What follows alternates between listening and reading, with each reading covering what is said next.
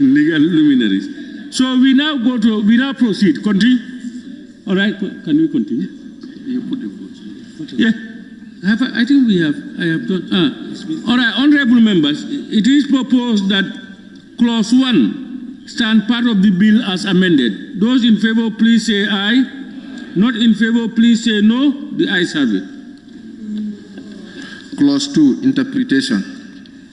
It is proposed that clause 2, interpretation, stand part of the bill. Yes, we have proposals here. Part 1, 2. Part 1. 2. Detention of owners.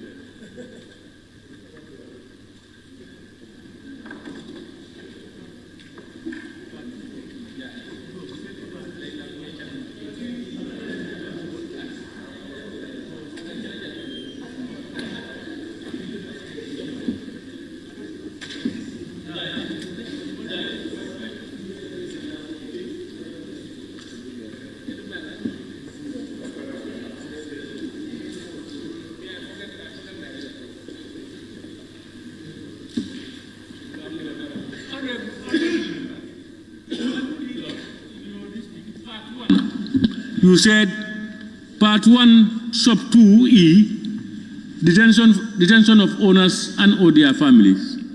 Can you lead us through? It's me who is asking that. I'm just asking for a clarification. Where is it? Oh, you don't know? No, we have not. We cannot identify as per your records, as per your statement. No.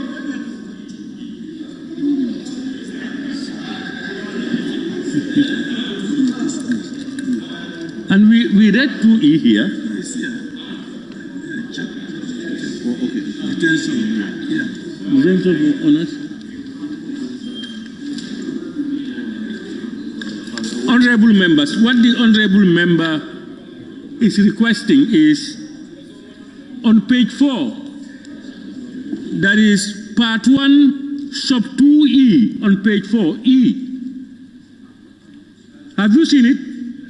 Third line, business confiscation of property, detention of owners and or their families.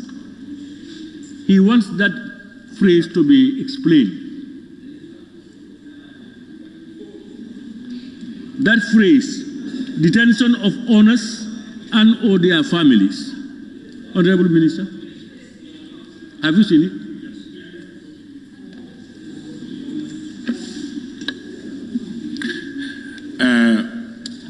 Honorable Member for Woodley West. Oh, it's East. Okay. Sorry about that. We're still trying to expand the definition of various kinds of violations, human rights violations that can be covered as much as possible.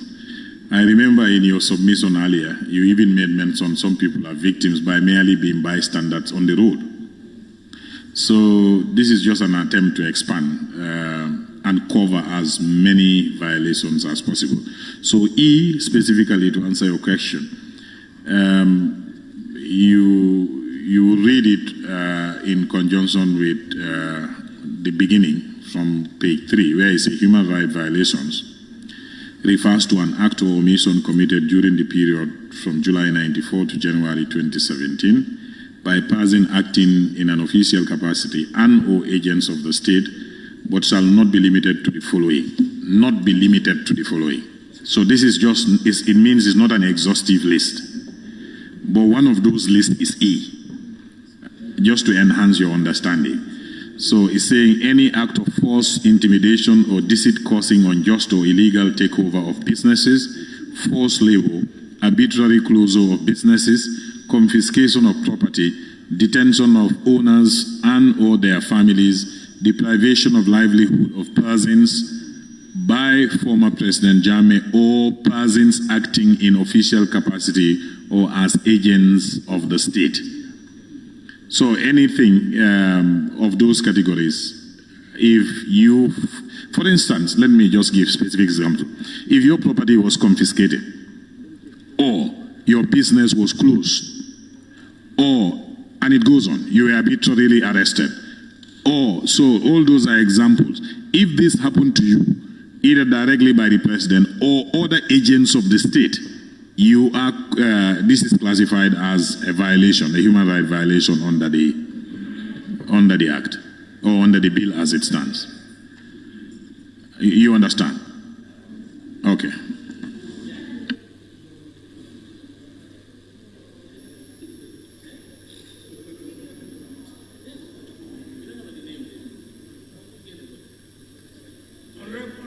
Honorable, are you satisfied? Yeah. We have another one. This one is from who? This one is from 2A. Honorable Member for Kansala, change the name of the former President Yaya Ejeye Jammeh to read as former President only, wherever it occurs. He's making reference to 2A. Pardon? No, I want to hear member from. Yeah, I said 2A. I know we have had Honorable Giba's own 2A, and I've just read it. I just wanted to synchronize it with the member for Banjul South. Or yours also is to remove a name. Because the time is specific. Former presidents, please, we have to be specific. All right, honorable members, if you don't want people to express their opinions, who will listen to you? So let somebody say what he wants, we come out and counter it, so that we will hear both sides. Please, be patient. Honorable member, you are saying the same as Honorable Giba, isn't it? Yes, please, because yes. The time is specific, so we all know who the president was, so the former president is sufficient. Thank you. Okay, yes, and that they are counter of these things. Yes, Honorable? Yes, I think the bill is specific, so it's not.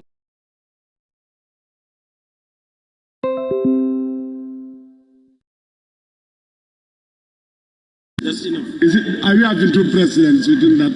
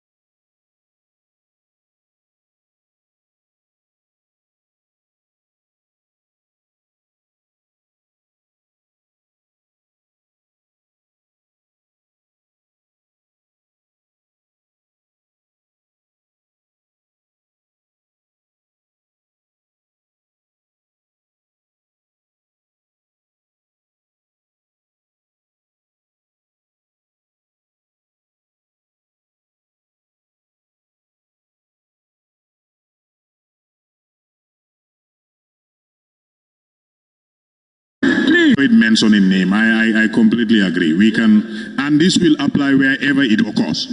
Yes. Yes, who was president from July 1994 to January 2017? We can be specific with even 22nd July if we want, but I mean, that's just emphasis.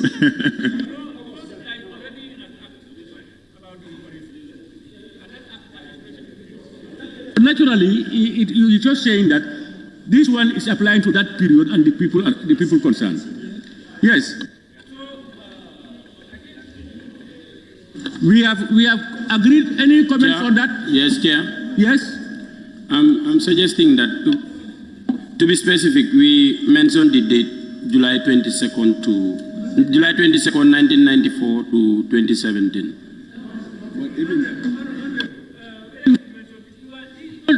We are dealing with an issue, and the issue already had been enacted, and we are dealing with a specific period. So if you talk about former president, mean the person in power at that period, then you know it. That's very clear. Whether it's July 22nd, 1994, or what is the period we are in question. It's already stated and it's already in the document. So I think we can proceed. Huh? So it is proposed. Sorry. I think this is one possible amendment. We had other ones. Where are they? Yes. What about these other ones you brought? They're talking of the same issue. Honorable Speaker, I need clarification.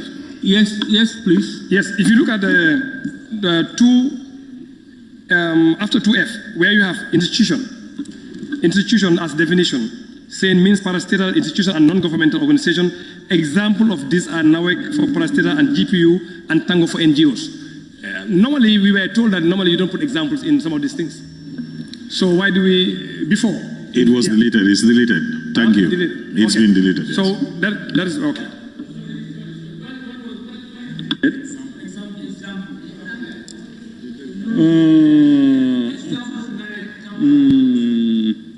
Examples from organization. We delete the example from the example. No, what I'm saying is, institution means parastatal institutions and non-governmental organizations. Full stop. And the rest deleted. Now it is being proposed formally so that because we assume it's deleted, but in your procedure somebody has to propose that. Yeah, I think you are proposing that it be deleted. Any seconder? Yes, Speaker. Is moved and seconded, so it is deleted.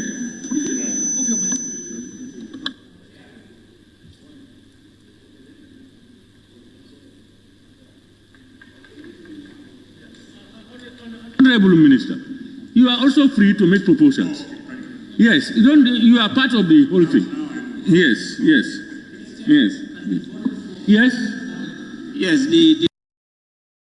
The deletion has to go with the semicolon there because it contains a semicolon. Yeah, delete all the unnecessary. Chairman. Yes. I think I want to just come back to what the proposal that I just read. Because as I can see that it is even appearing further on the interpretation, you can see it even at page 7, that it is saying that institution that suffers pecuniary loss or impairing of human rights as a result of a human rights violation committed between July 22nd, 1994 and January 31st, 2017. So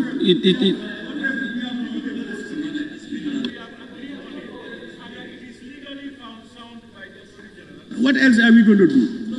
And we are saying that this will affect anywhere where you have these names appearing. No. His point is on July 22nd is not the name of the president, but I think it's catered for. They said, the minister said they are going to work on it wherever it is necessary. But it's good that we mention the name, the date. Yes, that's what it's the name that will be, yes. The duration is important. The duration is about the date, it's important. Yeah, but according to the proposal that was made by the minister, I did not hear him mention the date to be specific. Honorable Speaker. Honorable Speaker.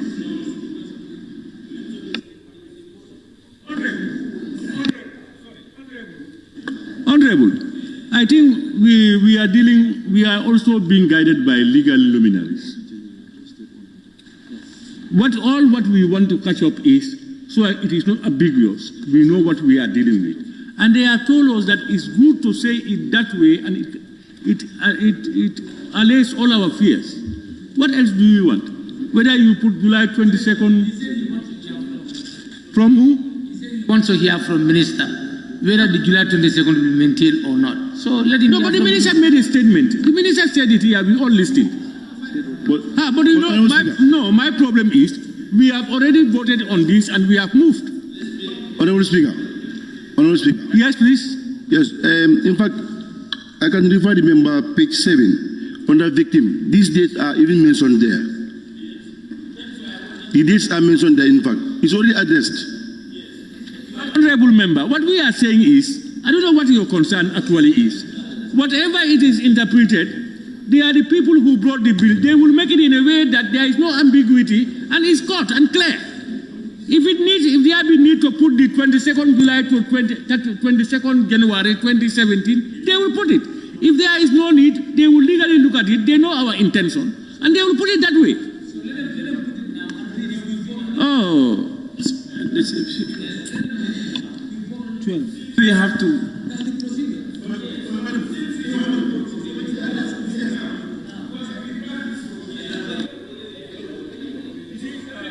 You are creating more problems. If you have issues before we put a vote, you cannot take us back. Now, what I'm saying is both of you, because you are in agreement with us, you are in agreement with him. So what we are saying is, we ask everybody, and then we put a vote, and then we take a position, then we move. But as we are going, you come with another thing, you want us to go back over all those things. That is not fair. Yes? Somebody is, yes?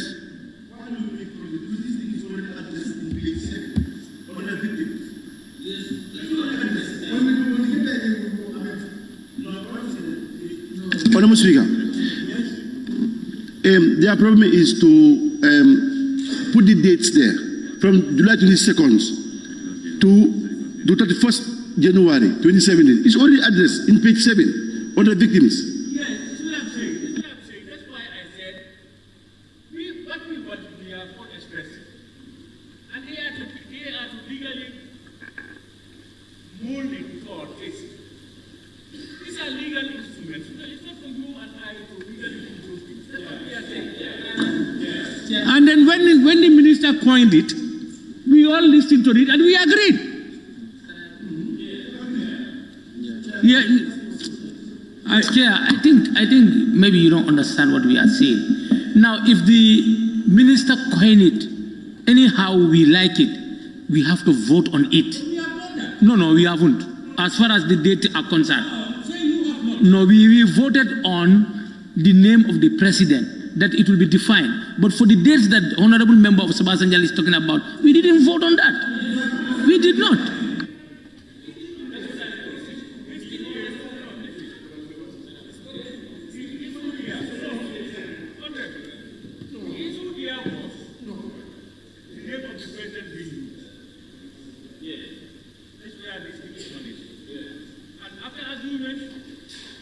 It is best that we try to avoid using names on bills.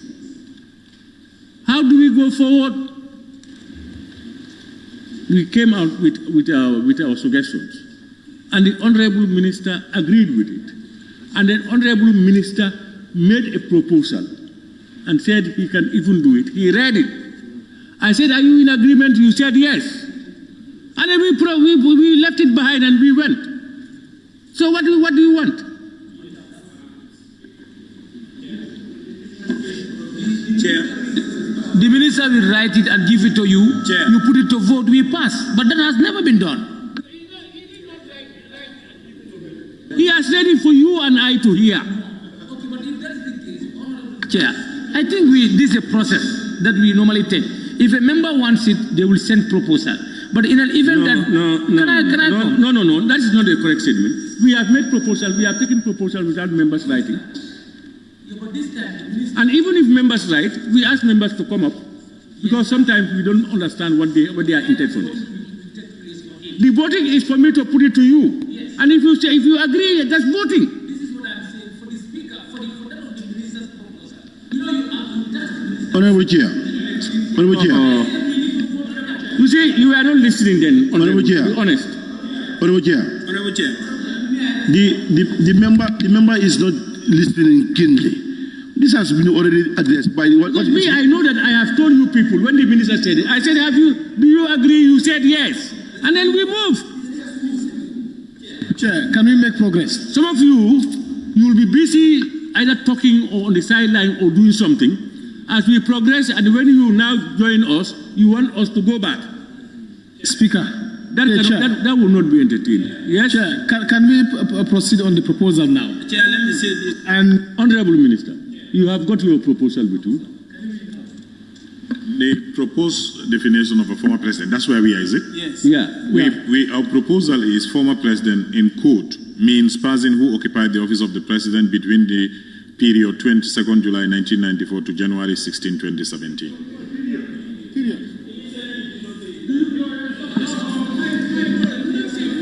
Honorable Minister, Honorable Minister, Honorable Chair, Honorable Chair. What I'm saying is, we are not here to find faults. We are here to move forward. So to identify what you have heard him, are you in agreement on it? Yes, that's what we are. We move forward. That's the vote. Are you in agreement? No or yes? Honorable Chair, I have observation. Honorable Chair. Yes? Yes, Honorable Chair, I'm here. sorry, Chair, there is a proposal on the floor. Let's agree on that before any observation. Somebody the way Minister said it, and the way we agree with the Minister, and how he put it are different. We said that, Honorable Chair, on my feet, we said that. Honorable. I'm the only one who can interject, even if we are on your feet. Okay. Yes. So, yeah, Honorable Member for Busumbala. Yeah. Oh, yeah. Okay. No, what we agreed is we want to remove former President's name, Yaya Jammeh, from the board. In the interpretation, we agreed to say former president and put Yaya Jammeh there. That's what we agreed. Not this dates and shape. Of course, that's what we agreed. We agreed to say former president and you see, put Yaya Jammeh there. All right, honorable members. Chair. You see, don't make statements that you want to include everybody when you are alone or a few of you. Say that's what I agreed.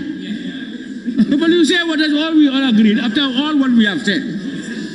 Chair. Honorable members, we are proceeding, huh? Thank you. Yes, honorable members. Yeah. Yes, I have agreed on the minister's submission, but you can check page 7 because what he said from 22nd July. When we get there. Okay. Chair. Okay. Yes. Please, go again. Please. Sabak Sanyal. Yes. Yes. I just need clarity here. This one is, I don't think this is difficult. It's just seeking for more clarity. Because if he defines it as from 22nd July 1994 to the 31st of January 2017, I think... Did he say 31st? Did he say 31st? 16 January. I don't think he said 31st. He said 16 January. Yes, 2017. Something like that. That's what he said. But is that also the correct number? Because I think Jammeh left even after 31st. That is the reason 21st. Why I wanted 21st. He left 21st. 21st. Now, what about 21st. if there is any victim that is from 31st to 21st? That.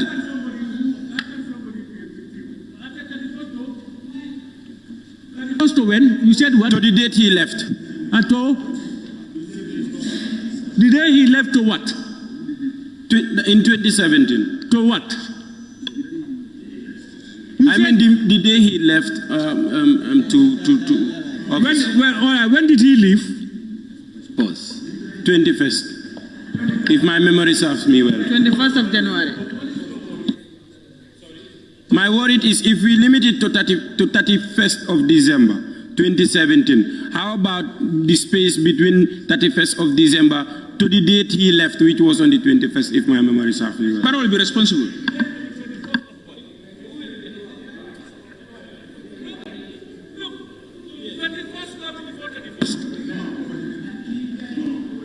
If we go 31st, in fact, we are saying when he was not here, there could still be his ordering atrocities when he was not in government. Is that this thing?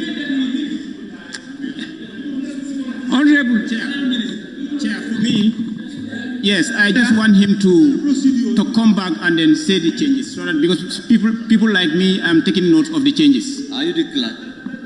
Yeah, no, but I'm part of the show. I want the minister to come on to the changes that he is proposing.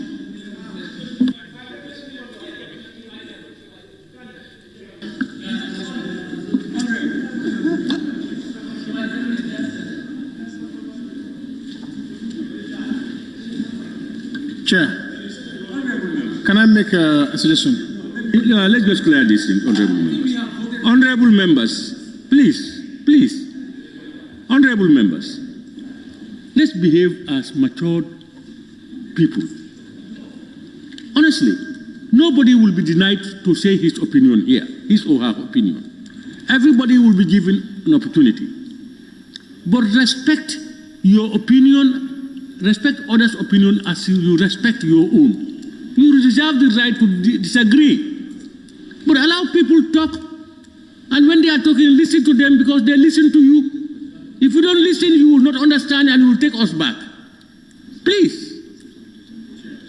Yes, let me, yes, I am proposing to give them time to look at the dates they are finding. No, we found it. You found it. So that we can forge ahead and come back and insert it there.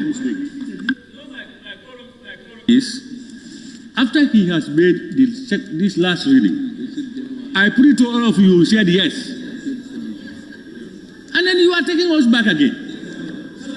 Then are you not reasoning with it? Are you not doing your own research then?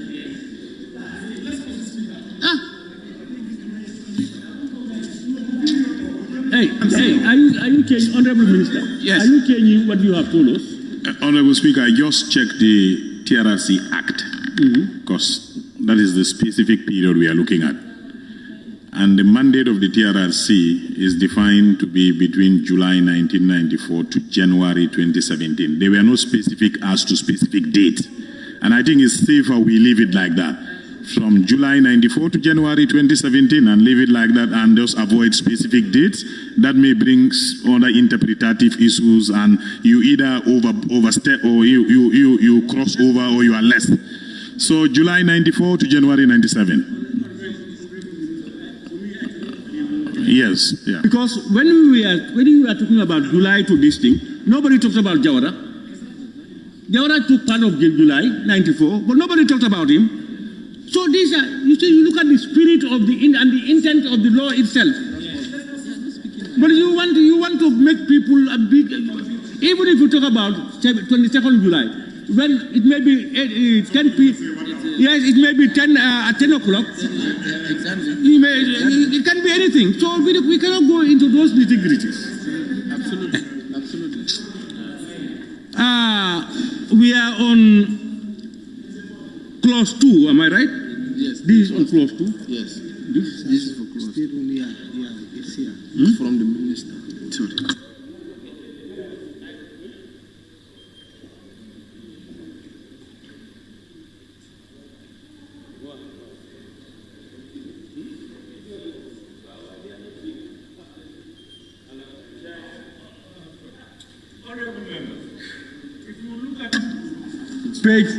Page 4, interpretation. Still, institution. You know, we remove the examples. If you look at it. Yes. Have you seen it? Yes. Now, in fact, they want a different interpretation. Now, institution includes a state-owned enterprise and a non-governmental organization. A state, do you need a state? Yeah, because institution. A state-owned enterprise under a non-governmental organization. That's the definition now we are giving it. All what is there should be removed, only this one should be there. Anybody, any comments? You've got it, minority. Includes.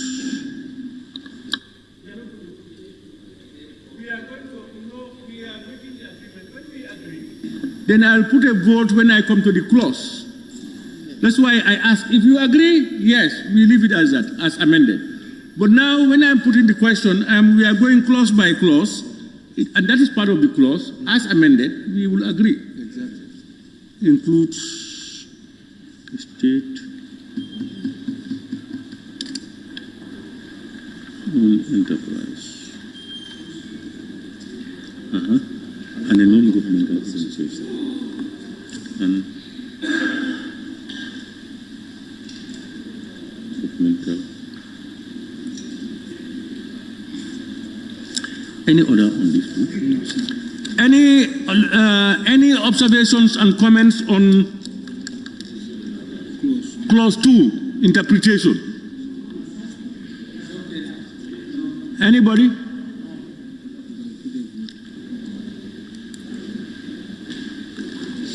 So, honorable members, the observations we had on this clause 2 is the use of the name and the definition of institution. And we have now agreed on them. So I'm putting the question now. It is proposed that clause 2, interpretation, stand part of the bill as amended.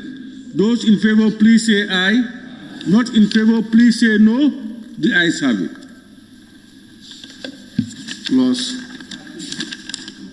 Clause 3, reparations fund. It is proposed that clause 3, reparations fund, stand part of the bill. Those in favor, please say aye. Those not in favor, please say no. The ayes have it. Clause 4, purpose of the fund. It is proposed that... Hello? Yes, Honorable. Yes, Honorable Speaker, purpose of the fund. The fund shall be utilized to finance the making of reparation to victims as are defined under this Act and in accordance with the guidelines set by the Commission. The fund shall be utilized to finance the making. Is that a legal language? I'm not comfortable with language, Minister. To finance the making of reparations to victims. Or you are after the language? Yes. We refer to our legal people.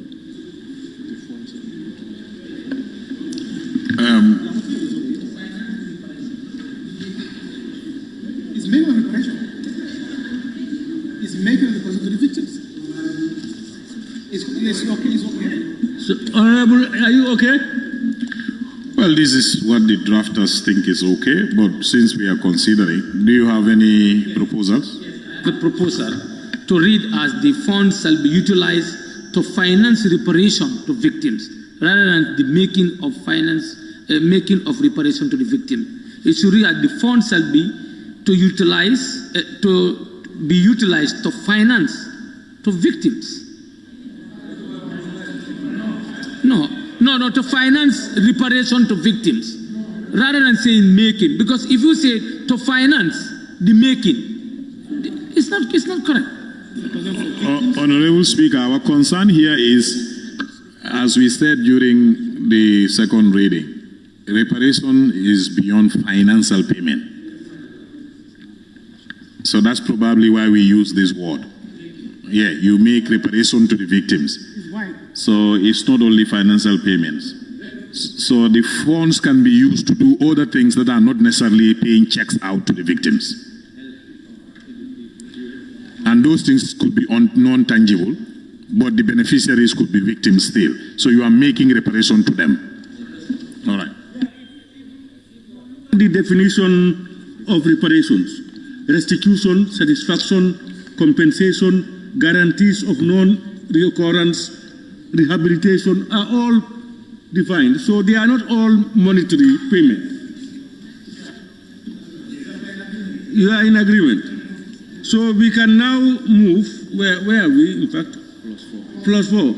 Honorable members, it is proposed that clause 4, purpose of the fund, stand part of the bill. Those in favor, please say aye.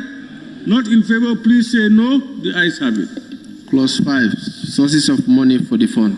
It is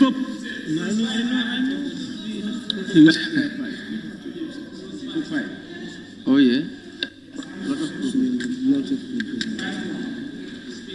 Yes. Yes. 5-1. Just hold on.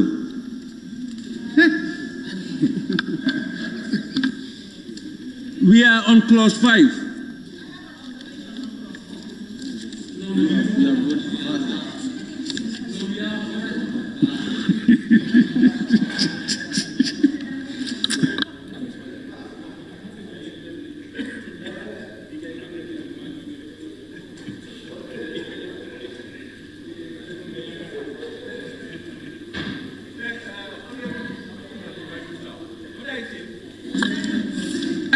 Motion to go back to clause 4, because clause 4b says to provide compensation directly to victims. What if the victim is dead? So it's directly or indirectly? You know, unless you...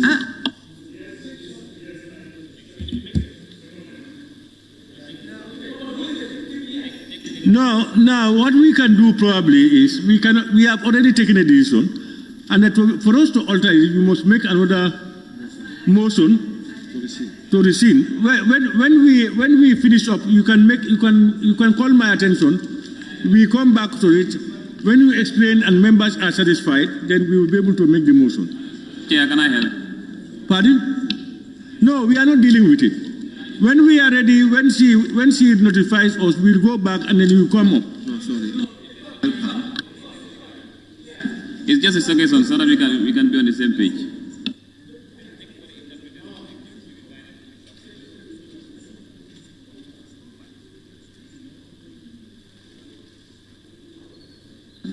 This is what I'm saying, but it means we are going back on it.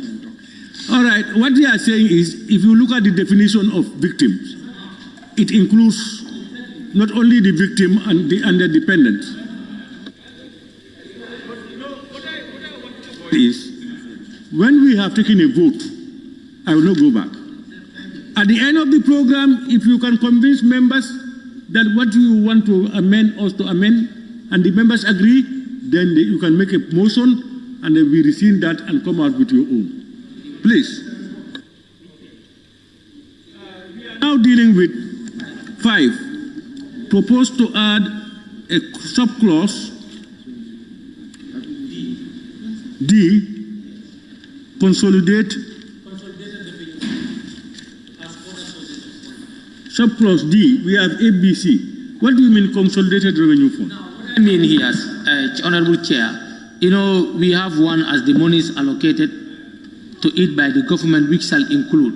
What I'm saying is the money from the consolidated fund, we don't expect to finance the reparation from only the sales and donation. So we need to be specific and say consolidated. Is monies appropriated by Parliament? Yes. Huh? Yes. That's what you are saying? Yes. What I don't understand is, how is government, when they say monies allocated to it by the government, how does government allocate money? No. Honorable, we need to be specific. No, let's we make, okay, you ask, we are answering. Yes, Wooly? Chair, we went to the retreat, and what we agreed, where you have government is National Assembly. That's what we have agreed. Exactly, because when you tell me government, it will look as government will just go and allocate funds to it. All appropriations are done by the National Assembly. And that's the standard that is used throughout.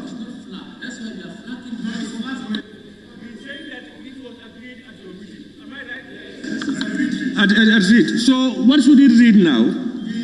monies appropriated. The money appropriated by National Assembly shall include. Sorry. Full stop. Appropriated. To it. By the National Assembly.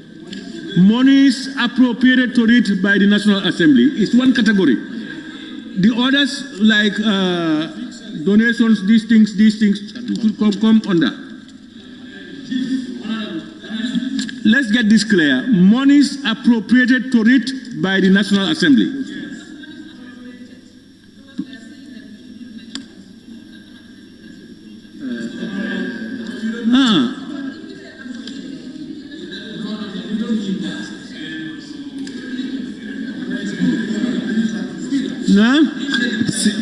No.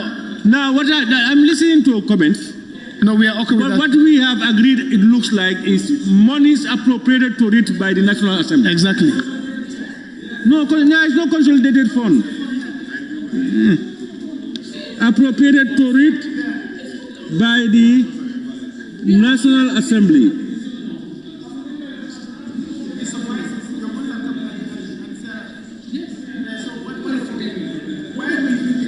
Hey.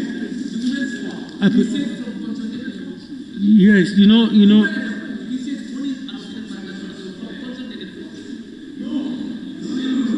don't usually do that.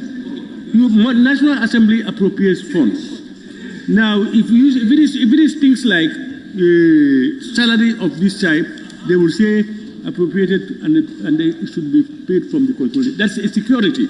But what we are after now is A is monies appropriated to it by the National Assembly. Full stop. Shall include some of the proceeds on sale of assets. No, that should be another. You should take another A. This is one A. Then B would be proceeds of the sales of.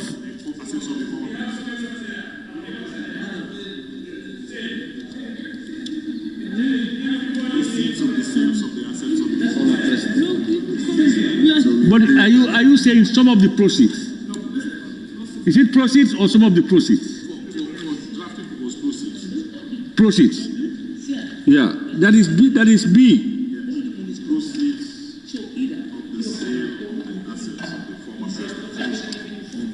Yeah. Hold on. I will deal with everybody. Number one A, we have finished that. B, I have read it how many times? Are you reading it? Are you writing? Are you writing? Chair. If you are writing, read it for me. Chair, it's not writing. B, proceeds. Now, I said A is monies appropriated to it by the National Assembly. Full stop. B, proceeds of the sale of the assets of the former president. Full stop. Full stop. Just hold on. We come to you. Grants. C, grants. And D, donations from any lawful source. Yeah, that's right. Now, may we have somebody who's speaking? Yes? Sorry, before I say that. Yeah, let him explain.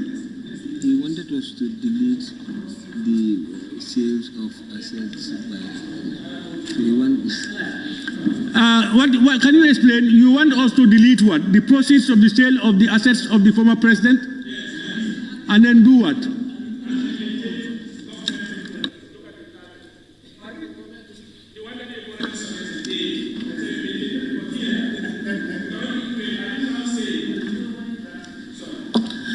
Are we now saying in any governance or any government that comes, for example, if this government, a TRRC will be instituted, will still sell the assets of that particular president.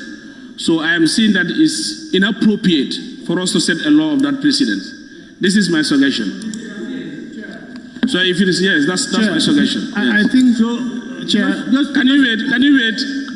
Don't jump onto my question. Wait. No, you are saying yes that we remove the sales of the former president. Yes. Assets. Yes.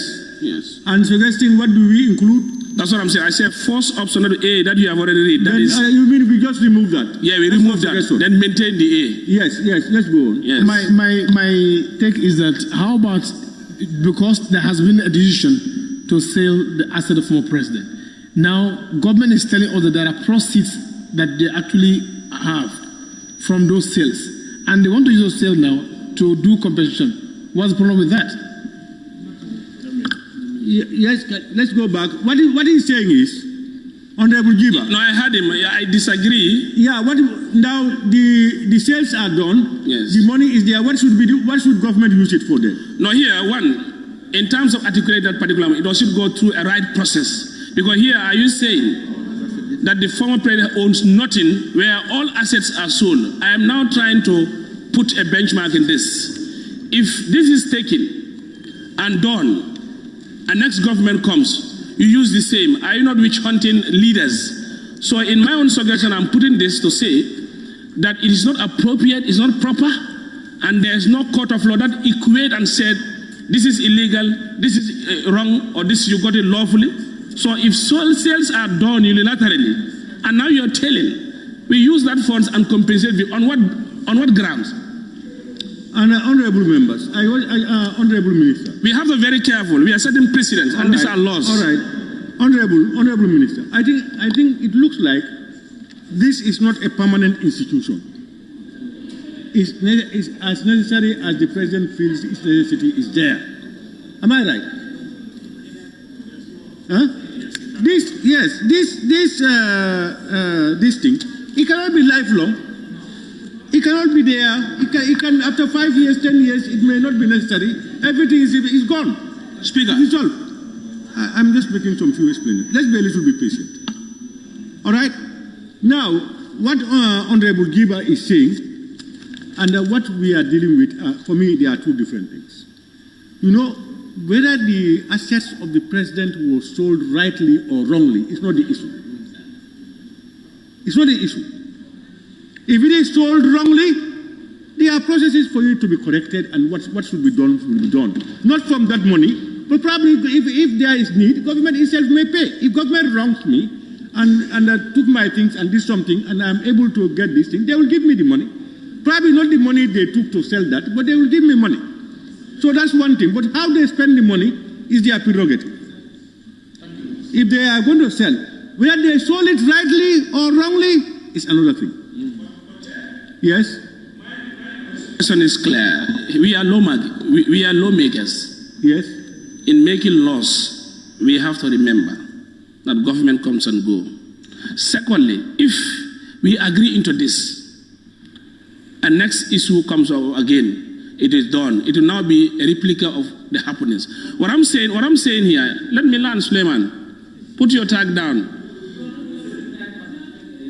Yes, but not disturb me, please.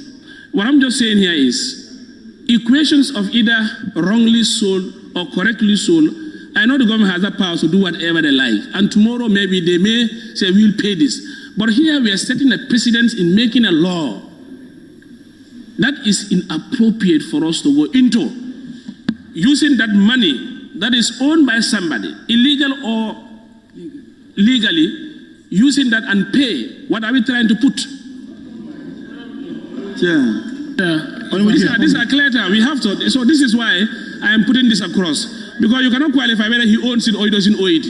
Do you have the right to sell or you don't have the right to sell? Because the government cannot even say we have the right to sell. Where have they investigated? Yes. Honorable Chair, the issue in hand, we are looking at sources of funding that could be used as a compensation for the victims. And we said sales of Dembe properties. So now, if it is a precedent that we set here, it's a law, it's there, the book will be there. So if another leader comes, we feel that the property, his or her property need to be sold to compensate any form of victim, we do so. But this is the moment that we are addressing, so it's going to be there for history. If Suleiman come or Pate come or Buba comes, it's fine, the law is there. Well, Honorable, this one cannot apply to any other person. It can apply to only this situation. But the references, you can make reference and adjust. Yes, Honorable Member Serekunda. Serekunda West, then no, I saw that one. No, I only want to support your position. I am coming to everybody, please. I only want to support your position. How the fund is got, whether it is ill-gotten or not, that's a different thing. But as we speak now, that money is the property of the state, and state wants to use it to compensate. That's no precedent. Well, that's a different thing. That's why we're saying that is not on the table. Okay, that is not on the table. Yes. Yes, thank you very much. I just want to raise a question to the minister. Where is this fund? This process, where is it kept now? Is it in a separate account or is it in a consolidated revenue fund? Can I? Yes. Can I, Honorable Speaker, with your permission? Thank you. Now, let me explain this concept clearly. I'll closely take up from where Honorable Member for Serekunda left off. The state has the responsibility and the prerogative to fund this fund. Generally and ideally, it shouldn't be of an issue where the government gets the money from. It is committed to make sure victims are appropriately reparated. However, because this was a victims-led activity, the victims themselves said it will be satisfying to them. And remember, we say part of reparation is satisfaction. It is satisfying to them that the government or the leader of the government that is alleged to have violated them, the proceeds of those resources are formed part of the resources that will be used in the reparations fund. For instance, $1 million in an account, or a 10 million or 100 million in an account, the million will not tell you whether it came from Jammeh's proceed or it came from consolidated fund or it came from an honorable member's tax. But the fact that if you identify a property belonging to Jammeh or any member, official of that government, and it is sold, you pay into that fund, that knowledge that that payment, that money forms part of the reparation is satisfying to the victims. So it is the satisfaction element there that they are insisting on. Otherwise, for me as the minister, I had even at some point argued with them that why should you mind where the money is going to come from? It wouldn't matter. But when they spoke as victims, I empathized with them. They say, yeah, it matters to us. It matters to us that, I mean, for instance, if you sell the Potomac property in the US, the money doesn't go to a road or go to a borehole, but it goes direct to the victim's fund. We will be happy that at least part of the money used to pay our compensation is a direct proceed, a direct recovery from the person who led the government that violated us. So those are the symbolic things that we just need to be mindful about. To you and I, it may not be much, but it's very symbolic for the victims. And that is why we maintained it there. But as a general rule, it doesn't matter where the money comes from. We could simply have just said money is appropriated by the National Assembly, and then the rest we say grants and and donations. But the reason why this one is there, it is the victims themselves that wanted it there. And I just needed to clarify that. Yes, Honorable Chair, by the Speaker submissions, it should be there, Honorable Speaker. In fact, I can't concur much with the Honorable Member that whether this is illegal. No, I don't know. No, in fact, he was not here. This was an act of Parliament. This inquiry, they act based on law. There's no lawful in these issues. And those assets that were taken by the former president, you know, these are citizens' own properties. Because when he was coming to be the president, he couldn't come with those things. Honorable,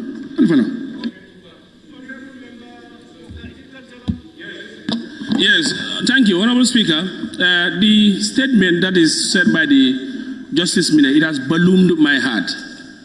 You know, I cannot concur with him more because he's not specifying the aspect of law to authenticate that particular seal. And the honorable member for Lower, Seni Jawara, insinuating, here we have to be very careful. In certain laws, he said, the minister said it doesn't matter where the funds are, but also it matters the eligibility of that particular fund. Because these are laws that we are making. If we could agree and say, okay, let's pick funds anywhere, any hanky-panky funds we get from anywhere, we use it to compensate victims. Others could also argue in making sure where is that particular fund emanating from.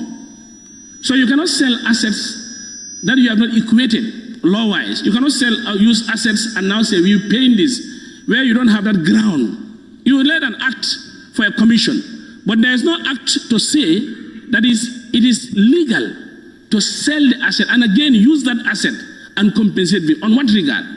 So for me, I disagree with it, and I will not in line, and I disagree totally. Chair, yes. Chair, I think we had a full share of this debate. I think we have had a lot more than enough.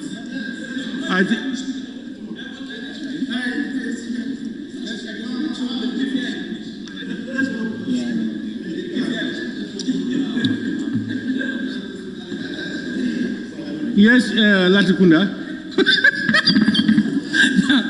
What I want to, what Honorable Giba said, I think Jammeh's properties were sold or based on a process. Don't understand? I'm AG. The properties were sold based on a process. People were invited to look at it, and evaluators do evaluate those properties. I think that's a national process. You cannot disqualify it completely to say it is illegal. It's never gazetted. A national process was initiated. It's never gazetted. The properties were sold. Chair, can I comment? It's never gazetted. It's never gazetted anywhere. It's a national process. So for me, that equates to a Chair, can I comment? Thank you. Honorable, I think we should avoid going into the processes and all these things. You know, because you know there were a lot of comments made about the process and all these things, even from government itself. So that may bring questions. But what is clear is whether it is right or wrong. If it is sold, that money is going to be in the custody of government. Whether it is right or wrong, it's in their custody. If it is wrong, and there is law to say that it is wrong, government will have to return that money and or whatever compensation they need. So that's what it should be. Yeah, that's what should be clear. But where the government funds with monies with them, they can use it to pay for anything. Yes, Honorable. My issue is that I think we've had a full share about this. So I think we're not convincing each other on this. Let's vote and then proceed. Yeah, so now we have 4 issues on 5. Huh? 5? The commission will invest a portion of the funds. The commission.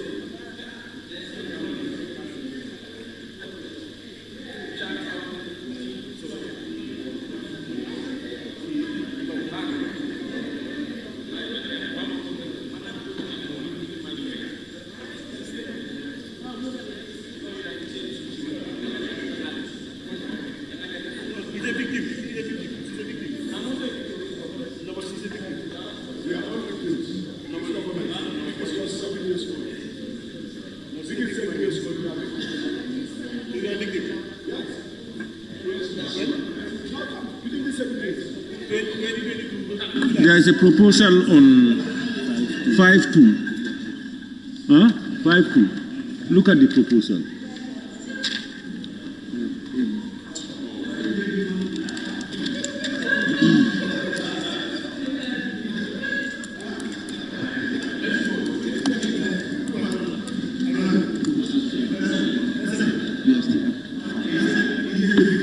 me, Chair, I can explain. Yeah. He said he can explain for Who? the money. Yeah, wait. Let him explain, Honorable Minister. Yes, can you come up, Honorable? Yes, this on 5.2. 2 reads, the Commission may invest a portion of the fund's resources in various financial instruments, including stocks, bonds, and other investments.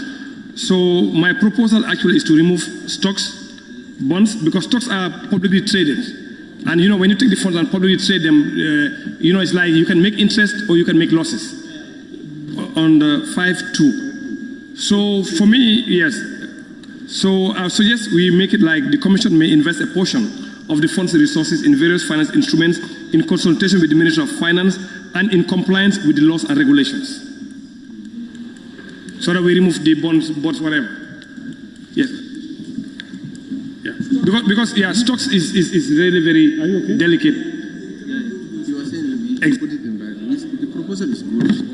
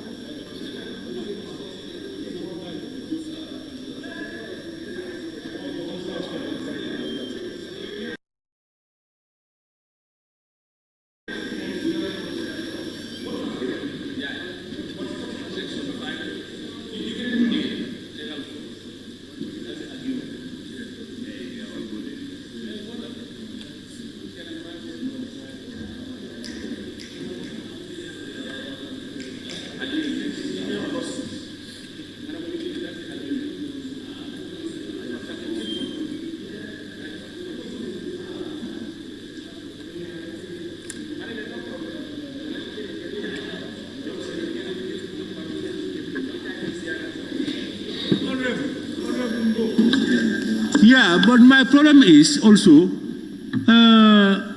investment into these long-standing bonds. This may be this institution may not survive more than 10 years. What powers are you giving them to invest into what? For what? Who is going to manage it? Who is going to No, you see, when you have the funds, there are short-term investments ranging from 3 months, like 90 days, or 180 days, 365. And then you also may have short-term bonds as well. My only issue is about stocks, because stocks are publicly traded, and when you do public trading, there's a possibility you may actually lose. So my only issue is about stocks only. But otherwise, in Suku Salam or Treasury bills, short-term bonds are okay with me. What you call short-term bonds, it can come at the time when, in fact, it's going to be liquidated. Because this is an institution that if you look at the bill itself. So if you are allowing them to invest into those type of things, I think we should be able to cater for it either through donations, funds, or appropriation. But allowing it so that they will think about planning to invest into other investings for a temporary thing. Yeah, you see, what happened is, once when they start receiving funds, they may not immediately use those funds for this reparation process, because this takes time. Now, in the interim, once they receive money and the money is not being utilized, instead of leaving it to lie idle at the bank, what I'm saying is they can make it a short-term investment. Then they can get interest on those short-term investments. That's all we are saying here. That's why I said in consultation with the Minister of Finance. All right. Yes. What I'm saying, I think we're in line with this proposal, just to delete the stock there, and the rest remains in the. Yes. Yes.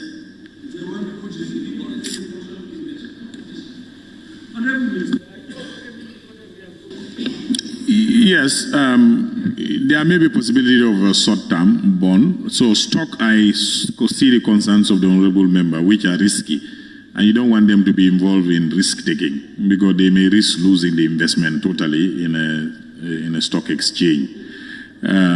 So yes, we may not have to allow them to invest in a stock exchange. Exactly.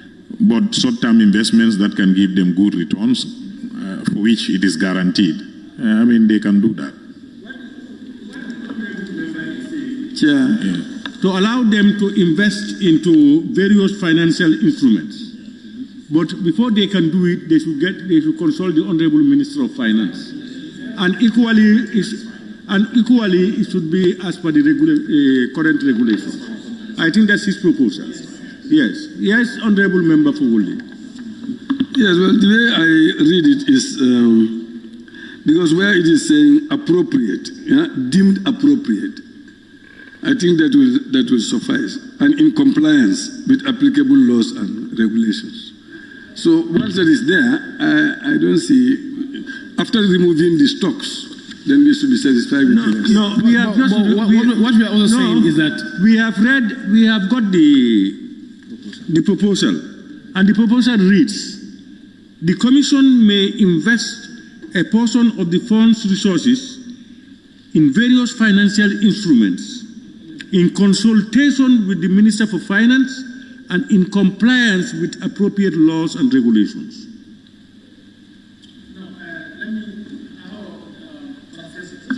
For instance, the Commission may invest in a portion of its funds resources in various financial instruments, including bond and other financial instruments deemed appropriate in consultation with... Remove bond. Financial instruments, they will decide where they want to invest. We want to avoid making names. You know, I think that's the purpose why he came in.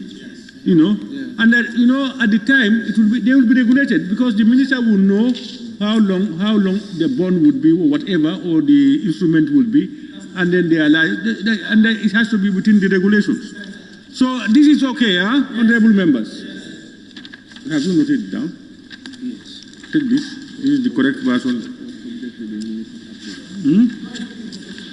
So, honorable members, yes. Now, clause 5.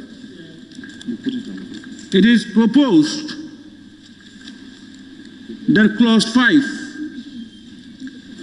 sources of money for the fund, stand part of the bill as amended. Those in favor, please say aye. Not in favor, please say no. The ayes have it. Clause 6, bank account for the fund. Clause 6, it is proposed that clause 6, bank account for the funds, stand part of the bill. Those in favor, please say aye. Not in favor, please say no. The ayes have it. Clause 7, payment out of the fund. It is proposed that clause 7, payment out of the fund, stand part of the bill. Those in favor, please say aye. Not in favor, please say no. The ayes have it. Clause 8, prohibition of use of fund for non-fund purposes. It is proposed that clause 8, prohibition of use of fund for non-fund purposes, stand part of the bill. Those in favor, please say aye. Not in favor, say no. The ayes have it. Clause 9, accounts and audit. It is proposed that clause 9, accounts and audit, stand part of the bill. Those in favor, please say aye. Not in favor, please say no. The ayes have it. Clause 10, annual report. It is proposed that clause 10, annual report, stand part of the bill. Those in favor, please say aye. Yeah.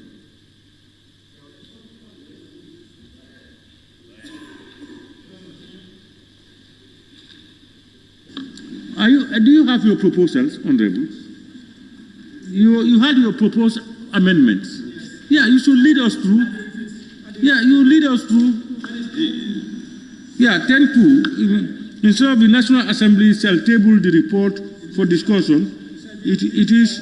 The minister has tabled the report before the National Assembly. The minister shall table the report before the National Assembly. The minister shall table the report for discussion. Or before the National Assembly. Or before the National Assembly.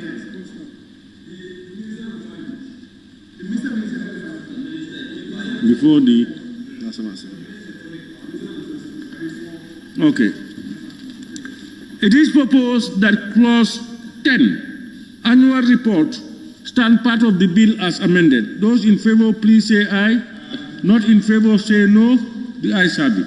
Clause 11, establishment of the Reparations Commission. It is proposed that clause 11, establishment of the Reparations Commission, stand part of the bill. Those in favor, please say aye.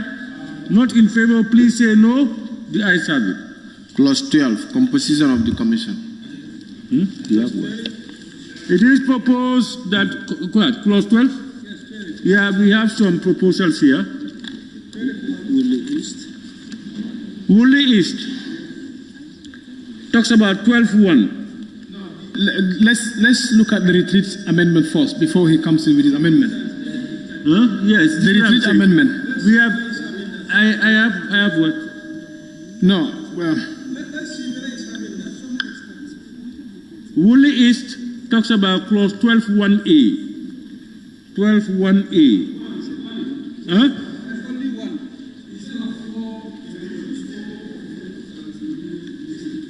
You said what?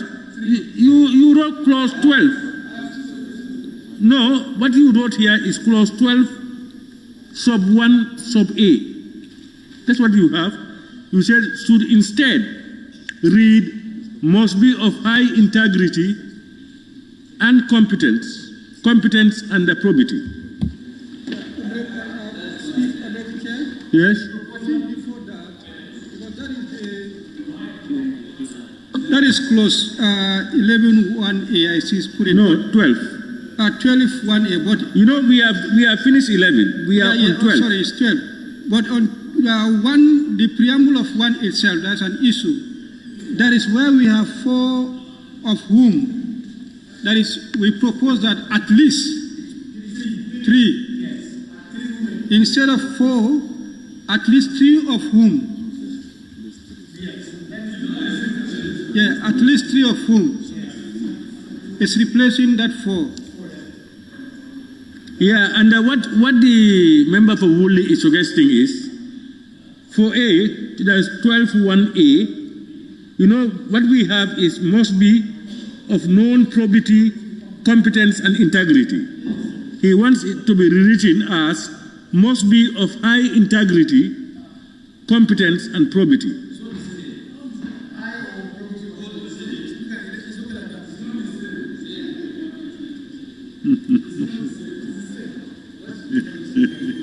In fact, what we should put there is high moral integrity. No,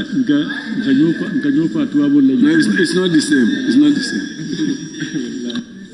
It's not the same. It's not the same. Integrity and high integrity is still the same. Just trying to describe the adjective.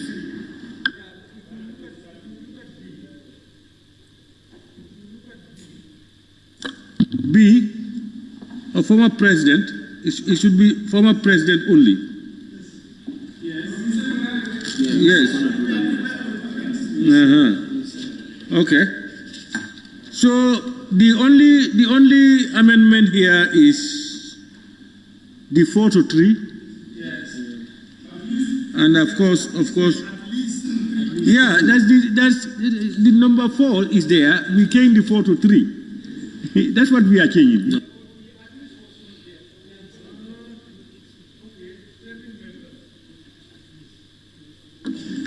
At least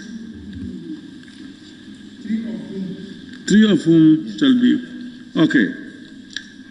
So it is proposed that clause 12, composition of the commission, stand part of the bill as amended. Those in favor, please say aye. Not in favor, please say no. The ayes have it. What? 13 we go. Clause 13, appointment of commissioners. Oh, sorry, Honorable. Yes? Yes, 12. Who is talking about?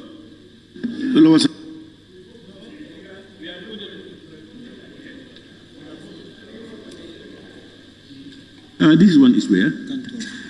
Cantora. 13.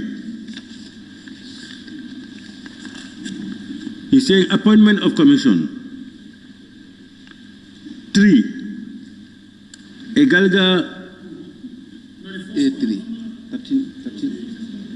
No, it should be 13 to A.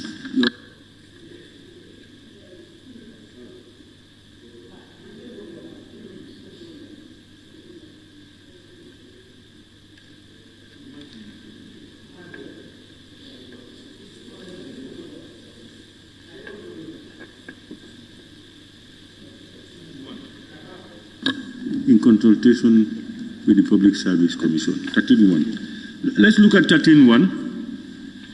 He said the ministers shall submit names recommended by the panel to the president for appointment. And then you want it to be the minister, is it shall the minister in consultation with the commission shall, well, or what? Where do you want it? Read it for us. President for appointment in consultation with PSC. Where is that? The minister shall submit names recommended by the panel to the president for appointment in consultation with the Public Service Commission.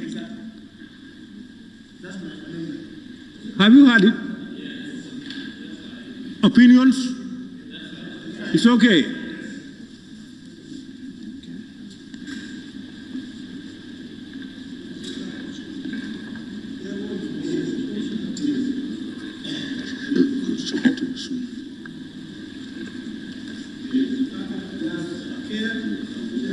Yeah, I'm coming.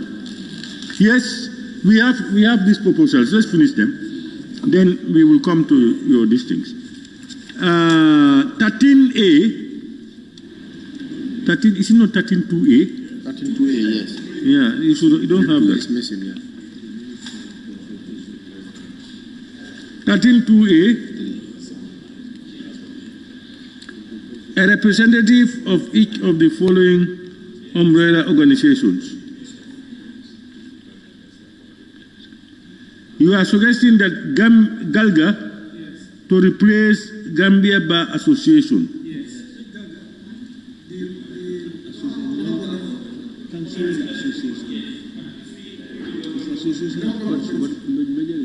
If you look at the panel, the PSC is already in the panel. No, wait, the reason why we are saying that, because if you look at the Gambia, the NGOs, they are civil society organizations. Gambia Bar Association also is a civil society organization. So you have two civil society organizations represented. No. Galga is regional body. And it's countrywide coverage. Yeah, sure. No, but Galga is equally an association, Gambia Association of Local Government Authorities. That's what it stands for. No. I have victim at my end. Of removing, someone have Gambia victim Bar at Baste. So Galga is countrywide. No. We are leaving it there.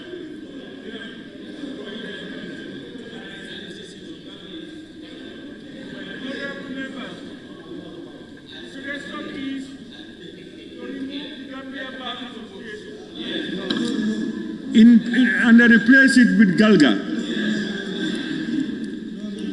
There are some who are saying yes, some who are saying no. Chair. Before we vote, let's look at the merits and the demerits of the proposal. Yes. Honorable Chair.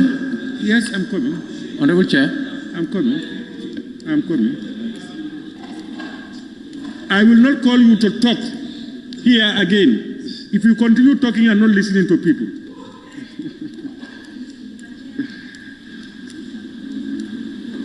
So, before we vote, there may be reasons why this bar association is there, and there are reasons why they are talking about Galga. Let's put out the merits, so that the members will know, and then they will be able to make a determination. So yes, let's have you. Yes, honorable Chair. Member for all you. I think the reason why we wanted to change the Gambia Bar Association to Galga is as a result of the non-governmental organization, that is the umbrella body for all civil society organizations in the Gambia. And Gambia Bar Association falls under that particular umbrella body. So in representation, we think it's important for us to have only one representative from that angle and not two, because then it will not be fair. Thank you.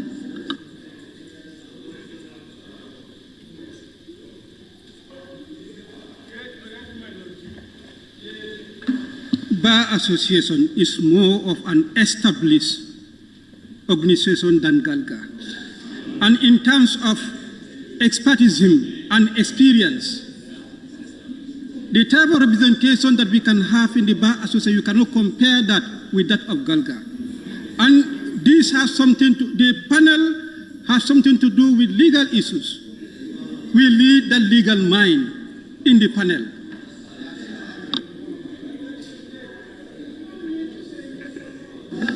Honorable Chair. Honorable Chair. Honorable Chair.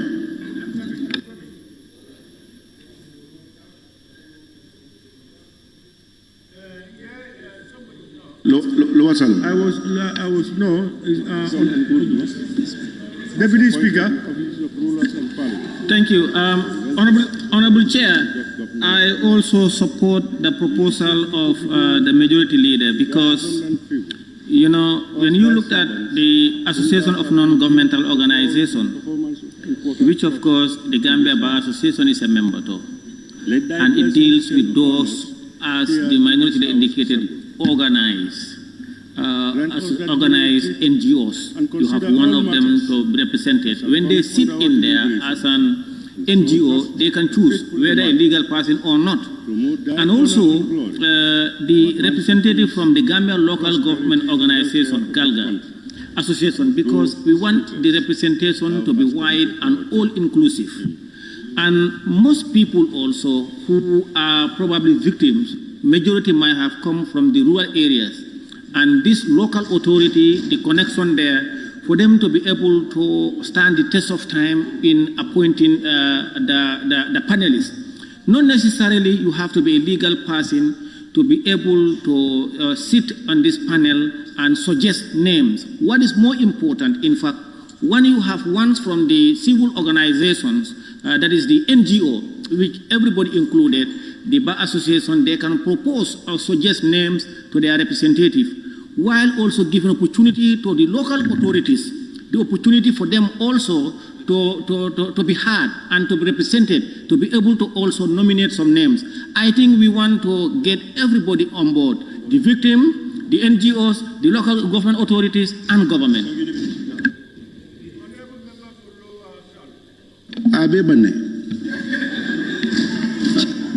Honorable Chair, yes.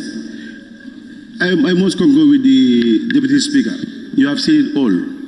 Because as far as this is victim, and it doesn't only stop in the urban drift, but putting Galga there is possible. Because in the member submissions, the Farafin case was submitted, where the minister dealt with it correctly. Putting Galga there, it will be suitable, I think. And this has said it all. You close it. Chair, one more.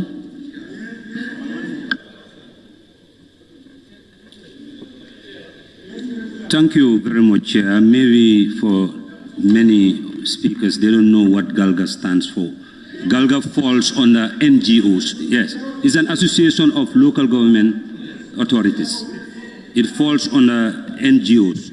So the reason and spirit why in most of the bills they include the Gambia Bar Association is to give them maybe legal advices.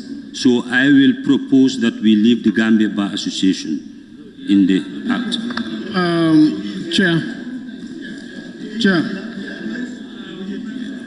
Yeah, first of all, I want to, I've sent you a letter, a paper in writing that my initial proposal on 13.1 in consultation of the PSC, if you look at the panel, already the PSC is already involved. So I'm withdrawing in consultation of the PSC to read as it is in the draft, to stop at submitting it, because the panel also consists of the PSC. So for President to consult the PSC again, then it might be a duplication. I'm withdrawing them officially. And secondly, the GALGA, as alluded by the Deputy Speaker, we want a national representation across the country in the region, for them also to have their say, to be represented. The Gambia Bars, of course, we know the legal mind, but even the non-governmental organization also, there are, of course, possibility of having legal minds there. And it also doesn't mean that you must have a legal mind to sit here. So I am still appealing for them to understand that because of regional representation and also inclusivity, we want to make sure that all these regional associations are represented here also. Thank you.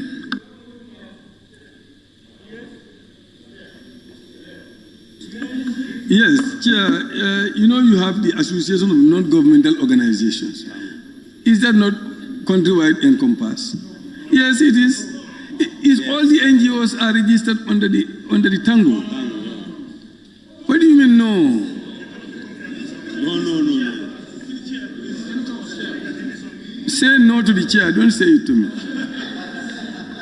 That is correct. Tango is all encompassing. Since you have that there, it's better to maintain the bar association there for the legal advice. Maybe the AG can help us, since they are the ones who register all the non-governmental organizations. Before we resort to, honorable members, before we resort to the AG, this is your act. It's going to be your bill, your act. Now, when there are legal issues are involved, we resort to them to advise us. But here the agreement is remove bar association and put GALGA.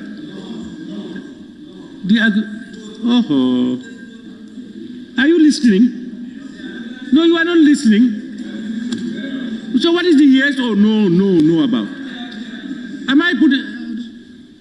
My friend, somebody is talking, you are disagreeing, so you will continue to talk. No, when you were talking, somebody was not in agreement, but he kept quiet. So when somebody is talking, keep quiet. No.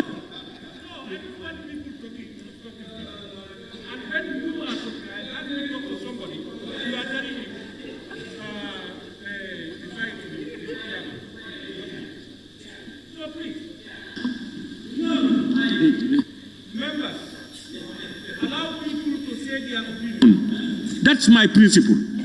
Please. Yes, please. Don't be distracting people. And you don't want to be distracted when you are talking. Please. Yes, Chair.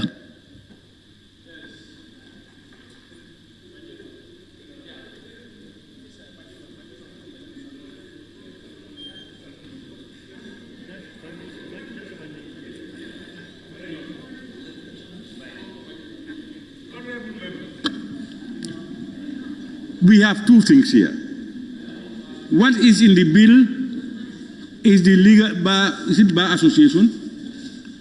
And the proposal is that we remove the Gambia Bar Association with GALGA.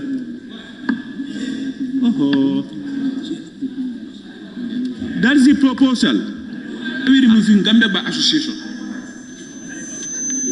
We should first establish whether GALGA is not a member to...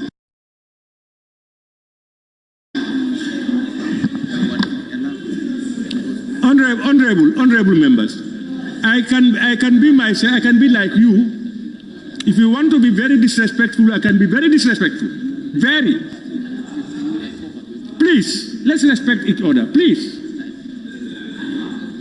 Okay, so these are the two sides of the coin. There are those who are saying we leave it as it is, and there are those who are saying we remove it. And we said, please, give us the merits and demerits of what your proposals. And those things came up. The few people came up why they want GALGA. And then the others also came up and said why we should have the bar association. has a different opinion? Yes. No, Chair, I don't have any different opinion. But what I'm saying is, as far as yes, go ahead, Honorable Jara Central. Yes, thank you very much, Chair. I don't have any different opinion. But what I'm saying is, as far as we have heard from the two opinions, let's now seek the guidance of the AG on this issue.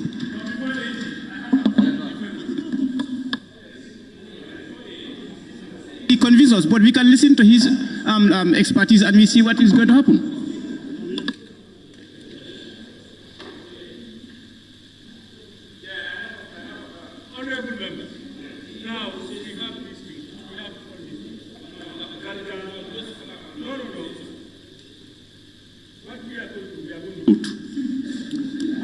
Those who want it to be as it is, that's the Bar Association, and those who, please, I am not entertaining any other thing.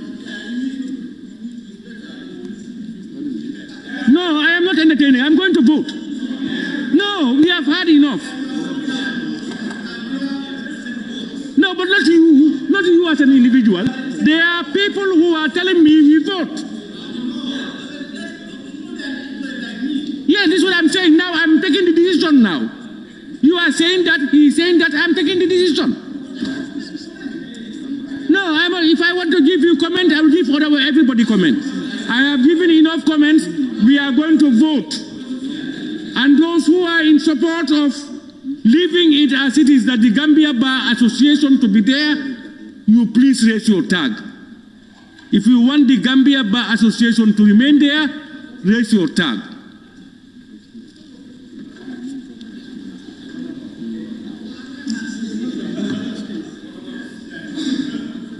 Have you got it?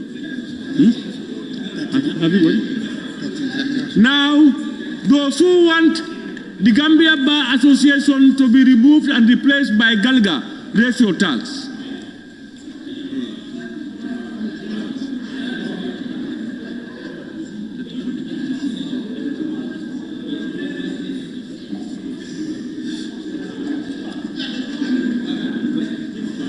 Have you got it? Yes. Galga is 28, but GBA is 13. Galga 13 now. No. Enaka Bar Association.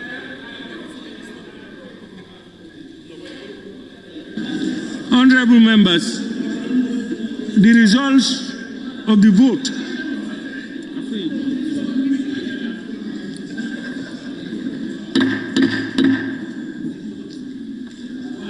The results of your votes, those who want it to remain as Gambia Bar Association, 13. Those who want it changed to Galga, 28.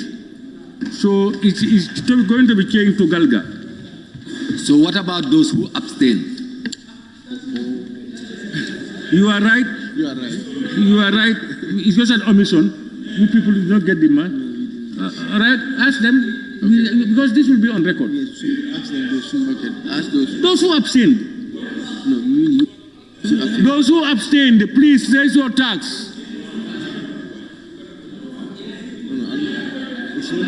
No, I counted Almani on.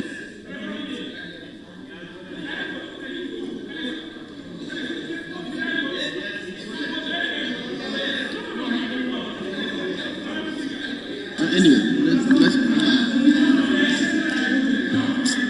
Honorable member for Kansala, you cannot vote twice. No, I was told by both of them.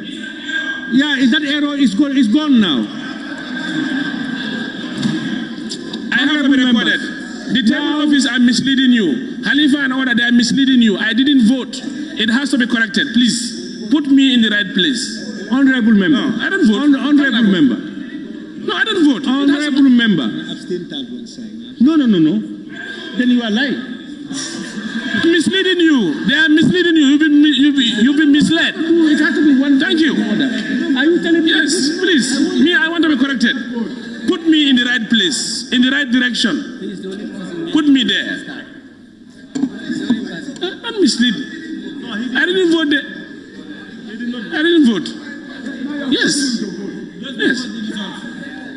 me in the right place. Put me there. Even alone, put me there. Honorable members, where are we? We are now removing the Gambia Bar Association, that is 8 Roman 3, with Galga is an abbreviation. What is the full name? Gambia Association of Gambia Association of Local Government Authorities. Galga. Gambia Association of Local Government Authorities. Galga. All right. Why don't we add Galga, but then just leave Gambia Bar Association? No, we have passed that, madam. We have agreed, and there's honorable. We have talked about it. We have agreed. We have now said that we either put Galga or we remove Galga and put this one. And now we have agreed that we remove this one and put this one. Mr. Chair, you didn't give us the opportunity. We wanted to come up with the same proposal. Honorable Bab, I'm Banjul North, member for Banjul North. No, sorry, I'm not shouting on you.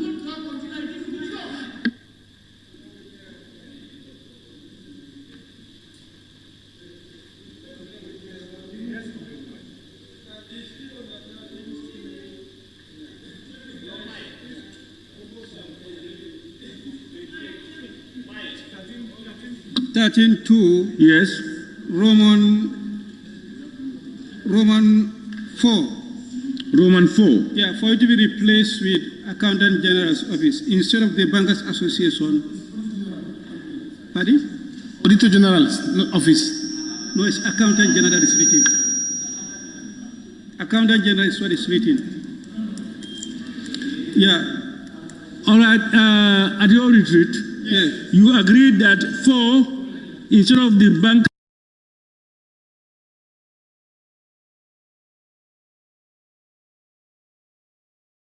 Association, the Accountant General's Department. It is proposed at your retreat, and you have agreed that 4, the Bankers Association of the Gambia be removed and replaced by the Accountant General's Department.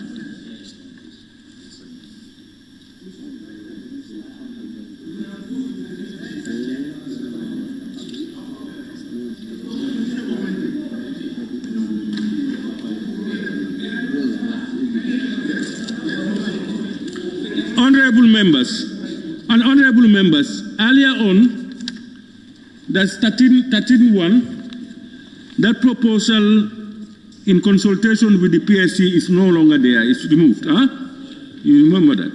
So, honorable members, it is proposed that clause 13, appointment of commissioners, stand part of the bill as amended. Sorry, there is a proposal here. Hold on.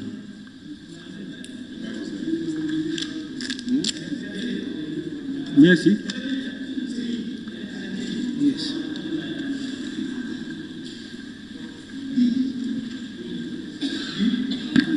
There's another one. Yeah, the chronology.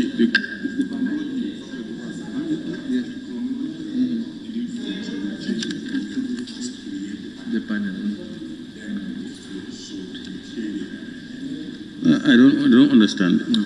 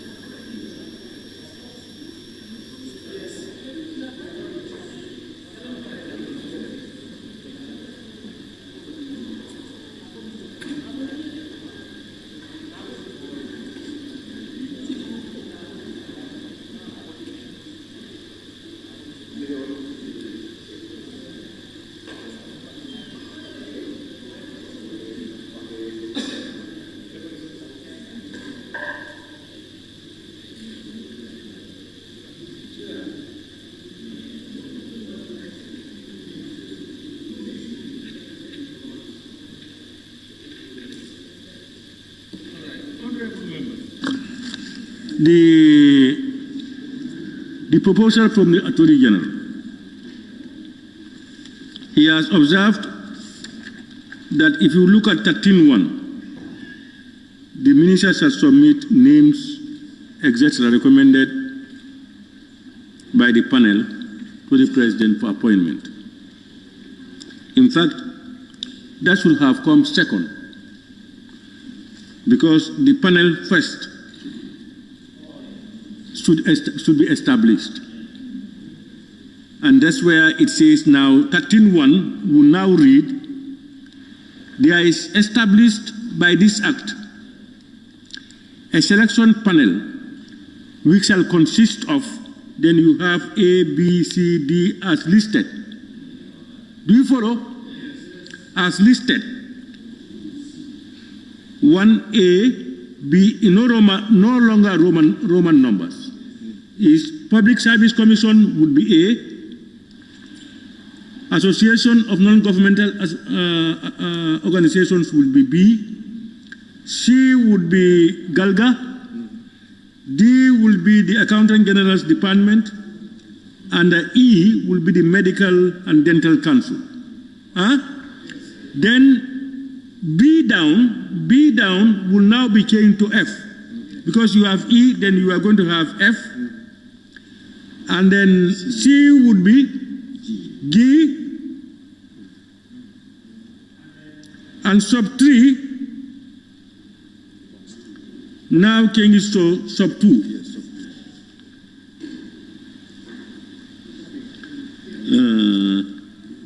A, B, C, D, E, F, G. And this would be 13.1.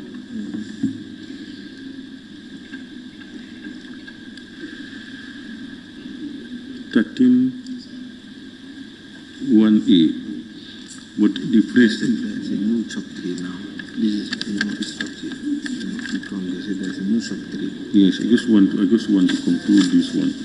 This one, you know, the heading is different. There is established by this act.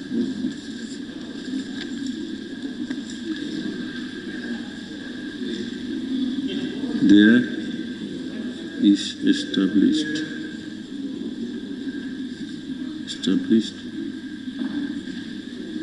by this act. There is established by this act a selection panel.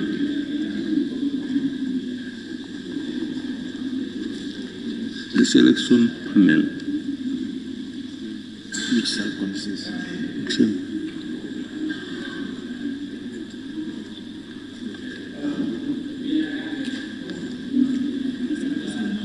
Consists of a rep of all these things. Now, Honorable, and then this one will be 2. The minister shall, The minister shall will be 2. No, that will be 4. Let's come to the new 3 first. From the back. No, what about the first one here? We'll come to that later. This is 1. Yes, this is 1. And then this is 2. This is 2. Okay. There is a new 3 that they are proposing here. Okay. At the back, take that. Honorable members, we've got those corrections, isn't it? Now there is another proposal for a new 3. Yes. You know, we have agreed that this 2, what was this? This was 3. The 3 there, the selection panel shall include at least 2 women. That's where you have that. It's now 2. Now the new 3 is now coming up.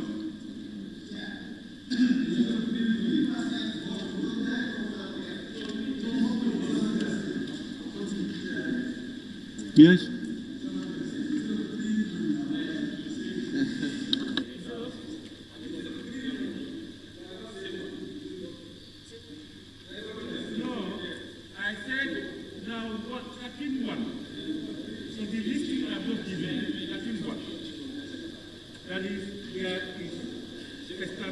By this act, etc., and then we have A, B, C, D. And I told you that B of 13.2, then 13.2 would now be F, G, E, C would be G. And then 3 before, where you have the selection of panel shall include at least 2 women, will now be number 2, sub 2. And then if you have sub 2 there, we are going to have sub 3, a new sub 3 that is before the 4. A new sub 3. Are you seeing? And that sub 3 is to read.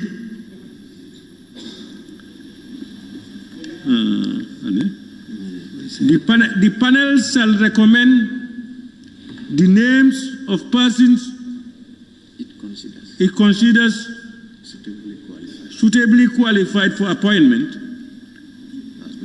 as members of the commission.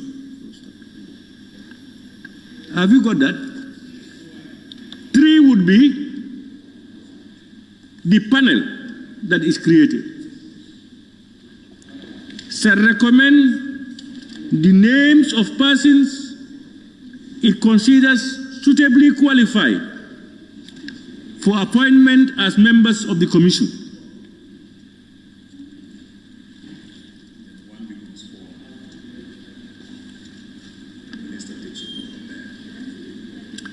Then the first one, the original 13.1, if you remember, the original 13.1, where it says the minister shall submit names recommended by the panel to the president for appointment, will now be 4.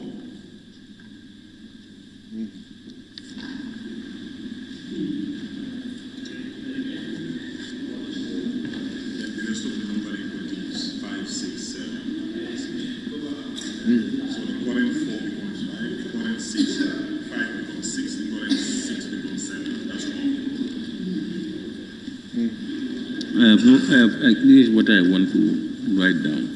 Everything in office. Where? The panel shall recommend. The panel shall recommend the names of person. Recommend the name of person. Names of persons. Yes. It considers suitably qualified. It considers yes. Considers as suitably qualified. Suitably qualified for appointment.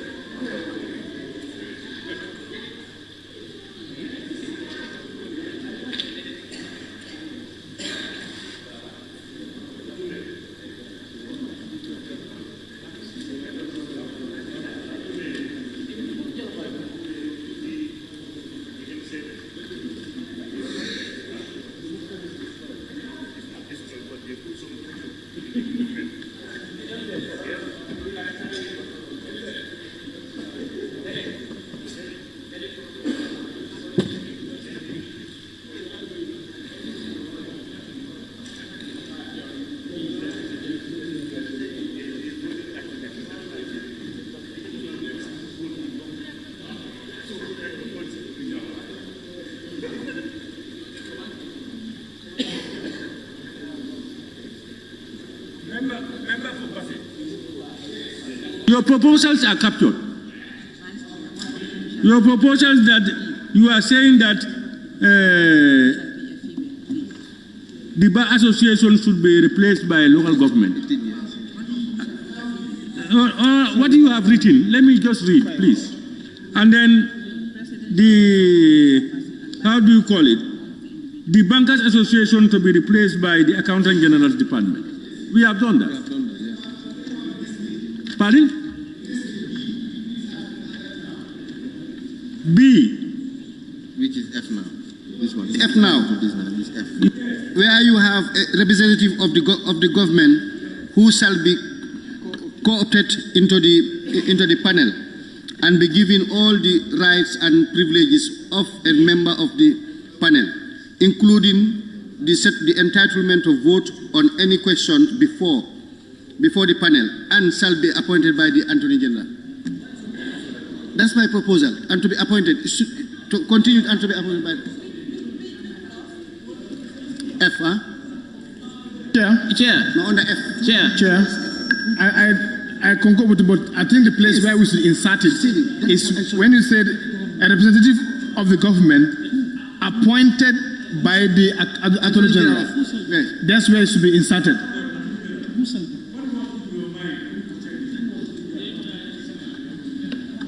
As the Attorney General is defined to be the minister in charge of the bill, it's appropriate the Attorney General appoints the government representative.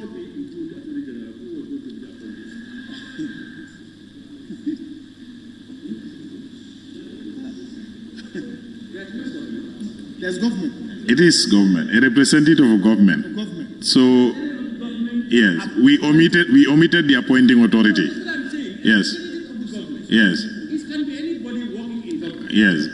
So what we are saying, who was going to appoint the president? Now he's a minister. You are saying, Honorable Speaker, before now, what? Honorable Speaker, we can just take what is on the floor. It is proposed that minister appoints now.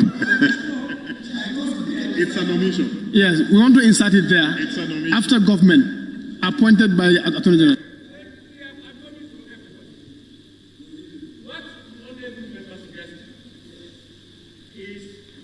Officer to be the Attorney General. And what the majority leader said is, for it to be well placed, I think we shift it to where he's a representative of a government who shall be appointed by the Attorney General. By the minister.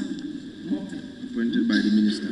You know we have defined minister. Yes. So you can say appointed by the minister. Appointed by the minister. Minister is defined. Minister is defined. So it's appointed. Let's get it clear. A representative of government who shall be appointed by the minister. Huh? Yes? Can you talk to me, please? Yes? I think the proper word for us to use, Honorable Chair, is who shall be nominated by the minister. The minister, because it's a representative of the government. It should be nominated by the minister. So we use nominated by the minister and not appointed. Okay. But then who, if you nominate, who appoints? It's a committee. It's okay. Huh? It's just a committee. It's a selection committee, so when you nominate, it's fine. Yes, I'm coming to you. So instead of saying a representative of government nominated by the minister. No, Honorable Speaker, we now say representative of the government who shall be nominated. We are removing co-opted now. Who shall be nominated by the minister into the panel. Who shall be nominated by the minister. Who shall be no minister is defined. nominated It's already defined. By the minister. You shall be nominated by the minister to the panel instead of in. By the minister. In fact, technically, the rest is a tautology, it's just an emphasis. But once nominated properly, he carries all the rights. So, you want us to stop at... We can stop, full stop. Nominated by the minister, full stop. What I'm saying... Honorable, don't shout. Is an emphasis. Once properly nominated... If you want to do that, somebody wants to do that, we will not hear each other. So please, let him learn and you come out. Once properly nominated and without any provision to say he cannot vote, then he will assume all full rights, unless there is a provision preventing it. And there is no provision preventing it. So therefore, if it is nominated by minister, we can have a full stop conveniently and just move on. Okay, yes.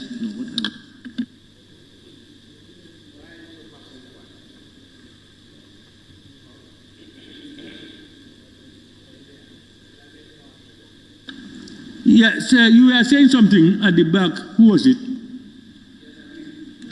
On this issue, yes? Who was talking? Basse, yes? You are fine. I am fine. Yeah, if you observe it, the previous word was co-opted. And usually if you are co-opted, unless you are given those powers, you may not be able to do those things. But this one is nominated as others are nominated. Somebody was talking here. Yes, yes. Honorable Speaker, I just observed that this bill was very consultative with the victims. We cannot come here and put anything, populate it with government agencies, passing agents, blah, blah, when the victims were the one who said this. You cannot populate these committees with government agencies, organs, and persons. It's not fair.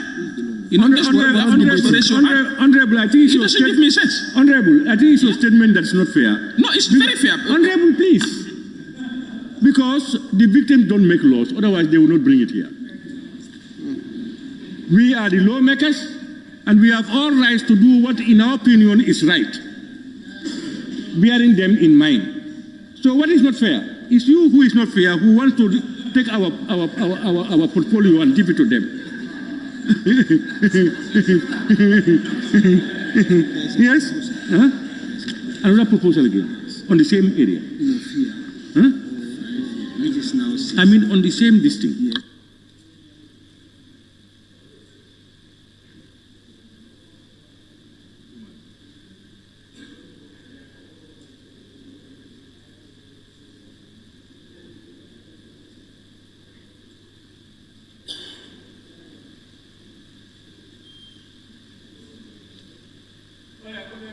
There is another proposal. On current 6, the new 6, the President shall designate the chairperson and vice chairperson from among the individuals appointed as members of the commission. And the member for Banjul South wants this phrase to be added, one of whom shall be a female.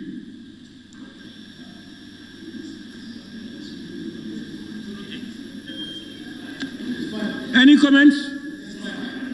Fine. That's fine, yeah.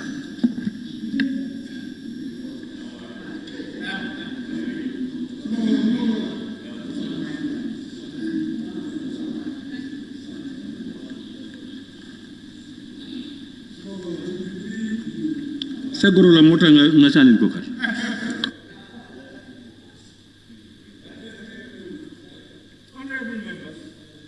Now, after all the amendments on 13, it is proposed.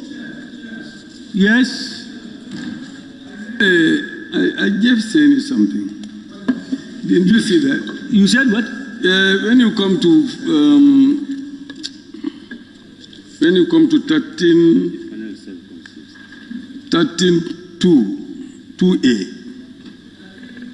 2A, saying it, don't you give him?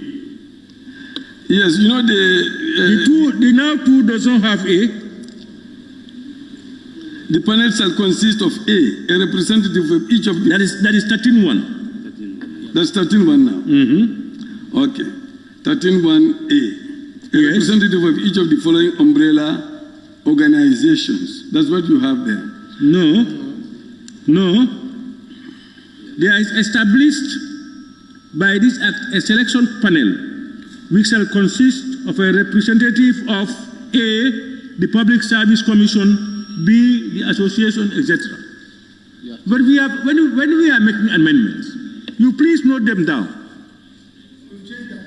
We've changed it and we've agreed and have repeated it. Yes. So, honorable members, there have been a lot of amendments to this clause. It is proposed that clause 13 stand part of the bill as amended. Those in favor, please say aye. Not in favor, please say no. The ayes have it. Clause 14, independence of the commission. It is proposed that clause 14, independence of the commission, stand part of the bill. Those in favor, please say aye. Not in favor, please say no. The ayes have it. Clause 15, term of office of commissioners. It is proposed that clause 15, term of office of commissioners, stand part of the bill. Those in favor, please say aye. Those not in favor, please say no. Yes, Honorable. Yeah, we asked the drafter, I don't know, to reward this particular course. I don't know whether anything is done about it. AE? To reward it? Yeah. What? To reward what? 15? Yeah. That is suggestion is made for provision for the eligibility of members to be appointed for a water term if the mandate of the commission is extended by the president beyond 5 years. You said, I don't understand. Can you say it again? The proposal was? The proposal was for the terms, they will not end. They say that the provision, it is in respect of the term of the chairperson and the vice chairman. There is this possibility of having a void in between. So to avoid the void, we are saying if they can see how best to reward, that is for the provision to have eligibility of members to be appointed for further term in the mandate of the commission, if the mandate of the commission is extended by the president beyond 5 years. So, but did not do anything. This is what they put, but did not do But, here we have a member of the commission shall hold office for a term of 4 years. Yes. All right? And is eligible for reappointment for one further term. Yes. Provided that in the case of the chairperson and the vice chairperson, the term shall be 5 years. Yes. They move it out. At the retreat, we have some kind of reservation. No. Yeah, that's what the report is entailing. Yes, somebody at the back. Yes, is it? That's what the report telling him? Yes, that's, in fact, I raised it. There's an issue because it is saying the term is renewable. So, for instance, the chairman and vice chairperson, they have 5 years. Other members have 4 years. And then this committee, the lifespan, if expected, it can be renewed like from 5 years. It must have a lifespan. So when it ends, for instance, after 10 years, the commission is going to wrap up. By which time the other members that will be sought like 2 years or 1 year. So there is a gap because terms limit is always 4 years. So even like, for instance, you have to appoint another person again for another 4 years. Those 2 terms means like 8 years. But the chairperson and vice chairperson, they have 10 years. So if the commission should close by the work they should do should be closed by 10 years, that means there is a gap of 2 years. So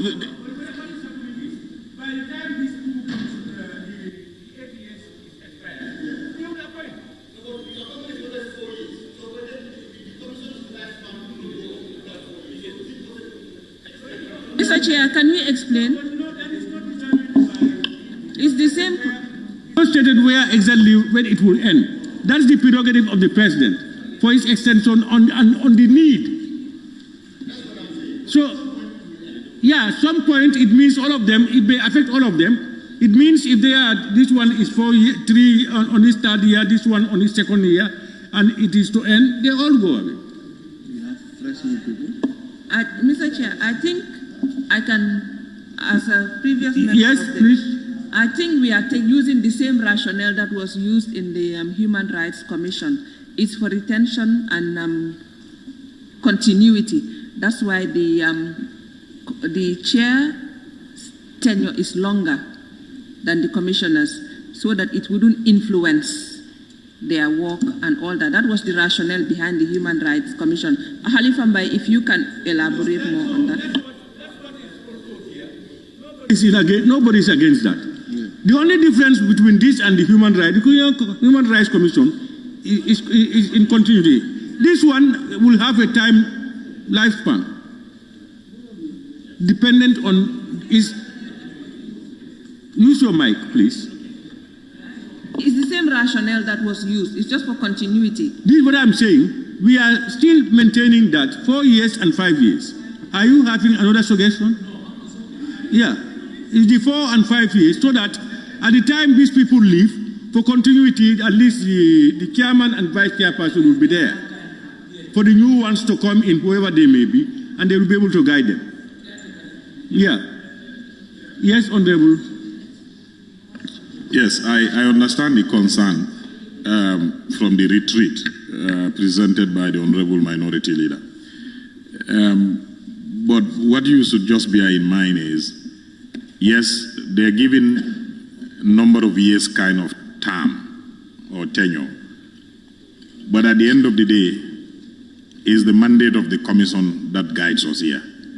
So if they do 4 and the commission have not rounded up, they will be given an extension. But at any point in time, the commission is rounding up. The commission, when we dissolve the commission, it goes along with the residue of their terms. You understand? So the 2 years that you are trying to look at there, you're looking at 4 times 2, 8, assuming the commission is going to go to 10 years. Of course, they will exit, we appoint others, even if they're just going to be there for 2 years. Fresh commissioners will come. But for the commissioners, it's 4 years. For the chair and the vice, is 5 years. And that will always ensure that all of the commissioners don't go out at the same time. Exactly. That's the point. So the vice and the chair will always have 1 year, more mandate than others. So if it is renewed, and keeps renewing, we don't think it will go that far. But whoever's tenure ends and is not renewable will exit, another one will come in. Up to the time when the commission discharges its functions completely, then the commission itself will be dissolved. And as at that time, whichever remaining term is left will all dissolve along with the commission itself. Thank you. It is proposed that Clause 14, independence of the commission. 15, term of office of commissioners stand part of the bill. Those in favor, please say aye. Not in favor, please say no. Okay, go ahead. Clause 16, remuneration of commissioners. Honorable members, it is proposed that Clause 16, remuneration of commissioners stand part of the bill. Those in favor, please say aye. Not in favor, please say no. The ayes have it. Clause 17, resignation of commissioners. It is proposed that Clause 17, resignation of commissioners, stand part of the bill. Those in favor, please say aye. Those not in favor, please say no. The ayes have it. Clause 18, removal from office of commissioners.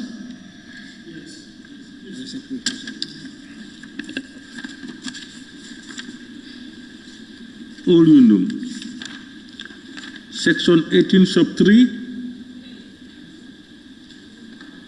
and 4. Remove Chief Justice and replace it with Attorney General. Section 18 sub 3 states the President hold the line, just hold on. The President shall not remove a commissioner from office under subsection 1B, C, and D unless he or she receives a report from a committee appointed by the Chief Justice. Yeah, you are now saying a committee appointed by the minister. That's the proposal. And then it's not only there, it's 4 also. 4 says, the committee appointed by the minister shall, these are the proposals. You were asking a question, you said. Chair. Yes? Can we be more enlightened? The reason. That's the problem we are talking about here. Nobody's against it. But do you, between you and your God, can you say for so you understood this topic? Let him throw more light. Who legalized it? We want to be convinced, not only to send a urgency for this bill. It can take 30 minutes to read. And the Attorney General administers justice. I think we also need to consider the time and cost involved in setting up a committee that is going to look after clause by clause, a particular, word by word. Probably how when the president remove a commissioner. But others are claiming giving the mandate to the minister is simple, cost effective, and I think the work will be done on time for them to report back to the president. It's easier that way. You understand? And also, put down your, and also, Honorable Chair, the commission itself, you know, it's a temporal commission. I'm not saying the president will remove anybody, but if that happens, to make the work very easy for the president to move on, I think the minister can deal with that with his committee and then report back to the president on time without involving the Chief Justice in this. Thank you. Chair.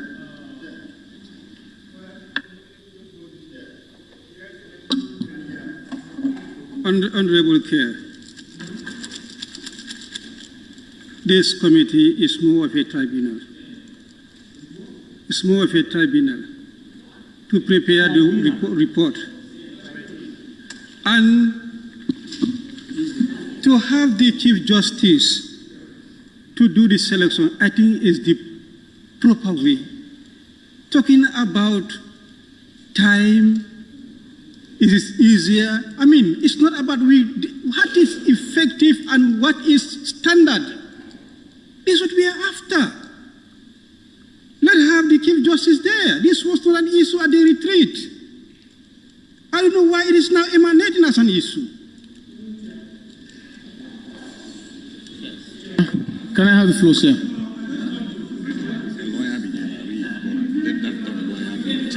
Of the whole house. So something that has not come out there can come out here. We have to note. No, I'm coming. I've already given them, and I'll come to you. Honorable Chair, thank you very much. Honorable Chair, the reason advanced by the mover is very weak in the sense that we want this commission to be independent. Who guard the guardians? We want checks and balance here.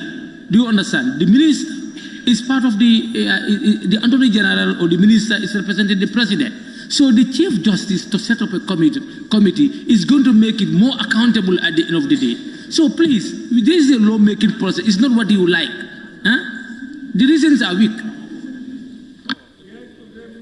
Oh, Serekunda West.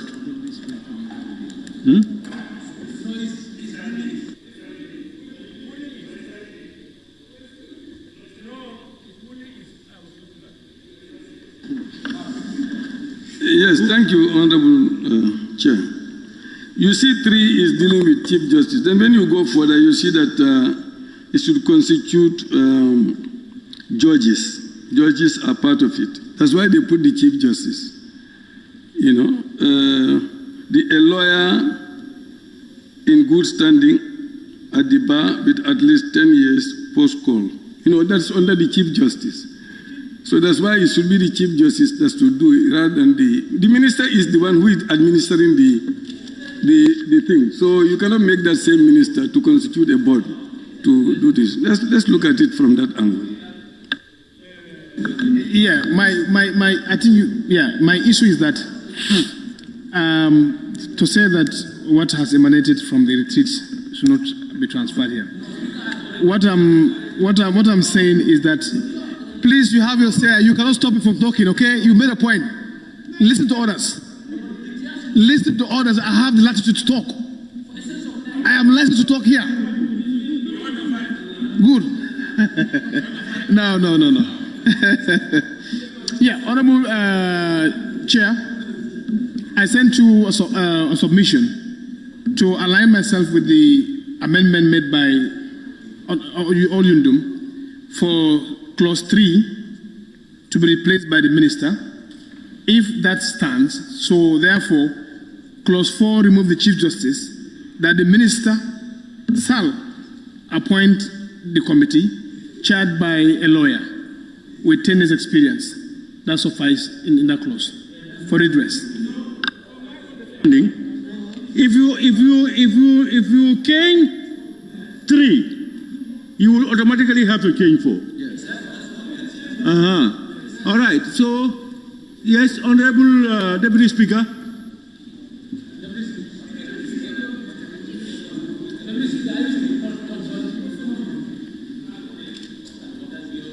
Munira, what did he say? He said he's coming to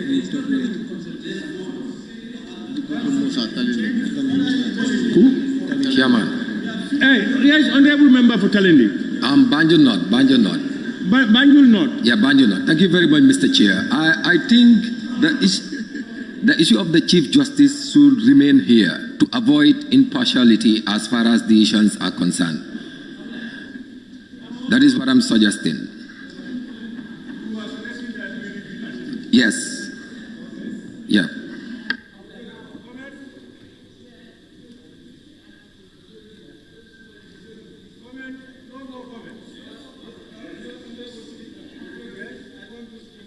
Now the majority is trying to connect 3 and 4. This is clearly demonstrating that moving these changes would compromise the independence of the committee. We leave as it is. The President and the Attorney General are very close. They are very close.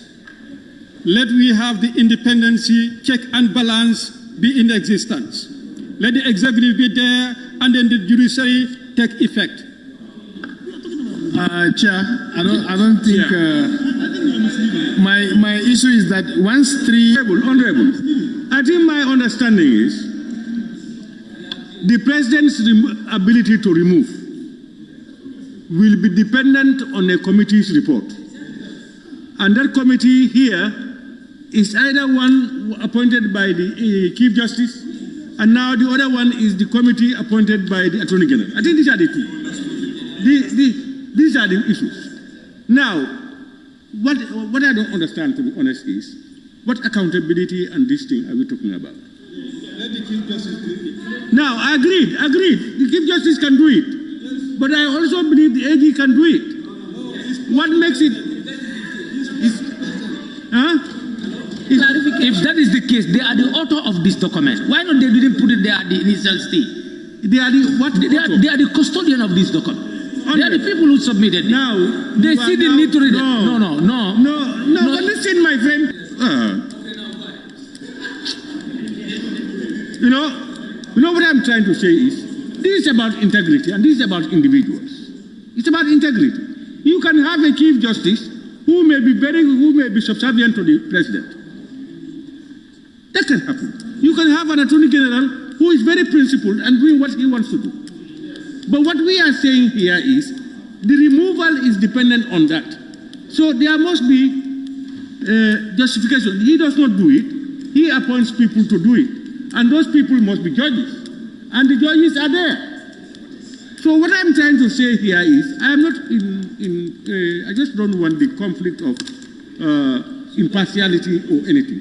Because impartiality is about integrity. It's not about your position. Somebody can be, even in the president's office, working with him. He's so principled. Somebody can be somewhere there. He is more. So that was... Yes, can I have you? Mr. Chair, you see, the issue here is the minister is appointed by the president, and he can sack him any minute. So he'll always try to guide his position.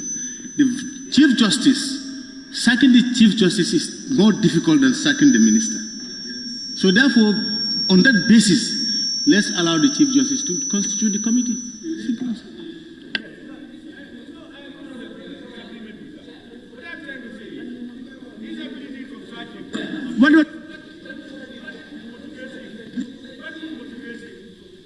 To think bad about him. Is it for appointing people, or they have choices to appoint? To say that let me appoint this one so that that one could be crooked? I am not defending, I am talking about my opinion. I am a member, I am at the committee.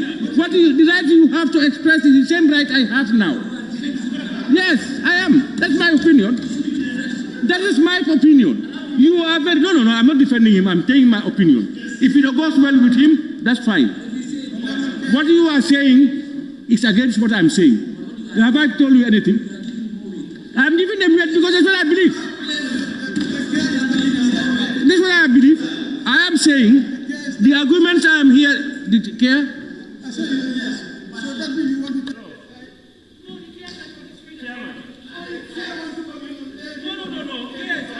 I don't do that when I'm here. This time I'm a full participant.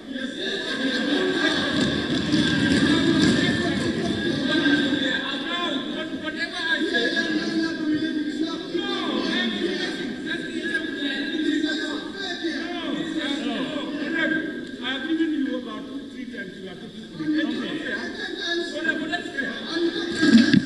Speaker, your mic. We are not hearing. Your mic. But now that I am talking now, probably more than you, that's not fair. Look, honorable members, I am expressing an opinion between me and God and what I believe in. And that may not even go well with some other people. They may think differently. That's their right. I'm not denying that. So, but I'm not taking sides. Yes? Yes? No. Why should you want to micromanage my Chair. No. Chairman. No. Sir, don't tell me that. Yes? Chair, yes, who is that? Deputy Majority. Yes. Honorable Chair, I think what we are saying here is apt.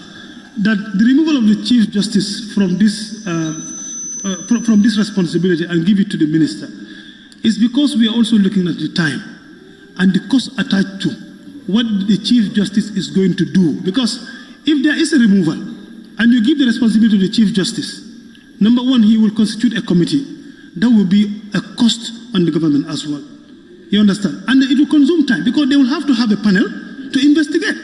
But the minister's responsibility, under the Minister of Justice or whoever, he has staff within the ministry who can take up the responsibility and investigate the matter within a short period and get the facts and report back. As simple as that, so that we don't waste time, because having the Chief Justice will take you 6 months before a report is submitted to the President for a simple thing. Yes. Can I say something? Chair, I think the argument here, what I am going to propose is because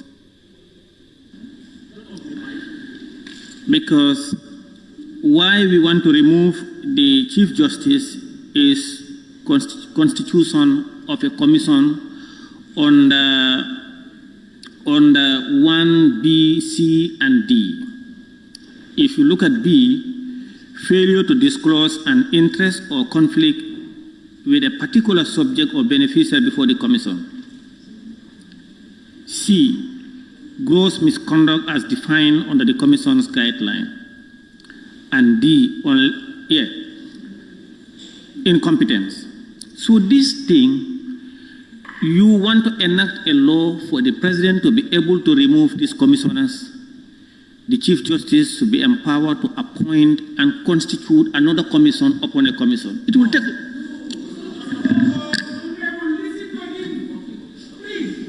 Because if the Chief Justice is to constitute a panel, it's going to be a quasi, and it's going to be more or less a tribunal. And it will take a lot of time. What I'm going to propose now is to delete 4 and 3 to say the President shall not remove a commissioner from office under subsection 1, B, C, and D unless he receives an opinion from the Attorney General.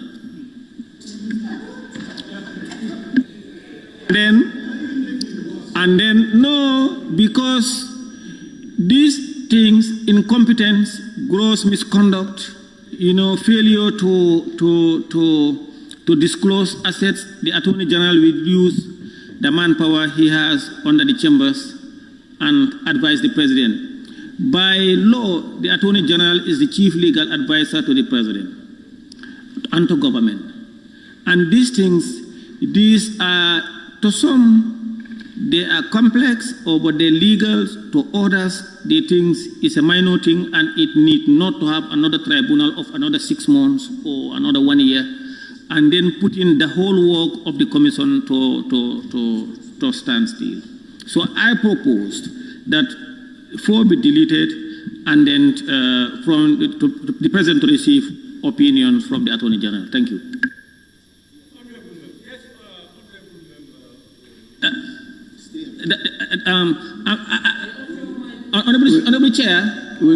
Honorable Chair, before... He said Willie East, I Willie East. I have not finished. Willie East. Honorable Chair. Honorable Deputy Speaker, I haven't finished his submission. Honorable Chair, let's not make things complicated when they are not complicated. is simple. The issues that are arising here, all the issues, before the president removes somebody, they must be established.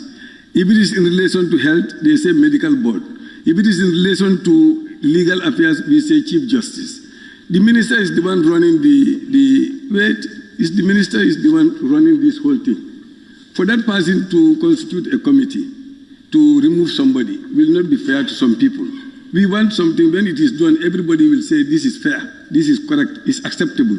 But if you put a minister to handle the whole affair and at the same time create a committee, it will be seen by people who lose out to feel that the minister is not doing justice to them.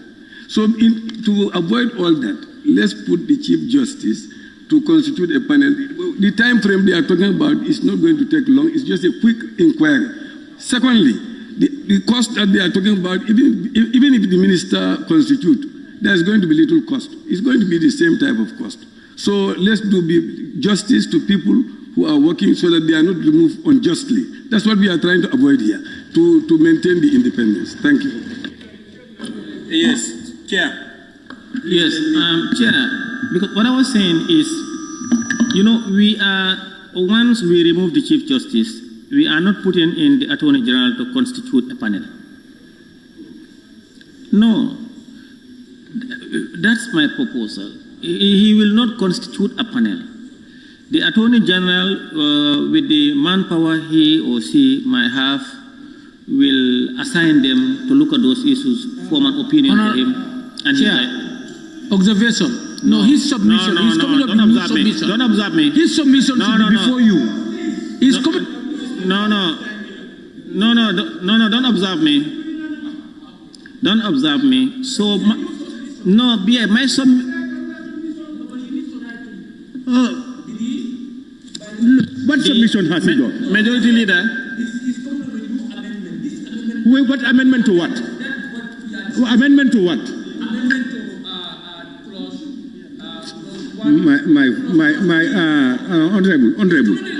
Honorable, please let it, Honorable, please let him allow the man to, you are just going to waste our time. Allow him to learn and you can disagree with him. You take the floor. Go ahead, please. Yes, that's my proposal. Honorable members. Chair. I don't know whether been raising my tag. Don't allow Honorable Suleiman to waste our time. Please allow me to talk. Honorable members, I have observed a few things. Honorable Chair. Honorable Chair. I don't know whether it's me who does not. Honorable Chair. When I am talking, I will not give you floor. How would I give you floor? I am talking and then you want me to listen to you? It's not going to be possible. I will not do that. If I am talking, listen. When I am ready, you call me, I give you the floor. Honorable members, I think we are trying to over-belabor this issue. Because what I understand, I have said it earlier, that this, for the president to remove somebody from the commission, it cannot be the Attorney General, it cannot be the CJ. It has to be a committee set up. And that committee, the agreement now is who is to set it up, the CJ or the Attorney General. But in the list, they have no choice, very limited choice. He said, a person shall be a person of a high court, that shall comprise of a judge of a high court, who shall be the chairperson, a lawyer of good standing at the bar with at least 10 years post-call experience, and a representative of the victims' organization. And this is for victims. So I don't know what the appointees, what influence they can have. What influence? I don't see it, to be honest. Because the victims will support themselves than listen to anybody who wants to deny them something. So that's where my area is. And the agreements being proposed for me, both sides. Others want to make sure that it is done fairly and nobody is witch hunted or done anything but it is done fast, quickly, and transparently. That's what they are saying. These are the agreements of the both sides. So somebody who wants to say, me, Chair. Chair, you have to give us chance now. Chair. Honorable Chair. Honorable Chair. Let's give chance to the AG himself. Chair. Honorable Chair. Let's give chance to the AG himself. Honorable Chair, before the AG comes, please. Thank you. Thank you very much, Honorable Speaker. I just want to help the debate with some few little clarifications so that probably you can take a decision on these proposed amendments. Like the Honorable CJ rightly summarized, it looks like there is a debate between a quasi-judicial kind of an inquiry into somebody who fails to disclose conflict of interest or is guilty of misconduct or incompetence.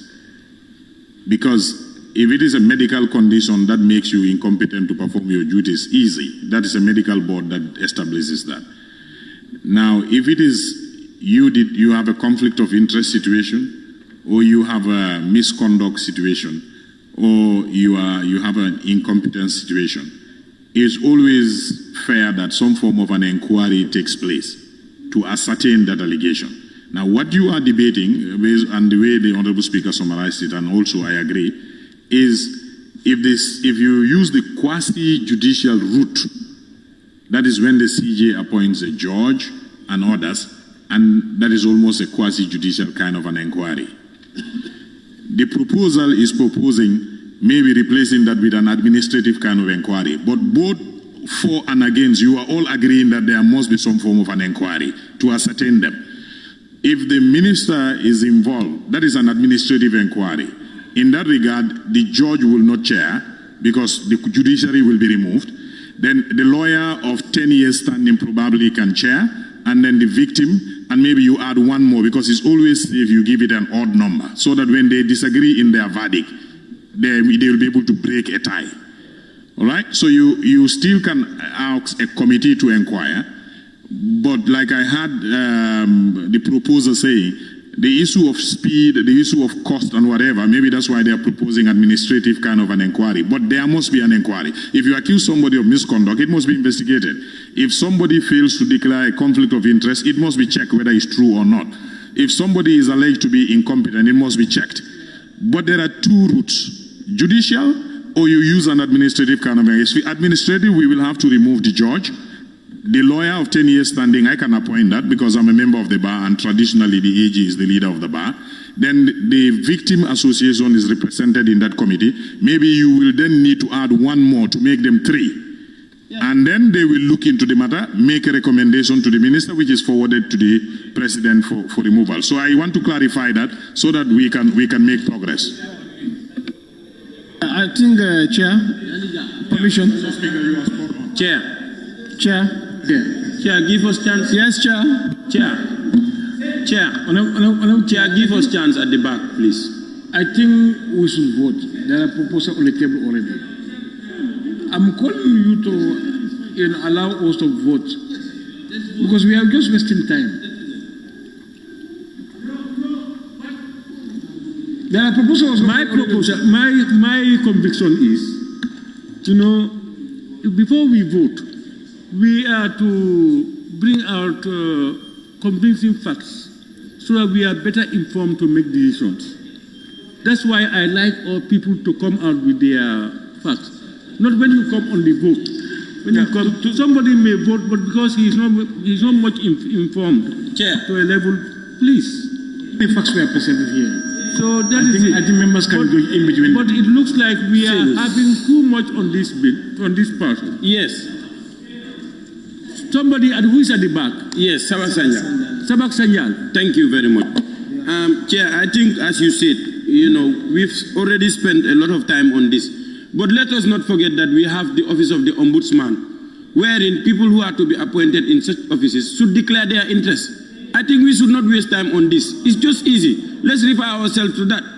The Constitution section 163 has established the office of the Ombudsman, which will help us to inquire on those kind of things. Let us vote on this and we move. I think that will help us, Chair.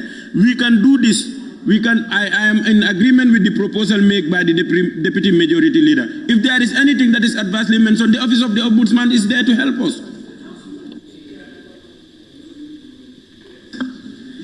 Yeah, that's why I am saying, if we are to go by the amendments on clause 3, that the committee be appointed by the minister, that we are in agreement. If the minister has to appoint the committee, then subclause 4, the chairperson of the committee shall be a lawyer of 10 years standing experience, the representative from the victim association, and one retired civil servant, make it 3. We forge ahead. The greatest challenge is if we agree, one is administrative and the other is quasi-judicial. Now, and these are for offenses, alleged offenses for removal that may lead you to be removed. And that they are serious ones because you are talking about incompetence, gross misconduct, as defined by the Commission's own guidelines, etc. So even if whoever goes to find out, you must come convincingly to say that this has happened or has not happened. 2. And the other thing is, I think people who appointed you into the place will not automatically dislike you in the place unless something other bad has happened. So what I'm trying to say is, I never wanted us to go into vote. So what I was thinking is, instead of making this a quasi-judicial thing, why don't we deal with it administratively? Why don't you deal, because there may not be a need, but in case there is need, why is it not done administratively? Please, yes, come up. Honorable Chair, for striking a balance. Honorable Chair, during the debate, we all acknowledge that we need a bill of this nature. And we want to make sure that the bill is protected. Now, honorable member's suggestion, proposal amendment, is it a crime? Is it a crime to leave it in the hands of the Chief Justice in his capacity to appoint as judge? Because once you give it to the administrative head, the minister cannot appoint the judge. He made it very clear. He can only appoint lawyers of 10 years experience. So, what crime is in it? We leave it like this and move. Okay. There's no crime there, please. We want protection. There is no crime there. We want to have a proper law. The crime? What kind of bureaucracy? It's more, what is the crime? Bureaucratic when the minister appoints. What is the You say, please, Honorable, I think the way we are going, we have to resort to vote. Because we cannot continue this way until it gets dark over simple things. Now, who wants to ask a question? Who wants to ask a question? Yes, you want to ask a question? Yes, I have the sitting arrangement of the AG. I think the AG should sit here. There. No, he has no parliamentary experience. You tell him procurement, money, and all these things, bring him. Now, honorable members, I don't want us to go into vote, but it's getting dark. We cannot even finish a simple bill. We may have to resort to voting. It's unfortunate.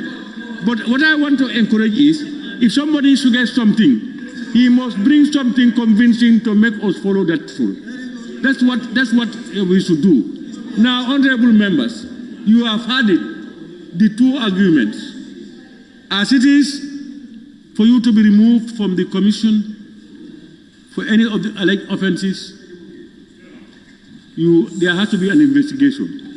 What we have in the document is a high court judge and a lawyer of 10 years and a victim would have to be there to be appointed by the Chief Justice.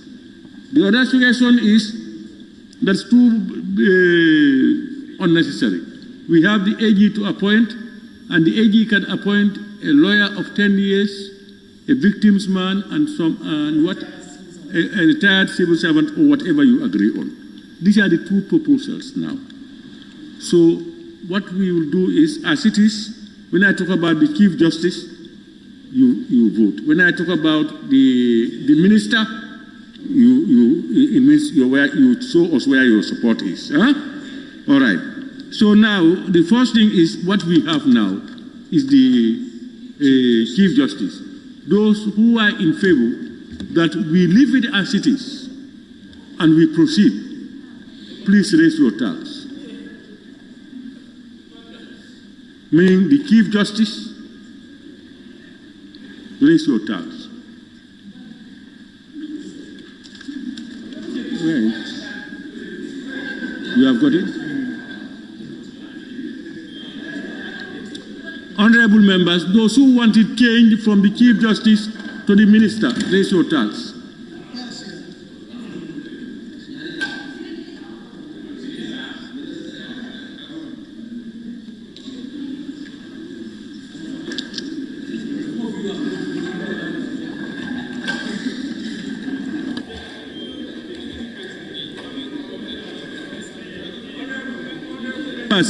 Those who have abstained, 0. So, Chief Justice, as it is 415, to change to Minister. So, what is happening? Honorable members, the results. Those who wanted to remain as it is, that the Chief Justice to be the appointing officer, 15. Those who wanted change to the minister, 24. Abstentions, 0. So it's to be changed to the minister. And then you said there was something. 18. And on the 18, on 18D, there's a proposal from member for Banjul South that we remove 18D. 18D, incompetence, meaning you cannot be removed for incompetence. If you are incompetent, we leave you there.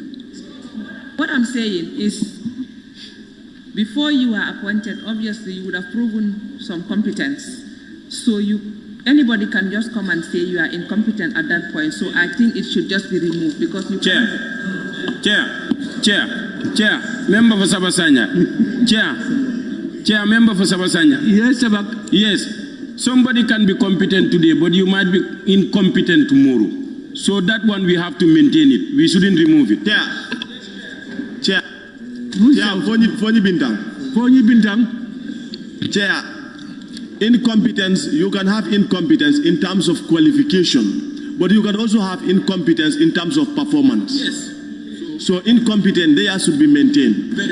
Yes, Honorable Member for Central Badibu. I think Honorable Member of Fonyi Bintang spoke well on this matter because incompetency is in stages.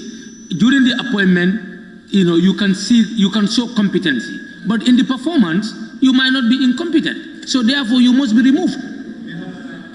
Yeah, thank you very much. I am sure Honorable Member for Banjul South has good intention, but competence is not ascribed; it's achieved through process of time. You may be competent today on something, tomorrow you are not competent. So for me, let's leave this thing there, please. So competence mom, whenever you prove yourself to be incompetent, you should be removed. Okay. So now the proposal, honorable members, is that, yes, honorable? Yes, on 1814. We have the High Court there. If we put the minister, would the minister be able to?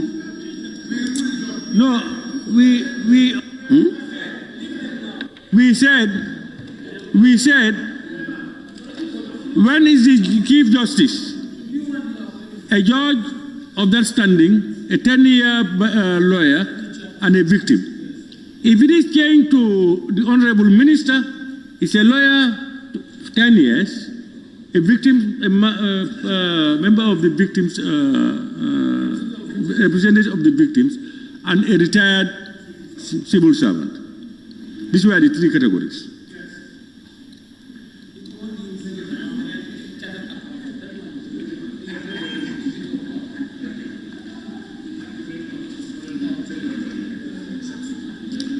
Honorable members, it is proposed that Clause 18, removal from office of commissioners, stand part of the bill as amended. Those in favor, please say aye.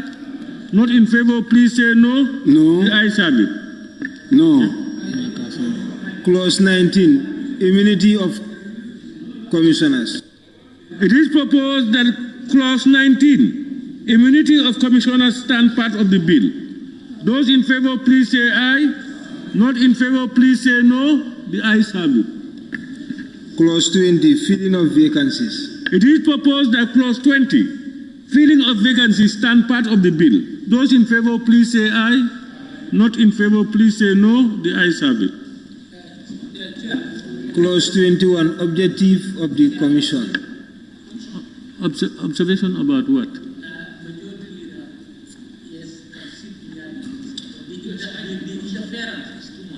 No, the majority leader, Honorable, the majority leader should always interface with the minister.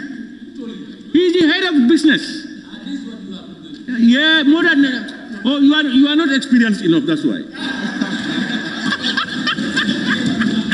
No, you see, he is the majority leader. The majority leader is the head of government business in parliament. And if you are here, he should be able to guide you, to help you, to tell you this is not possible or this can be possible. Eh?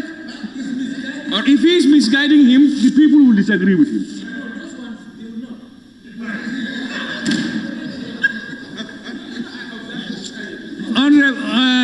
Honorable members, it is proposed that, yes, who is talking?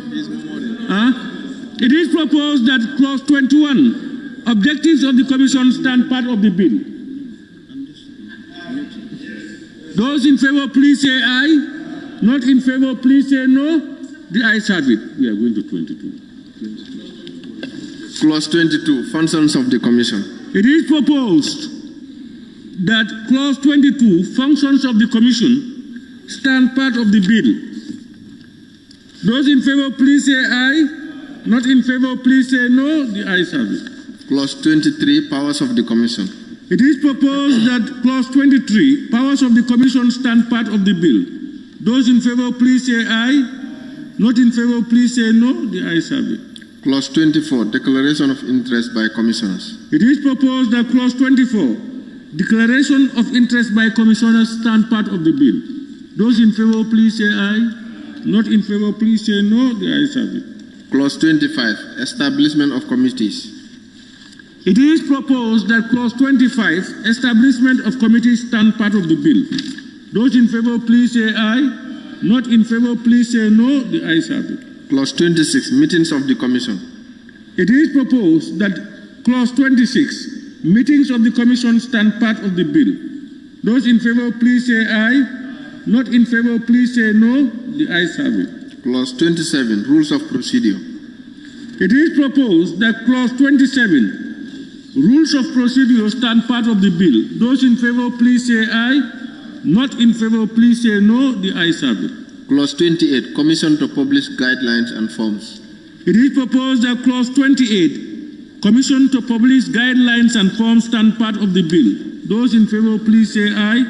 Not in favor, please say no. The ayes have it. Clause 29, Executive Secretary and Deputy. It is proposed that Clause 29, Executive Secretary and Deputy, stand part of the bill. Those in favor, please say aye. Not in favor, please say no. The ayes have it. Clause 30, functions of the Executive Secretary. It is proposed that Clause 30, functions of the Executive Secretary, stand part of the bill. Those in favor, please say aye. Not in favor, please say no. The ayes have it. Clause 31, other staff of the Commission. It is proposed that Clause 31, other staff of the Commission, stand part of the bill. Those in favor, please say aye. Not in favor, please say no. The ayes have it. Okay. Clause 32, Immunity of staff of the commission. It is proposed that clause 32, immunity of staff of the commission, stand part of the bill. Those in favor, please say aye. Honorable Speaker, we have a proposal. The immunity to be qualified with good faith. They can be immune, but the actions that are going to be allowed should be done in good faith. What is that? So it should read, for instance, 32, the executive secretary and any other staff of the commission shall not be subject to civil or criminal proceedings or be personally liable for any act done or omitted to be done in good faith in the performance of his or her functions. So there's a need to allow that, yes, in good faith. Yeah, agreed.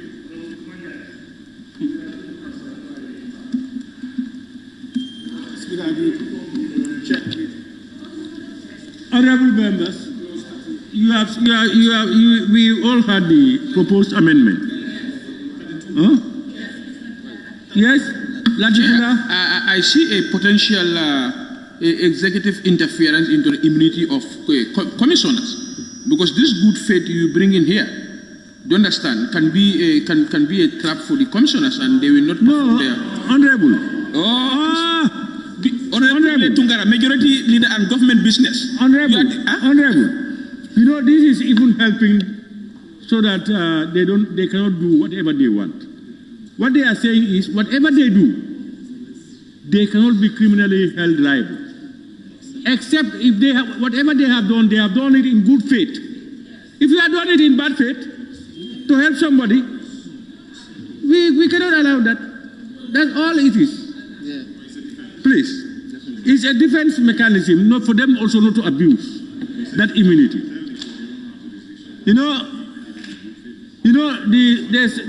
We here, whatever you say on the floor of Parliament, whatever it is, cannot be challenged in court or anywhere. But we made our regulations and said, this is what you can say and not say. You cannot insult, you cannot do that. That is to guide us. So, Honorable Chair. It is proposed. Yes. I can see you admire to be a parliamentarian for debating, you know? Yes.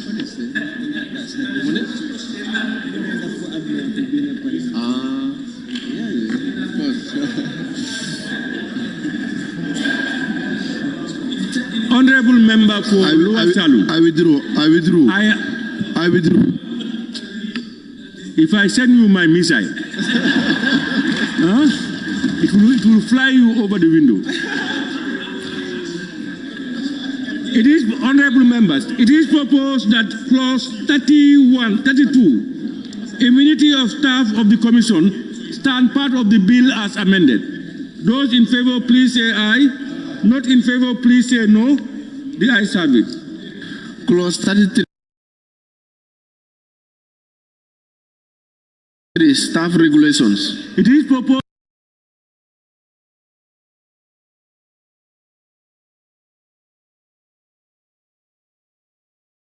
that clause 33, staff regulations.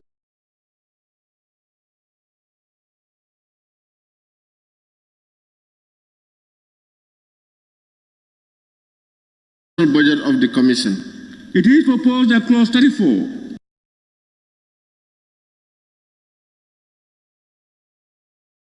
I have seen an omission here. 34, there is nothing at all.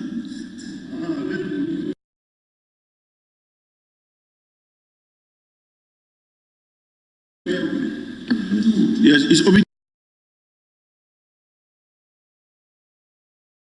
On top. Yes, it's omitted. Yeah. It's where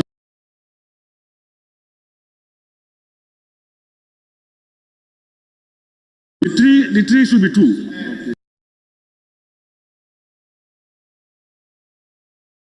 Honorable member for Latukula.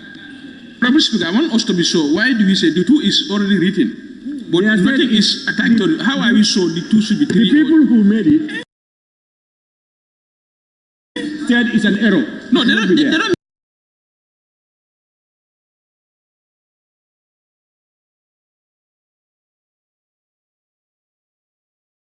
This is done by a private consultant. Where is it?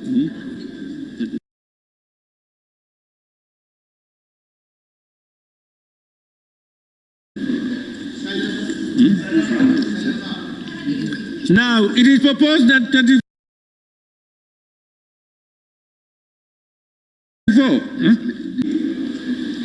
monies allocated to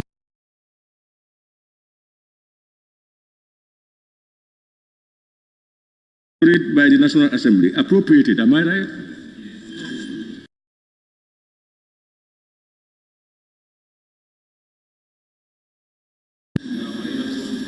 It is proposed that clause 34, operational budget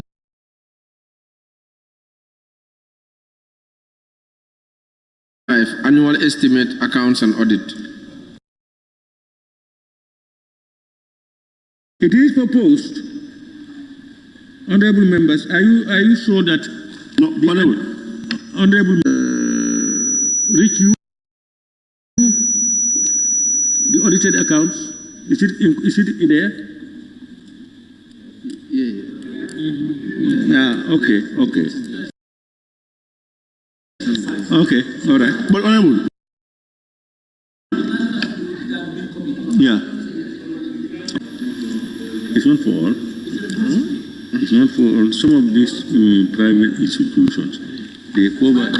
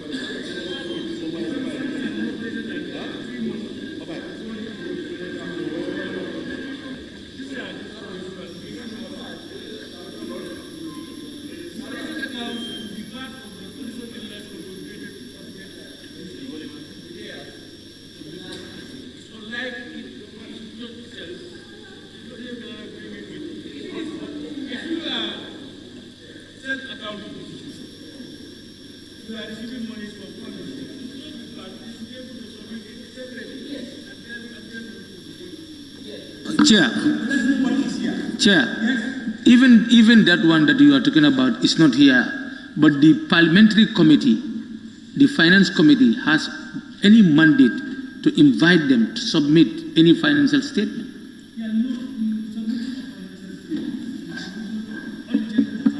Yes.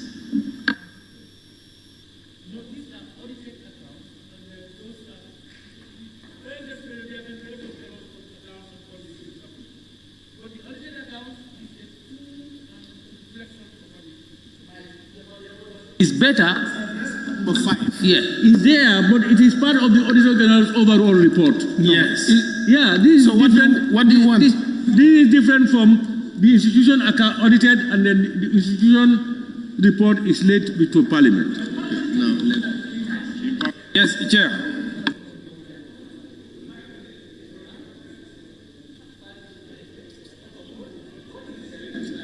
Honorable Speaker.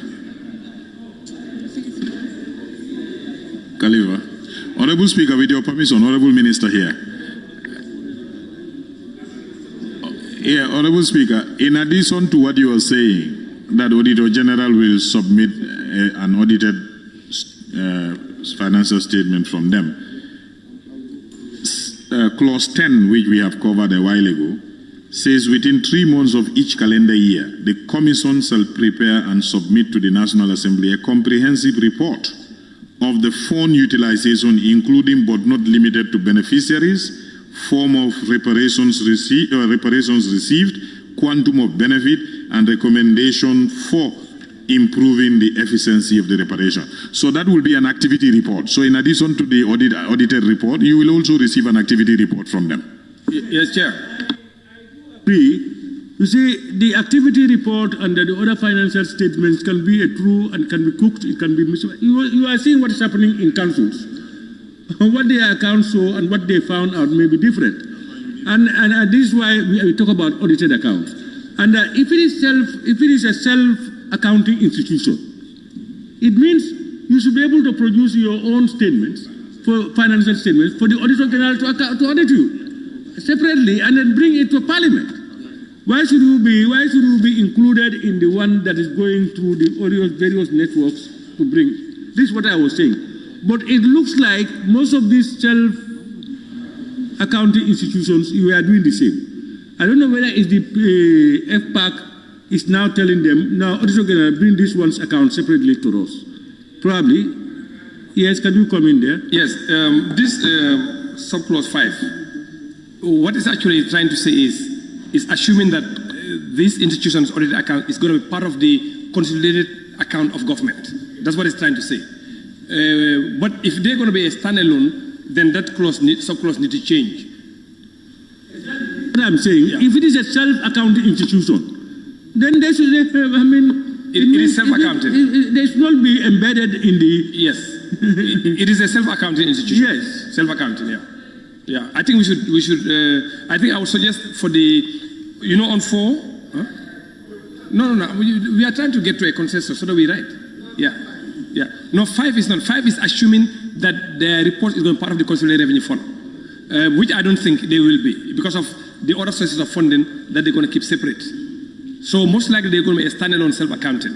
So when that happens is the audited accounts, when the Auditor General prepares them, they can be, huh? For this one, usually they are going to have a board. They have a board. Then the commission is the board. And then therefore the commission should be able to table their report, their audited accounts to the FPAC. Just like other self-auditing institutions. So, but that one is not done this way. That one is worded differently as other these things. Unless you want to leave it. What I was going to say is probably FPAC would direct that let the Auditor General be bringing their audited accounts separately. Yes, and I think, like I said, because of they're going to work closely with the minister, so the minister can actually, present it to Parliament. Okay. Yeah, actually, if it's the board who should come to lay their report before FPAC or any other committee.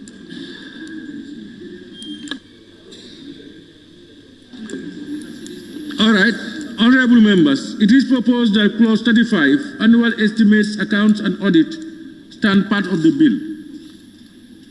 Those in favor, please say aye. Not in favor, please say no. The ayes have it. Clause 36, meaning of investigation under this part. It is proposed that clause 36, meaning of investigations under this part, stand part of the bill. Those in favor, please say aye. Not in favor, please say no. The ayes have it. Clause 37, assistance by ministry and state agencies. It is proposed that clause 37, assistance by ministry and state agencies, stand part of the bill. Those in favor, please say aye. Those not in favor, please say no. The ayes have it. Clause 38, power of commission to request information. It is proposed that clause 38, power of commission to request information, stand part of the bill. Those in favor, please say aye. Not in favor, please say no. The ayes have it. Clause 39, privilege in respect of disclosure of information. It is proposed that Clause 39, privileges in respect of disclosure of information, stand part of the bill. Those in favor, please say aye. Not in favor, please say no. The ayes have it. Clause 40, reparations to be made by Commission. It is proposed that Clause 40, reparations to be made by the Commission, stand part of the bill. Those in favor, please say aye. Not in favor, please say no. The ayes have it. Clause 41, database of victims. It is proposed that Clause 41, database of victims, stand part of the bill. Those in favor, please say aye. Not in favor, please say no. The ayes have it. Clause 42, assistance by government. It is proposed that Clause 42, assistance by government, stand part of the bill. Those in favor, please say aye. Not in favor, please say no. The ayes have it. Clause 43, entitlement to monetary compensation. It is proposed that Clause 43, entitlement to monetary compensation, stand part of the bill. Those, yes, please, Honorable. There was a suggestion here at the retreat. Members suggest that we evaluate the issue of outright denial of separations with supplicators from victims, especially when what is meted out on the party is not proportionate to what he or she did. So this one, what we are trying to say, there might be victims, so they are very complicated. 43.3. Are we there? Yes. A victim who has been found to have been perpetrator by charges shall not be entitled to monetary compensation until this act. Under this act? Is it under this act? Yes. Now here, observation is made that for perpetrators, when what is meted out on them is not proportionate to what he or she did, what should be the fate of that person? No, I think, Honorable, what they are saying here is if you are perpetrated, if you are a perpetrator, mean you violated people, whatever level, if you are violated, you cannot have compensation. Well, we are concerned like, what? Meaning, I mean, that's the spirit. That's what they have written. Yes. That's what I understand. So that's what we say. Like, if I am alleged or accused or have been convicted of alleging torture on somebody, and tomorrow I am also caught and I'm being tortured. Yes. I will not be considered a victim. We want to look at the degree of what was also meted on you. Yes. I think the spirit here is, once you have allowed yourself to be part of it, at whatever level, you should pay that price. Even if more is meted on you. That is the spirit they look at it. Chair. Yes? Yes, yes, we are online. I think what we understand what the clause is saying. But what we are saying is, you can be a perpetrator and also you can be a victim. But in the case where your victim, what matters on you is greater than what you have done, I think the Commission must consider that. Because sometimes we may see that the victim actually has suffered more than the action you have done. So we understand what the clause is saying, but we are saying let's consider that other side as well.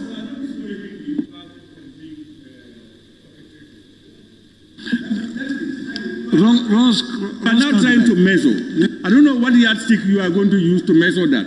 So if what I have done is about 50%, but what is done to me is 80, you want to find the difference of that 30 so that I can benefit. That will be difficult. Chair. I don't know. Chair. Honorable, yes. Thank you, Honorable Speaker. I understand the concerns. This forms part of the report from the retreat. Yes, it is true. There are some individuals that have changed positions. You've been a perpetrator at one stage, and then later on you became a victim yourself. So you realize, in fact, there are some that change positions multiple times. You were a victim, you became a perpetrator, probably became a victim again. All right? So I see the concerns from there. But when we read this sub 3, what it is saying is not denying outright your victimhood per se. All that is saying, you will not receive monetary compensation. And since we say there could be other kind of reparations other than monetary, I mean, those other forms of reparations, if you are entitled, maybe. But they are saying so long as you have been classified as a perpetrator at any stage, even if at the same time you were also a victim, you will not you are being denied financial kind of reparation. It's the financial one that is specifically denied here. So to me, it means all other forms of reparations, if you are entitled to one, you can benefit from them. For instance, if there is a treatment, for example, if by virtue of being a victim, irrespective of you have been a perpetrator, but maybe if as a result of what happened to you too as a victim, you are still sick, we may not give you money in your pocket, but if there's treatment available for all victims, I mean, you could benefit from treatment because we have a responsibility to take care of that. So that's the way I understand it. So unless you want them specifically to benefit from financial compensation, that's only when you may need to change this. But otherwise, I think it's okay. Chair. Honorable Minority Leader. Chair. Well, Majority, I just wanted to understand more from the minority. Minority, what was your proposal at the... We did not propose anything. We only say we need to, when we come need to look plenary, into it. we need to look at this. Yeah, okay. Yeah. Okay, yes. No, what I'm saying, I am in agreement with the minister. It doesn't rule out compensation, but it's only the monetary aspect that has been ruled out. And I think looking at it is okay the way it drafted. First comments? It's okay? Okay. It is proposed that clause 43, 43, entitlement to monetary compensation stand part of the bill. Those in favor, please say aye. Not in favor, please say no. The ayes have it. I know now people are tired. Did I say 33? Clause 44, amount of compensation. It is proposed that clause 44, amount of compensation stand part of the bill. Those in favor, please say aye. Not in favor, please say no. The ayes have it. Clause 45, determination of compensation amount. It is proposed that clause 45, determination of compensation amount, stand part of the bill. Those in favor, please say aye. Please go ahead.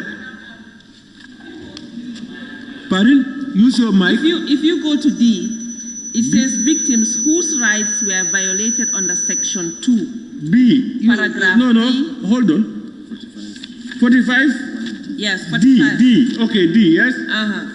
It says victims whose rights were violated under section 5, under section 2, paragraph D, E, and F, under this act shall be given 1 to 3 points. I think the points it should say from 1 to 9 because their violations might differ in severity. I think 1 to 3 is very low. All of them. If it is that, it's 10 points. It's 1 to 10. Then the other severe position is 8 and 9 points they can give. Then 5 and 6 and other. These are the least ones. They are categorized from 1 to 10. Yeah, 1, 2, 3, 4, 5, 6, 7, 8, 9, 10 points. But you only score 10 when it is death. So that is it. Your rights might be violated at a higher level. 1 to 2.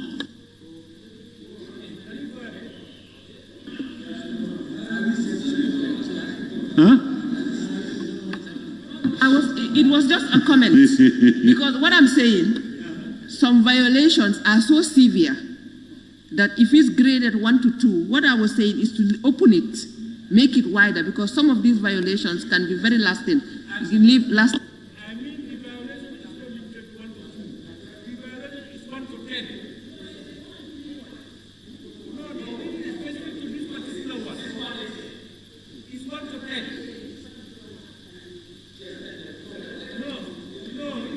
I don't know whether you understood. Put a in Karamba. The speaker is doing very well. He read his bill like I'm. No, what I'm trying to say here is, you know, you have various categories. The victim, various categories, depending on severity. And that is what these people have done. They have even itemized and even said this and that, this and that. So they have given them points.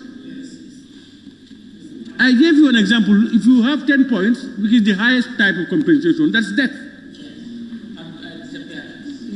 I don't know. Do you know you may disappear and not die? Yeah, this is what I'm saying. Those things are there. They have already done that. So what he is talking about here is he said the commission shall follow the point system in the determination of the award. The range shall be 1 to 10 points. You have seen it there. 1 to 10 points. As follows. So A, victims who died or who have disappeared, 10 points. Victims, SGBB victims, or victims who were tortured, sexually, shall be given 7 to 9 points. Victims who were detained shall be given 4 to 6 points. And then victims whose rights were violated under section 2,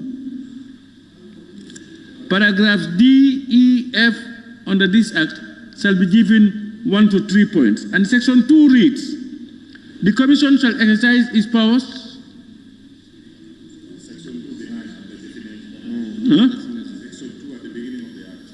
At the beginning of the act. Okay. So what he's saying is they have categorized all these levels and given them points. Because depending on the severity, that's how they gauge it.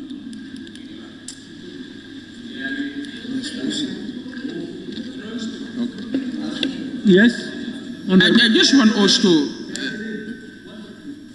I just want us to be very careful of some of the statements. Like if you say a victim who disappeared may not die, I think that qualification, a victim who disappeared on unknown destination is presumed dead.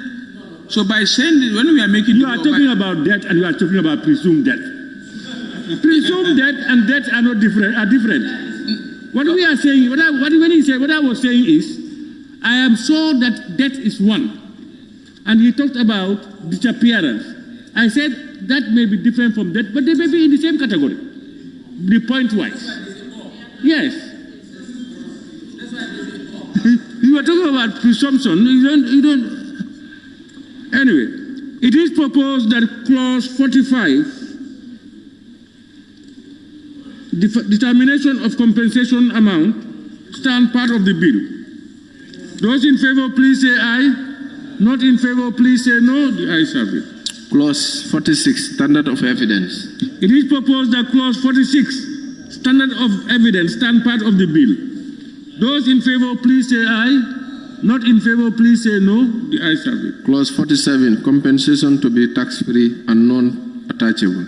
It is proposed that clause 47, compensation to be tax-free and non-attachable, stand part of the bill. Those in favor, please say aye. Not in favor, please say no. The ayes have it. Clause 48, double compensation. It is proposed that clause 48, double compensation, stand part of the bill. Observation, yes? Who? Honorable Chair, on 48. Now, what if those victims, I don't know whether the minister can throw more light onto this. Now, if those victims are compensated, is it by our court system or from within the country or outside? He said they should not be entitled to or eligible for any monetary compensation. We need to distinguish this. It has to be qualified. In what angle?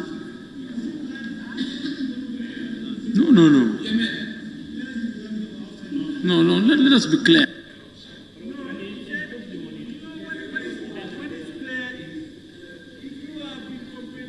A violation by a court, a standard court, whether it's in UK or in the Gambia or wherever, it's not going to be a kangaroo court. You cannot enjoy double compensation. It's just to avoid double compensation.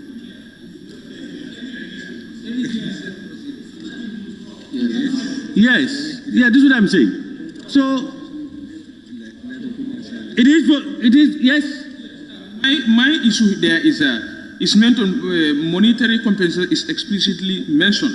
But I want also to qualify this statement. Both shall be entitled to other forms of compensation like rehabilitation, psychological support, because it's not qualified right now. You are only denied of double monetary compensation, but other compensations are not mentioned. And for me, I think we should improve the text. We should improve the text to improve the implementation of this particular by saying both you are entitled to order. Yeah, exactly. Let's create B and say order and Honorable. Yes? You cannot improve on this one. Because what this one is saying is, this will be determined. If, for instance, for whatever reason, before these people came in, I'm able to do something until I'm compensated by a court of law. And now this thing has come in. For that same thing that I was compensated, I go and report and I want to be compensated. Chair, sorry. This is what I'm saying. Double compensation. That's what they are doing. Look at the heading. Double. Huh? Now that will depend on the compensation you have received. No, now he's saying, suggestion now. From that he understood. He's now saying, that's why I'm telling him to put it on paper, that we can have B to say, the victims might be subjected to other forms of compensation. This is what he's saying. You don't understand me.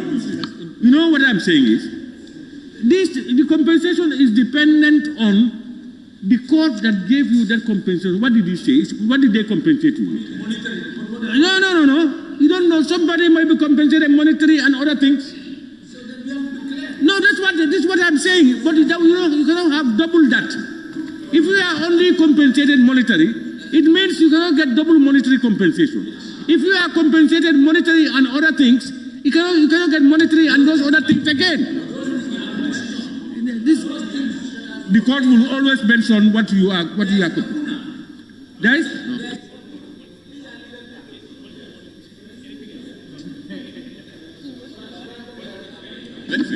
Honorable Chair. Honorable Chair.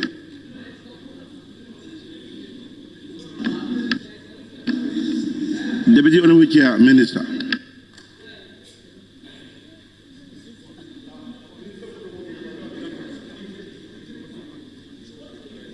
Deputy Honorable Chair, Minister.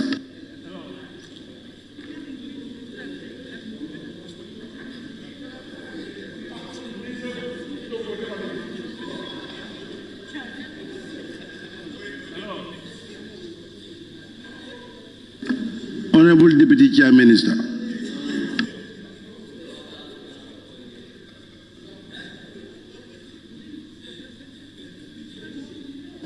Yes, Honorable Deputy Chair, Minister. It's only referring to monetary compensation. It's not talking about any order.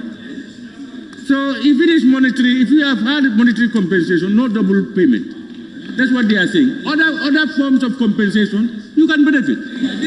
But improve the text. No, but the text is saying that. The saying is monetary compensation. But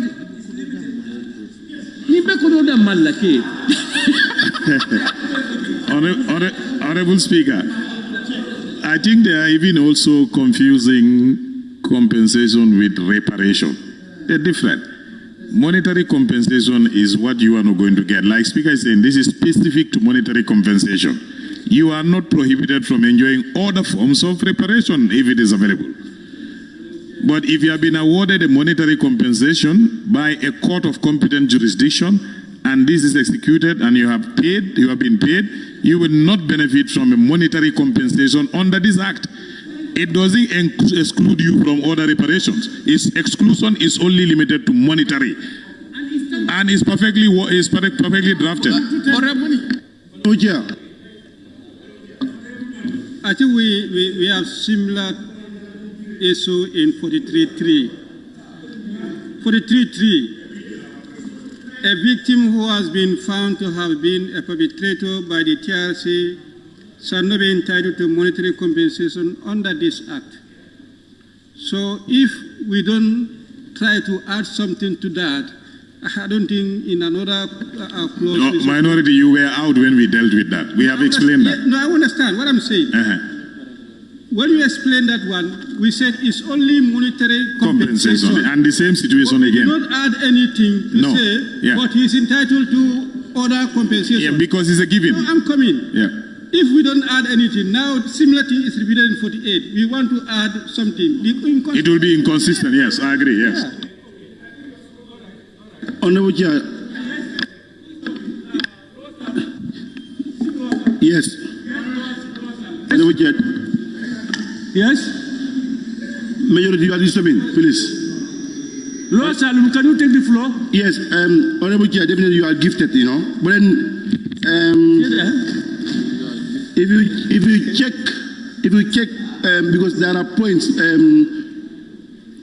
clause 45, there are points given to all these compensation. You understand? Now, these particular groups, because already we all know that something happened, whereby the government make a compensation of 100 million. But now, whether they are compensated by a point, because it's a lump sum, a group of people who were compensated 100 million. But now, in the excess, whether the way they are compensated is right or not, because it was not point driven. Talking about what has passed. Yes. All right. Let me clarify for the benefit of honorable member asking the questions and the rest of us. This clause 48 that you're looking at is very specific. It says those who have been compensated by a court. Now, those who have been compensated by the commission, that is the Truth, Reconciliation and Reparations Commission, this commission have the mandate to look at those compensations again. And based on the objective score and method that they are going to use, if those compensations are deemed adequate, that's fine. If they are found to be less than adequate, they will pay them the difference. So that is because that was the commission. And the commission's compensations was not a judicial process. But those who have been compensated following a comprehensive judicial process and the court did the necessary evaluation and awarded a compensation, those ones, that will be the final. Monetarily. Yes. But if you have been overcompensated, it's your luck. You cannot be. It's your luck. I have to add that. Thank you, Speaker. Because we wouldn't be asking the victims to pay back money. Yes. You can, when you are compensated, you will be given the balance. If you are over, I think that's your luck. It's a luck. That's what we call luck. Yeah. Overcompensated. How? We will deduct it from you who allowed it. Chair. It is proposed that clause 48, double compensation, stand part of the bill. Those in favor, please say aye. Not in favor, please say no. The ayes have it. Clause 49, reimbursement of compensation by perpetrator. Yes. It is proposed. Yes. Chair. Observation. Who is talking? Okay. Yeah, thank you very much, Chair. Clause 49, the last line, if you read it, it seems that there is something, a word being left out. The state may, through lawful processes, seize and liquidate any assets identified to belong to said perpetrators. So I think the article, a word like Article D should be inserted between to and said.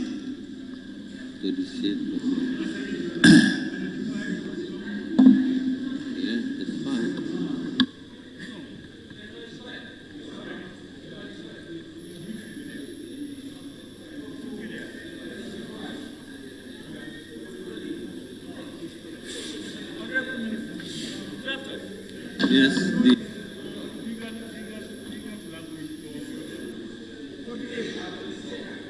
Read D from the state.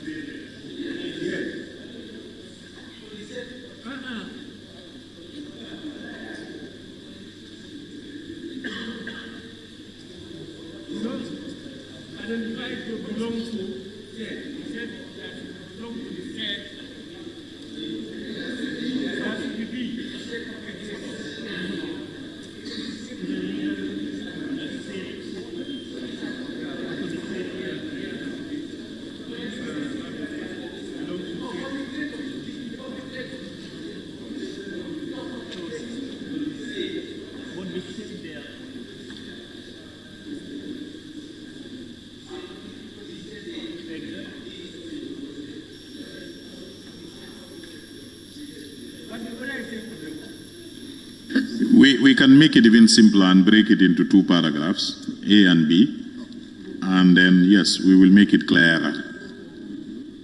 Yeah, so the last sentence could be a paragraph B, the first one could be A, and then we will make it much simpler and clearer.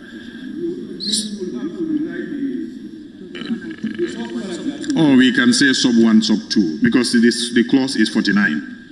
49.1 now will say any perpetrator found guilty of having committed a human right abuse by a competent court of law, maybe in addition to his or her sentence, be ordered by the court to reimburse the fund for any reparation made in connection with that offense. That could be 1. Then 2 now, sub 2, would be the state may through lawful processes seize and liquidate any assets identified to belong to the said perpetrator. Yes, yeah, THA, said perpetrator, and remit such proceeds.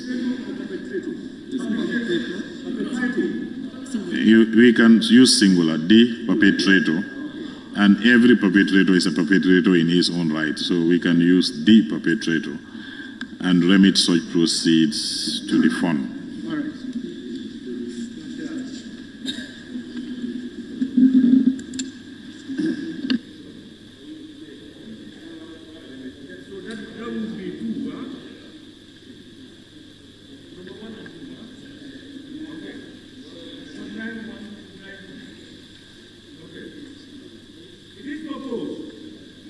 At clause 49, reimbursement of compensation by perpetrator stand part of bill as amended.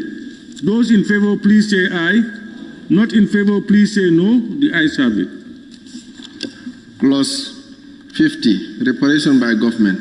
It is proposed that clause 50, reparation by government stand part of the bill. Those in favor, please say aye. Not in favor, please say no. The ayes have it. Clause 51, Commission to give reason for decisions. I'm hearing a comment. The observation with regards to on what? issue 50. Huh? 50. 50, we have voted. Where 50? Yes, you can keep it until when we end, we come. It is Commission 1. It is proposed that 51, yes, I've read. clause 51, Commission to give reasons for decision stand part of the bill. Those in favor, please say aye. Not in favor, say no. The ayes have it. Clause 52, application for review. It is proposed that clause 52, application for review, stand part of the bill. Those in favor, please say aye. Not in favor, please say no. The ayes have it. Clause 53, Commission's final report. It is proposed that clause 53, Commission's final report, stand part of the bill. Those in favor, please say aye. Not in favor, please say no. The ayes have it. Clause 54, dissolution of the Commission.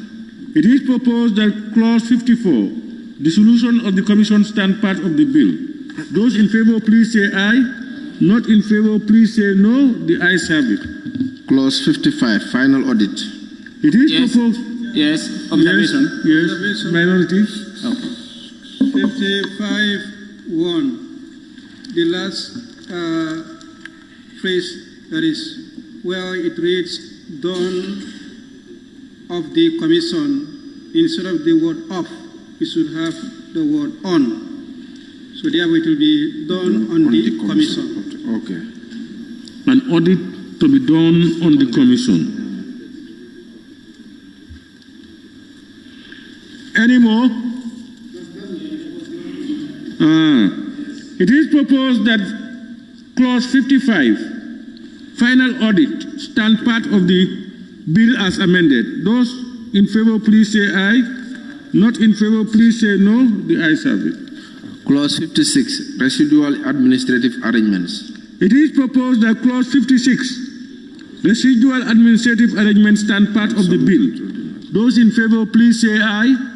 Not in favor, please say no. The ayes have it. Clause 57, oversight. It is proposed that clause 57, oversight, stand part of the bill. Those in favor, please say aye. Not in favor, please say no. The ayes have it. What? There is no solution there. This is a long time, sir. Honorable Chair. Clause 58, record keeping and archiving. It is proposed that clause 58, record keeping and archiving, stand part of the bill. Those in favor, please say aye. Not in favor, please say no. The ayes have it. Clause 59, offenses. It is proposed that clause 59, offenses. Stand part of the bill. You are in agreement with the offenses? Yes. When did you vote for aye? Well, the question is not it looks like sometimes you are daydreaming.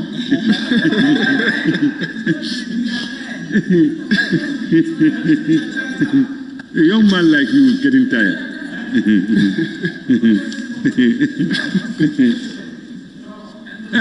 It is proposed that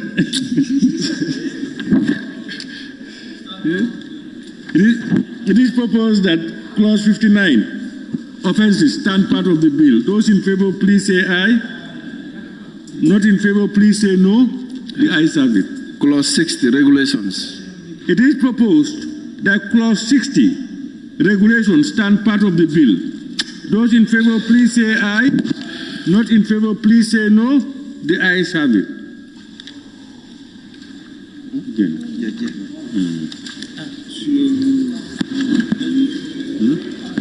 Clause 18, Clause 18. No, what are agreed by the decision of the committee may resort to the High Court. 18 for you, Article? Article? The one agreed by the decision of the committee may resort to the High Court. You can meet us for now and explain them. Yes, I know. What I'm coming for, Jan. What I'm going to go. If the decision is here, me I don't go.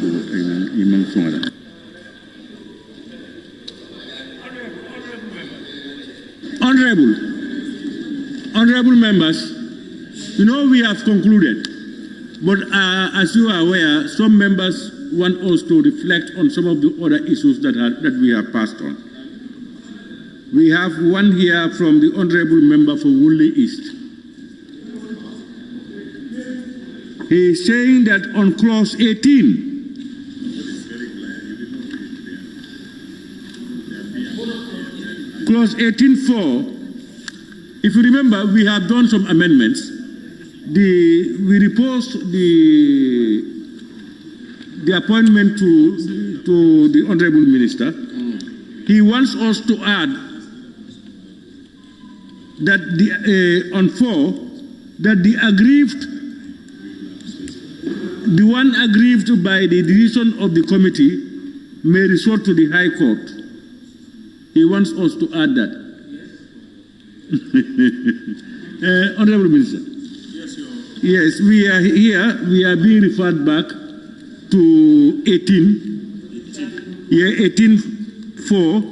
You know, that appointive office position was given to the Chief Justice.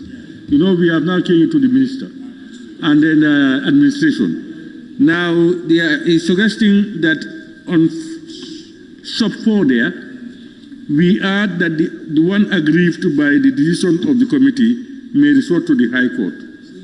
But yeah, but in fact, even if you don't put there, if you are not dissatisfied, can't you go to court? Administrative decision. You are entitled to go. I was going to say it's implied. Yes. It's there, implied. Because otherwise, I mean, now they and it's not going to be necessary. It's a given. It's a given. Nobody will deny you from going to court, a high court, to go, and if you feel you are aggrieved, you can go there. No. Why do you know? You can. Honorable Chair. Honorable Chair. Somebody also was saying something. Yes. Honorable Chair. I want please. Sorry.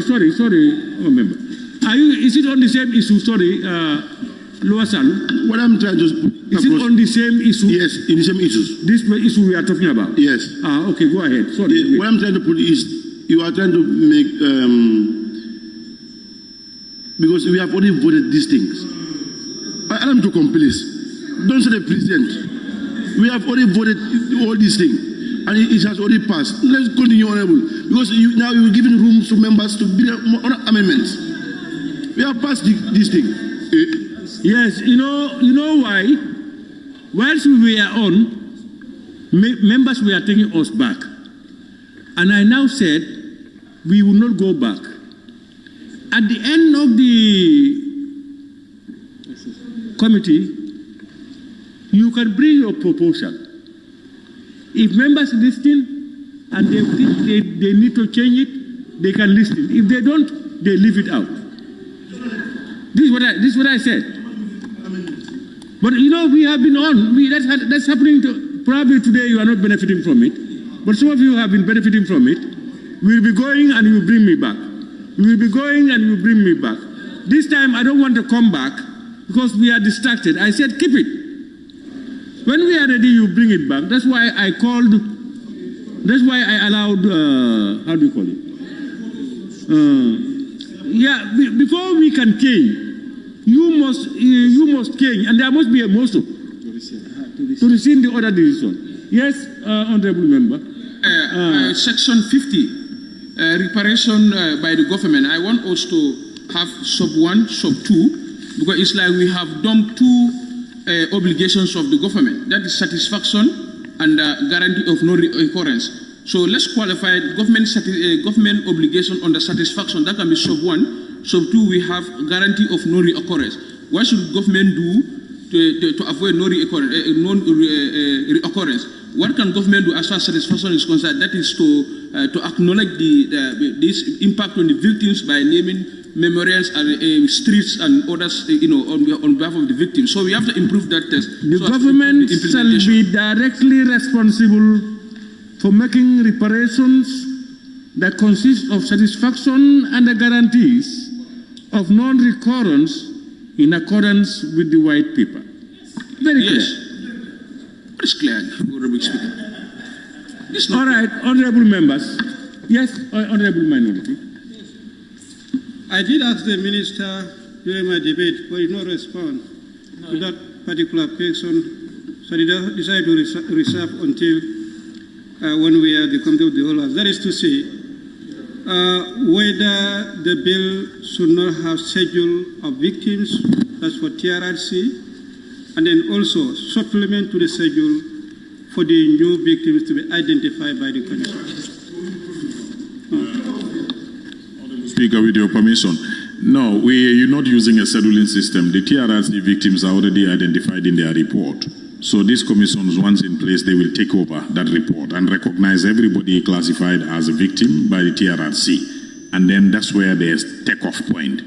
And as you see in the bill, they have a mandate now to receive new petitions for victims who may not have been recognized by the TRRC, and through their own objective set criteria, they will evaluate, and then they can recognize more victims, and they will develop all of these things into a database.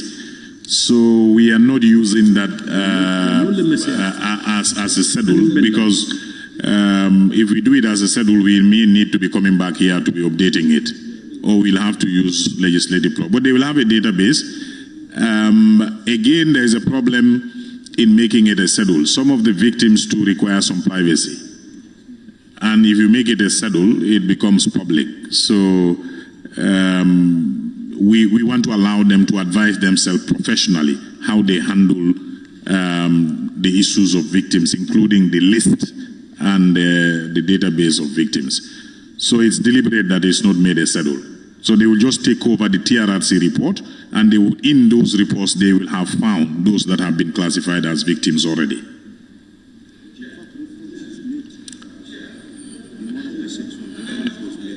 I want to draw Honorable Minister's statement to sub 41, section 41. Database of victims. How is the privacy now when already a database, either Excel format or whatever format, has been established for the victims? What is the secrecy there now?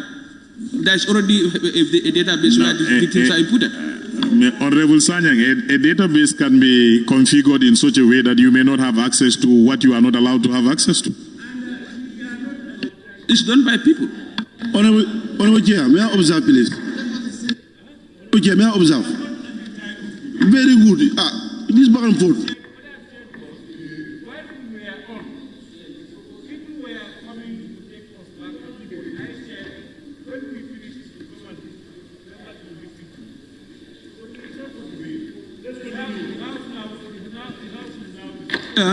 Chair,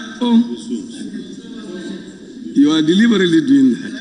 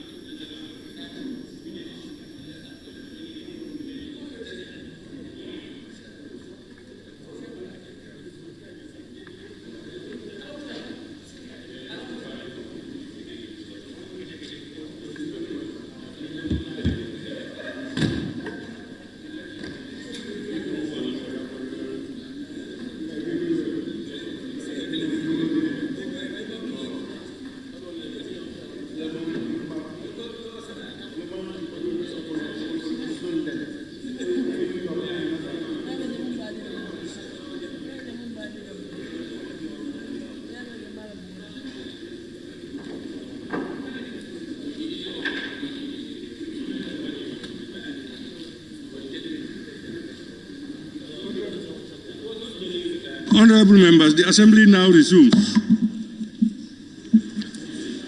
Honorable members, as per Standing Order 77-3, we will proceed to the third reading of the bill as considered at the consideration stage. I therefore invite the Honorable Minister to report on what has transpired at the consideration stage and move a motion for the third reading accordingly. Honorable Minister.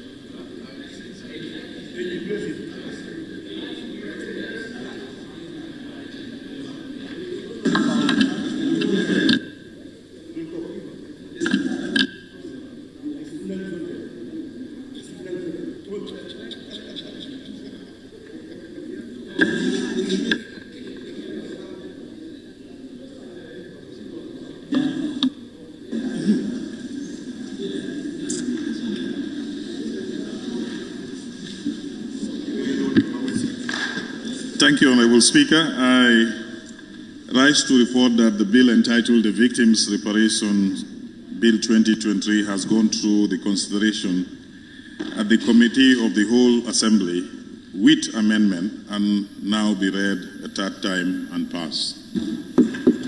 Honorable Member, any seconder? Majority Leader?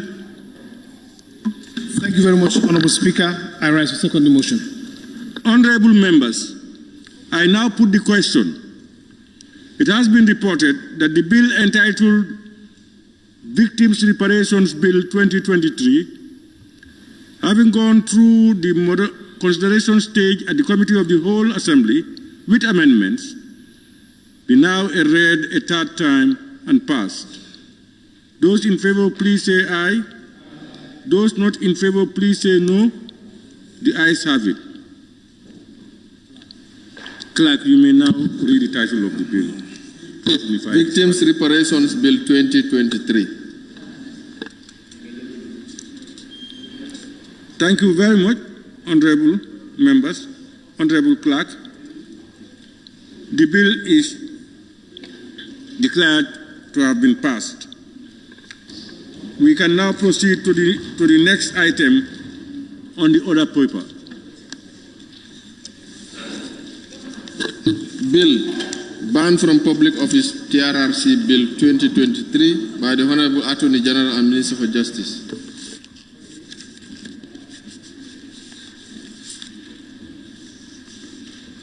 Honorable Members, as a matter of procedure, and as done earlier, I will now put the question without debate for the acceptance or otherwise of the certificate of urgency on the said bill. That is the Ban from Public Office Bill. Ban from Public Office TRRC Bill 2023.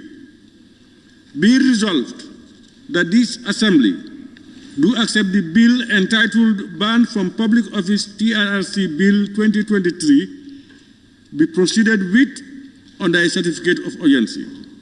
Those in favor, please say aye.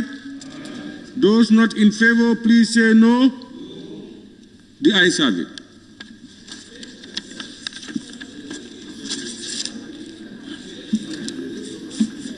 Honorable Members, Order 77-3, which reads,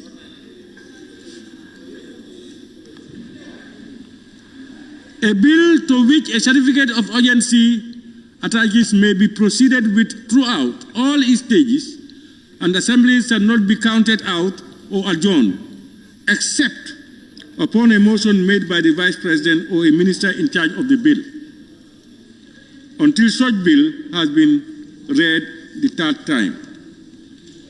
Thus, the said bill shall be proceeded with throughout all the stages in the Assembly. In other words, I am not in a position to accept any dilatory motion or referrals as dictated by Order 77-3, that once a business is accepted under a certificate of urgency, it shall not be counted out or adjourned until the business is completed. I will now invite the Honorable Minister, the Honorable Attorney General and Minister for Justice, the person in charge of the bill, to hand over a copy of the bill to the clerk for the first reading. Honorable Minister. Ban from Public Office TRRC Bill 2023.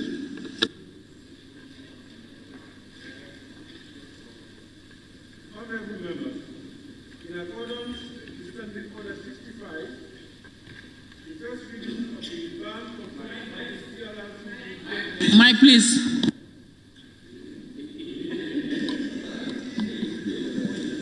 I'm sorry. Honorable, in accordance with Standing Order 65, the first reading of the Ban from Public Office TRRC Bill 2023 is completed. And therefore, in accordance with Standing Order 66 and 67, we will proceed to the second reading of the bill forthwith. Clerk, we may proceed.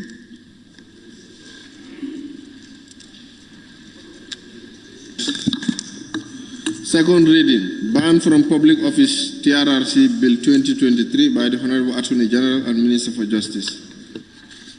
Honorable members, pursuant to Standing Orders 67 and 77, I now invite the Honorable Attorney General and Minister of Justice to move a motion for the second reading of the bill entitled Ban from Public Office, TRRC Bill 2023. Thereafter, it will be seconded, and the Assembly will debate on the general merits and principles of the bill as per Standing Order 67-1. After the debate, we will resolve into the Committee of the Whole Assembly to give detailed consideration to the bill. On that note, honorable members, I now invite the Honorable Attorney General and Minister for Justice to move the motion for the second reading. Thank you, Honorable Speaker. I rise to move that the bill entitled Ban from Public Office, TRRC Bill 2023 be read the second time. Honorable Speaker, this bill seeks to make substantive provisions for the banning of public officials recommended by the Truth, Reconciliation and Reparations Commission, and to create a schedule where banned public officials will be listed for gazetting. This is the short object of the bill, and as you can see, it's a very short piece of legislation just to give a legislative backing to the ban of public officials as they have been accepted in the government white paper. I move as such, Honorable Speaker. Any second? Yes, Honorable Deputy Majority Leader, Member for Old Windum. Thank you, Honorable Speaker. I rise to second the motion. Honorable Speaker, I equally want to raise a motion under section 53F.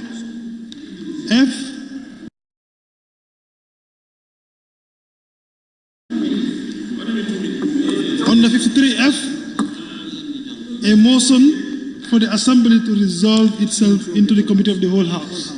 So I want to propose the Assembly to resolve itself into the Committee of the Whole House for us to consider this piece of legislation. Thank you.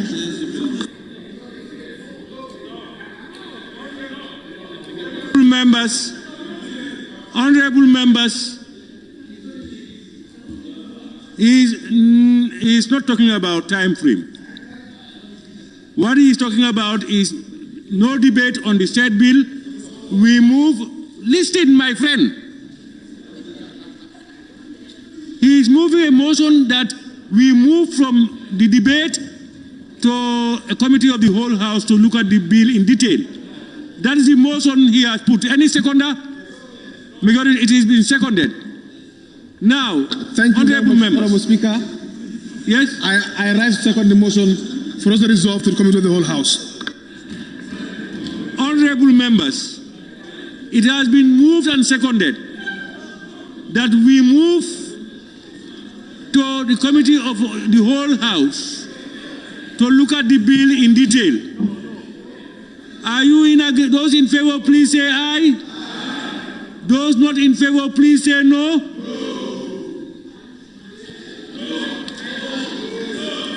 The ayes are okay. All right. All right. We will conclude soon. Those in favor of the motion, your tax up. Those who want us to move directly to the Committee of the Whole House, please, your tax up.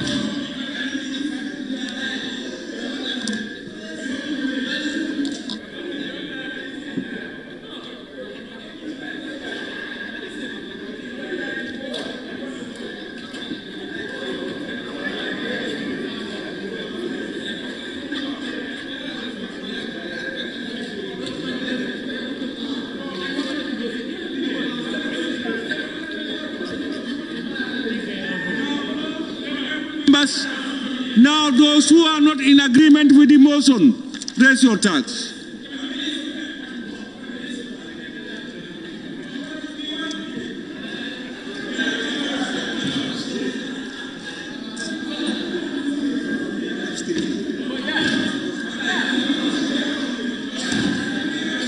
Honorable members, those who have abstained, please raise your tax. Abstention? Have you seen that? Huh? Okay.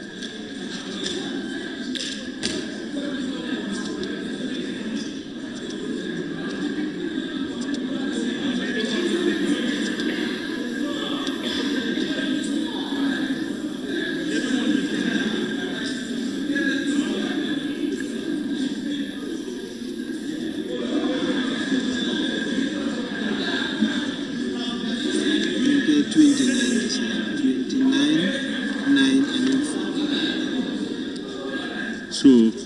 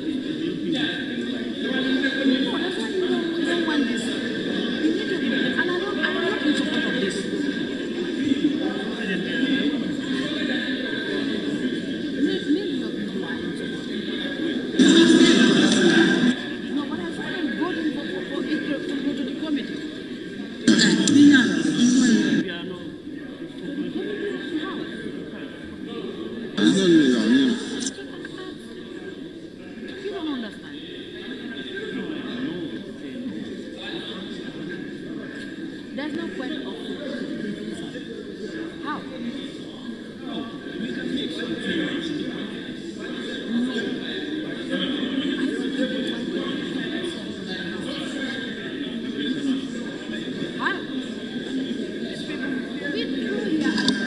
Honorable members, we have finally got the results. Those in favor, 29. Those against, 9. Abstention, 4. So the ayes have it. Honorable members, it has been moved and seconded that the bill entitled Ban from Public Office TRRC Bill 2023 be read a second time. Those in favor, please say aye. Not in favor, please say no. The ayes have it. Clerk, can you read the short title of the bill? Ban from Public Office TRRC Bill 2023. Honorable members, I will now resolve the Assembly into a committee of the whole Assembly to consider the bill in detail. On that note, the Assembly is now resolved into the committee.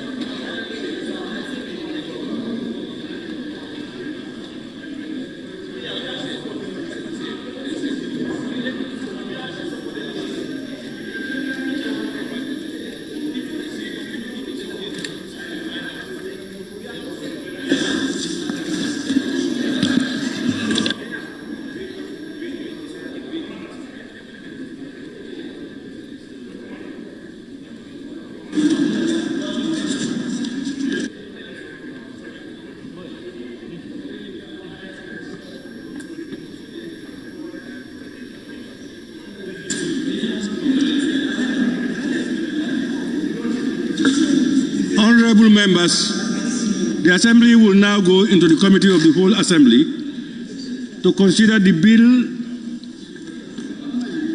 Ban from Public Office TRRC Bill 2023, clause by clause. Clerk, can we put Clause 1, subtitle.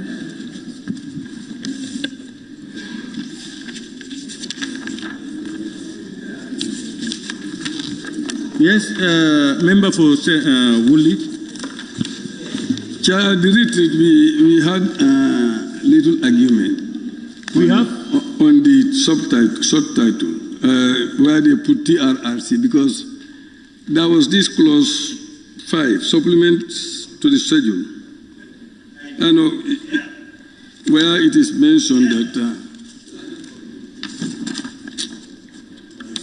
it is mentioned that even the courts can ban people. So, since it is not only on TRRC matters, but it's human rights generally, why don't we just limit it to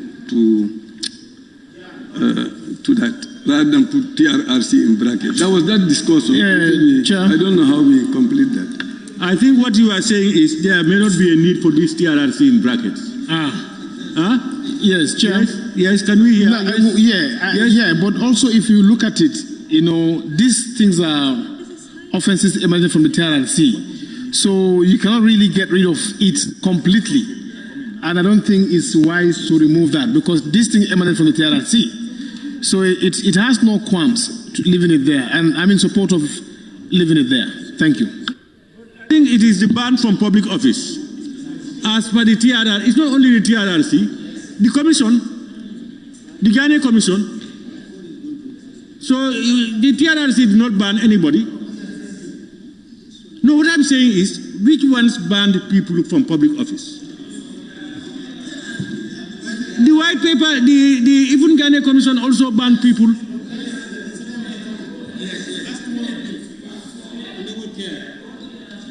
Chair. Yes. Yeah, I think what Honorable Member for Woolley is saying, the ban is not only limited to TRRC, it is going to be on TRRC. That is to say, in 5.2, why a ban under Section 1 is made by the court, the Attorney General shall, by order, publish in the Gazette the supplement to the schedule accordingly. So that is the court expected to do banning. Now, if you put TRRC there, that is now you are limited to TRRC. No, excuse me. What I'm saying, tomorrow we are looking at the Commission of Inquiry. Chair, Honorable, what I want is, if we don't allow people to learn, it will be difficult for us to finish and move forward. So let the minority leader learn and finish all what he wants to say, and then you comment on it. Yes? I said I support the submission made by the Honorable Member for Woodley East. The bill, if you put TRRC there in bracket, it will enunciate as if the ban is limited to TRRC. Clause 5(2) reads, where a ban under subsection 1 is made by the court, the Attorney General, signed by order published in the Gazette, supplement to the schedule accordingly. That implies the court is also expected thereafter to do further banning. And that will form part of the supplement to be provided. Yes, my submission is that we have these two bills coming here. One is the TRRC ban, public ban bill, and tomorrow we are also considering the Commission of Inquiry as well. So what is before us here? These are bans emanating from the TRRC. There is no qualms leaving it as the TRRC public ban from public office bill. So it's in order, because tomorrow you are also looking at the Commission of Inquiry bill, which will address your concerns. No. Chair.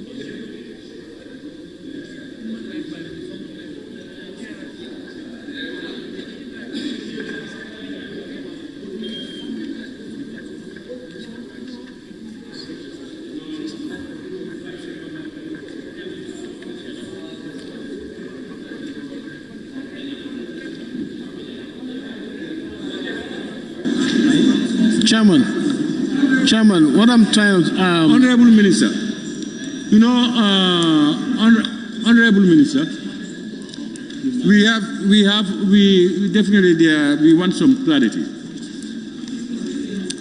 If you look at the objectives on the minority, on this issue, let's try to pay attention. The purpose, if you look at it, the intent of the bill is clear. It's about the TRRC, these things. If you look at the intent. But if you go beyond that, you look at the content of the bill as proposed by the Honorable Minority Leader.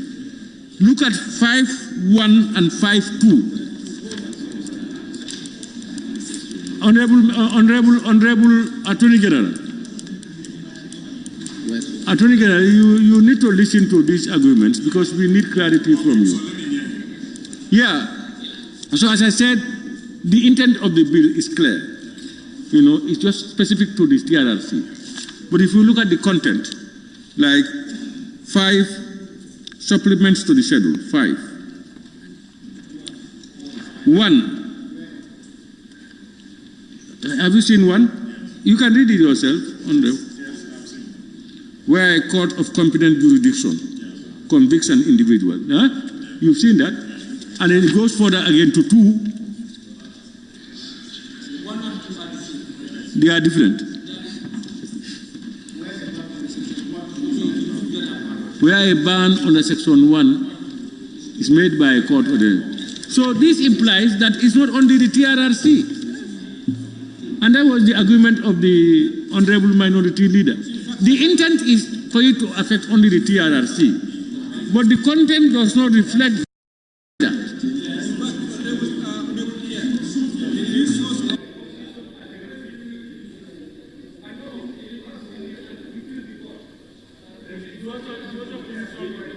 At the retreat. Yes? Yes. When it's ready, you come in. Before the... All right, you coming? Yes. My observation with the bill is, I think the bill is specific about TRRC. If you look at it, it's talking about human rights violations. And human rights violations occurred during, the period under review. And it is TRRC that, brought out those violations. And the bill here is talking about, the human rights violation occurred under the period under review. So, what I'm saying, the public ban here, because the administrative way, that is the Jana Commission, through court.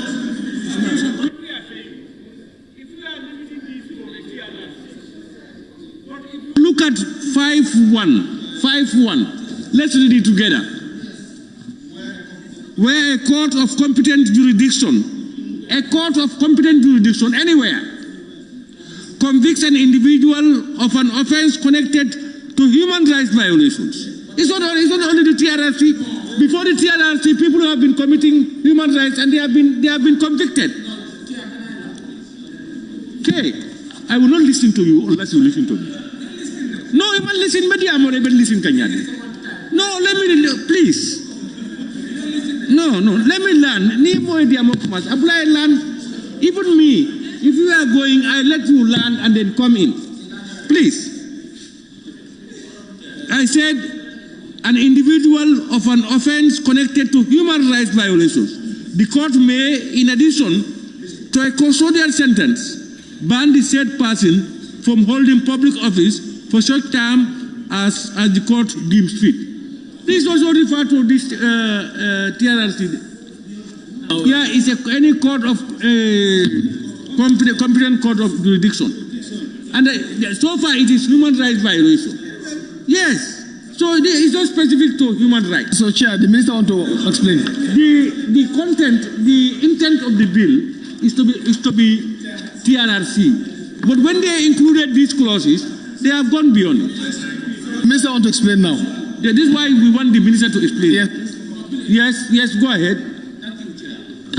Thank you. Sorry for obstruction. Chair, one cannot be deleted, and one is part of the bill. 5.1 is saying, because after the TRRC recommendation, there could be prosecutions of these human rights violations. So saying that a competent court quoted it here, that doesn't mean that it should be it's beyond TRRC. It's not beyond TRRC. It's within the work frame of TRRC, because after TRRC, some will be recommended for prosecution, and they must face competent court. So the bill is right. The bill is right. Member. Now, let the Minister explain. You are now talking because of what you know. Somebody just picks this up and looked at the article and says, Article 5 talks about supplements to the schedule, where a court of competent jurisdiction convicts an individual of an offense connected to human rights violations. How can it be the TRRC human rights? So to human rights violation, the court may in addition do that. So that is any human rights violation. Come in. Yes, let the Minister come. Minister, you should be able to clear the air for us. Yes, thank you.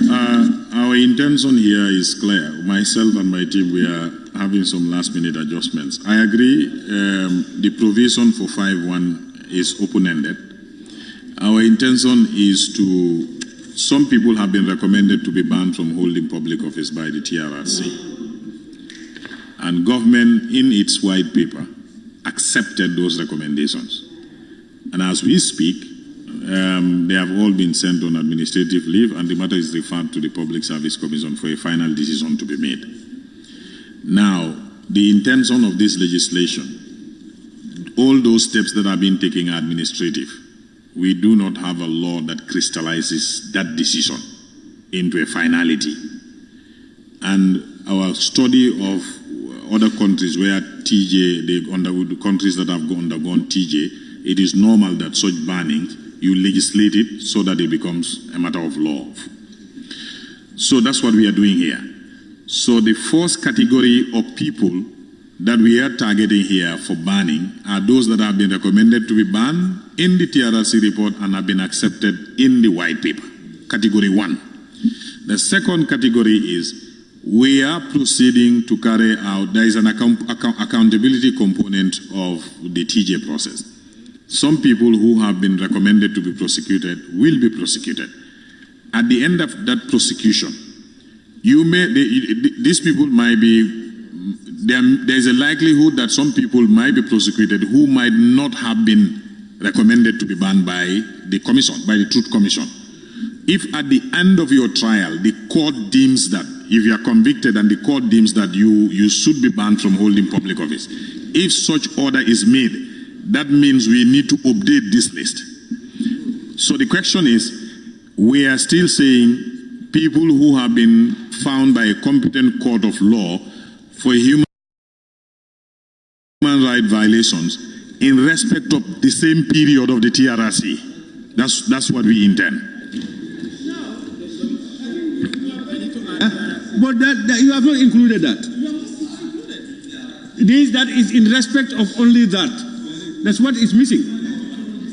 It's so much open-ended that it's only when you are part of it that you will understand that I'm referring to this. And laws are not meant for that. It's for anybody who reads to come to understand what it means.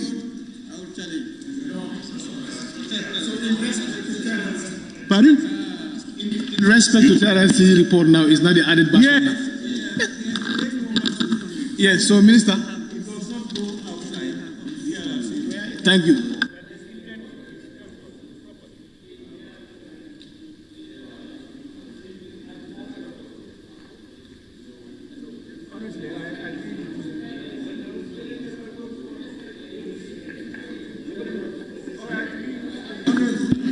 Honorable Chair, Honorable Attorney General, we will continue. By the time we reach there, probably you will come out with your own wording. Yes, okay. Okay. Huh? Where let's put it? Vote on the schedule 1. Yes, this is what I'm saying. We go by the schedules. Have you called schedule 1? Yeah.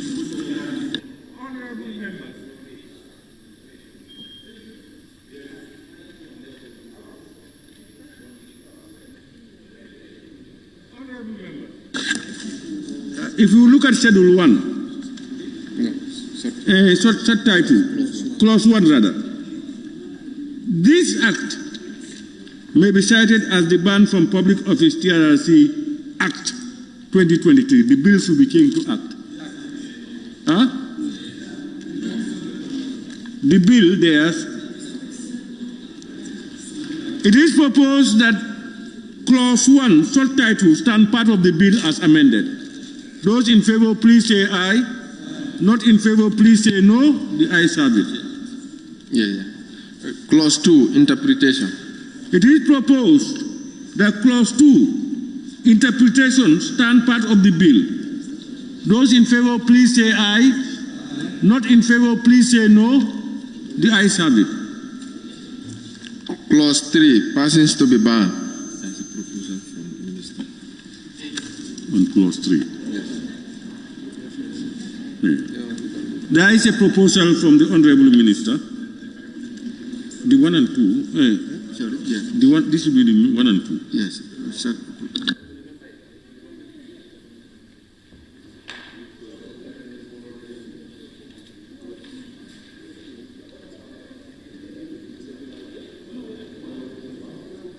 who is.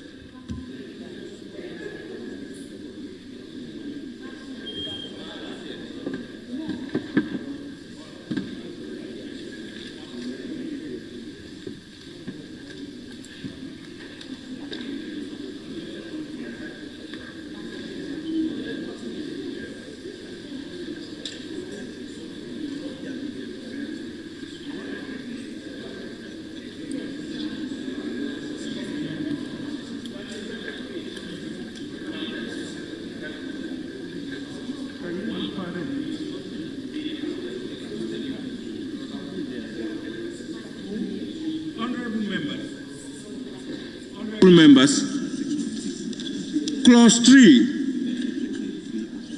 there is a proposal from the Attorney General. The heading, persons to be banned, should now read banning of persons.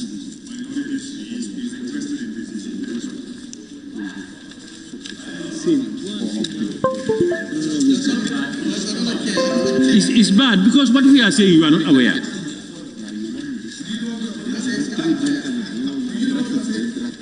No, he doesn't know. We are making, the Attorney General is making a proposal for amendment to clause 3. Clause 3 reads persons to be banned. That heading itself, the proposal now is it should be changed to banning of persons. Instead of persons to be banned, banning of persons. 1. Then number 1, sub 1 there, should now read, a person who is recommended for banning from holding public office in the white paper is banned by this act from holding public office for the period recommended in the white paper. That's 1. 2, a person who had been banned under subsection 1, that's what I just read, and who immediately before the coming into force of this act held a public office shall immediately cease to hold that office. Yeah. Shall immediately cease.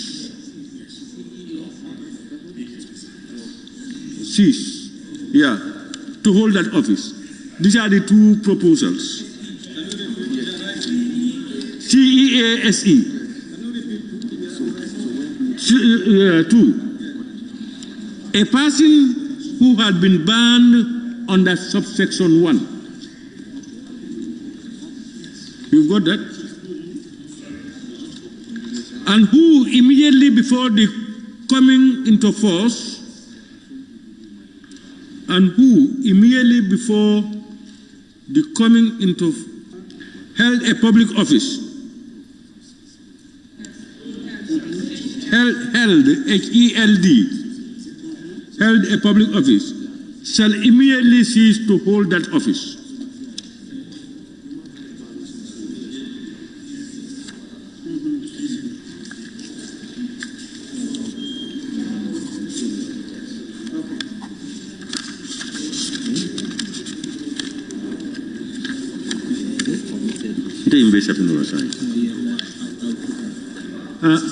This is another proposal. Yes. For 3? Yes. 3.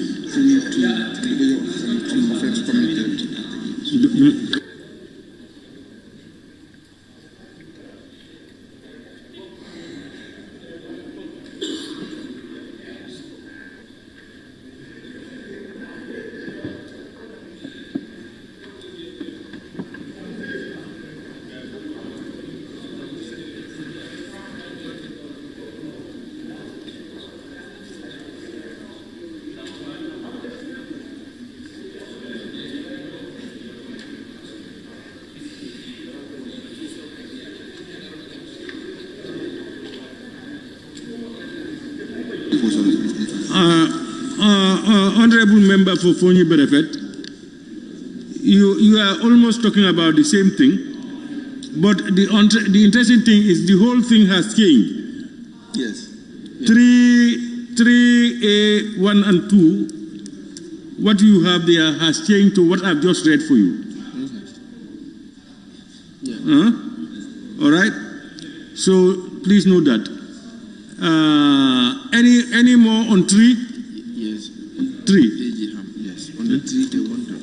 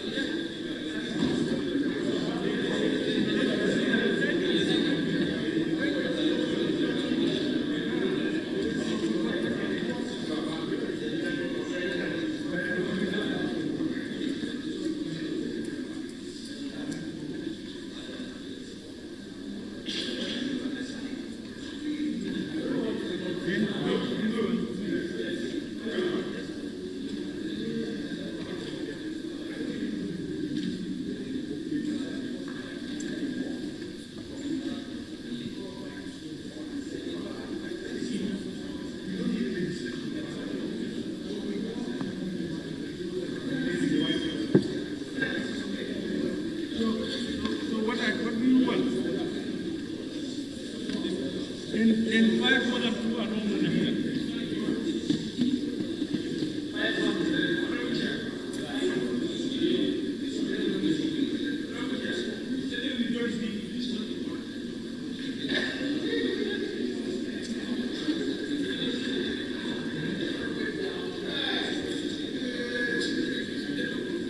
but they are very careless too.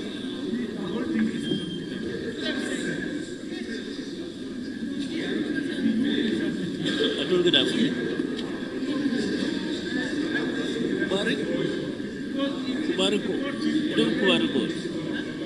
Kubariko. Western Wall. Airport Mavan. Sure. Okay.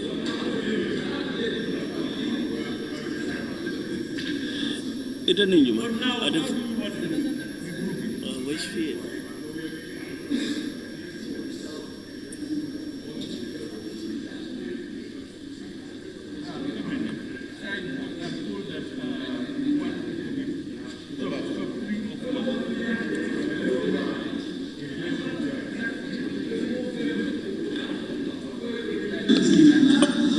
Honorable Chair, Sia.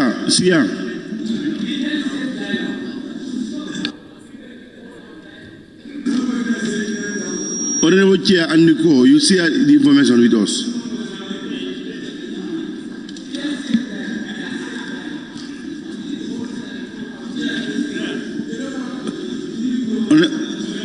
Honorable Minister.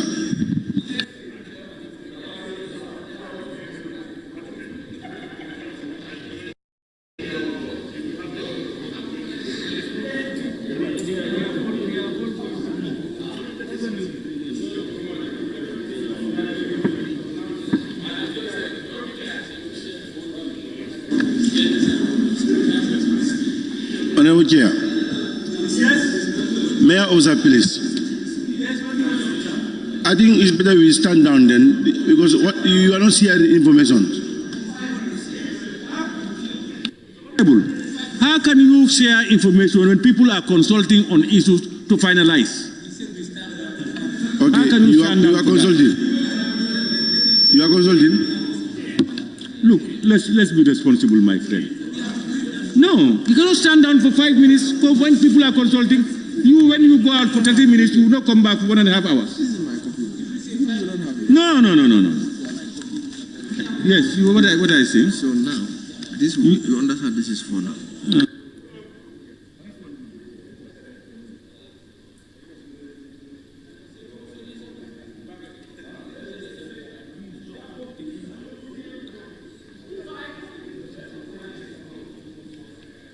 Any suggestion is right.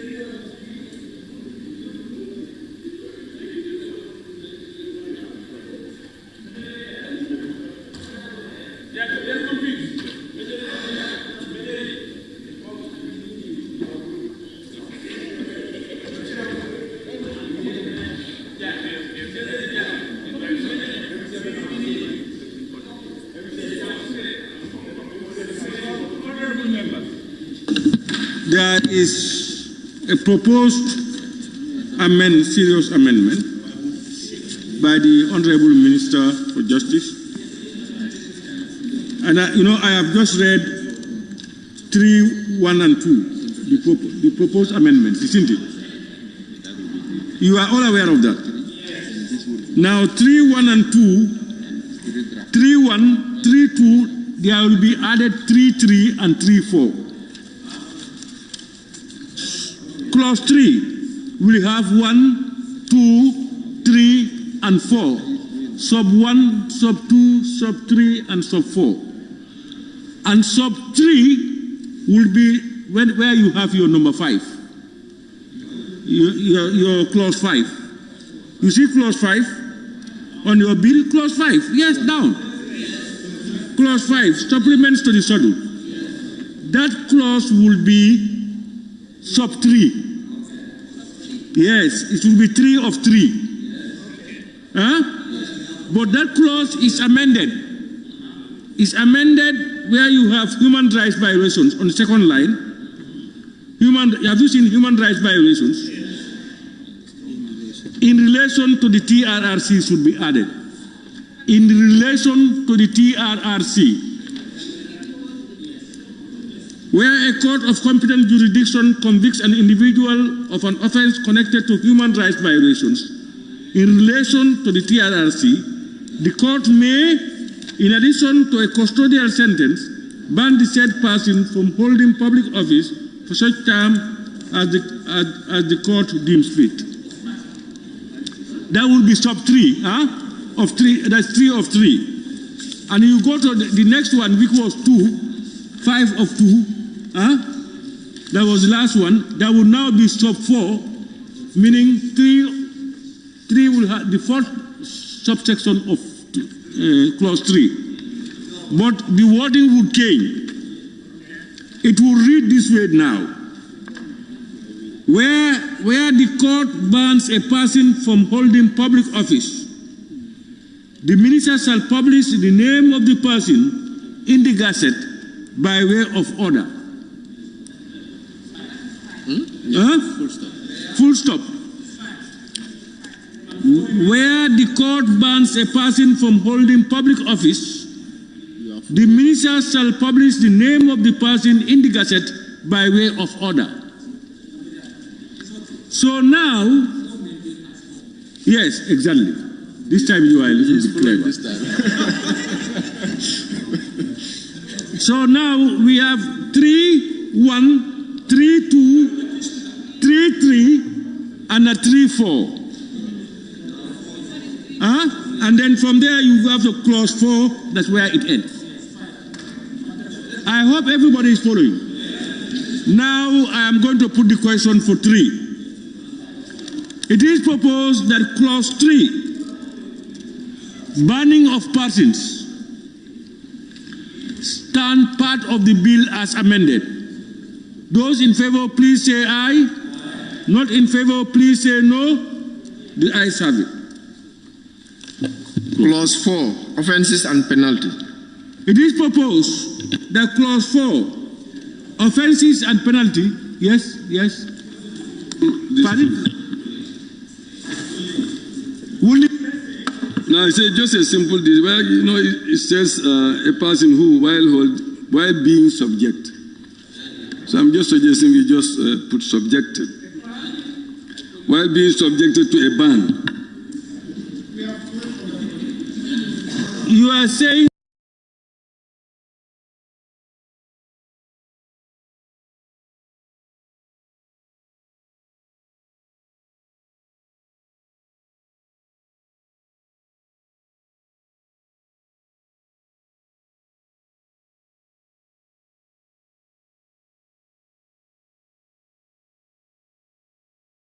that being subjected to a ban. AD being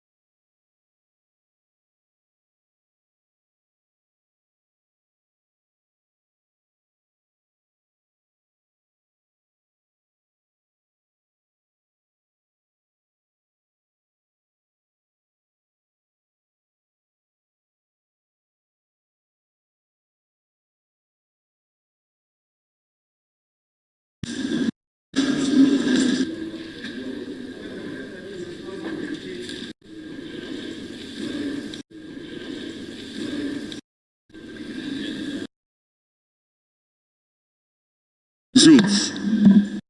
Order 77.3. We will proceed to the third reading of the bill as considered at the consideration stage. I therefore invite the Honorable Minister to report on what had transpired at the consideration stage and move a motion for the third reading accordingly. Honorable Minister. Thank you very much, Honorable Speaker.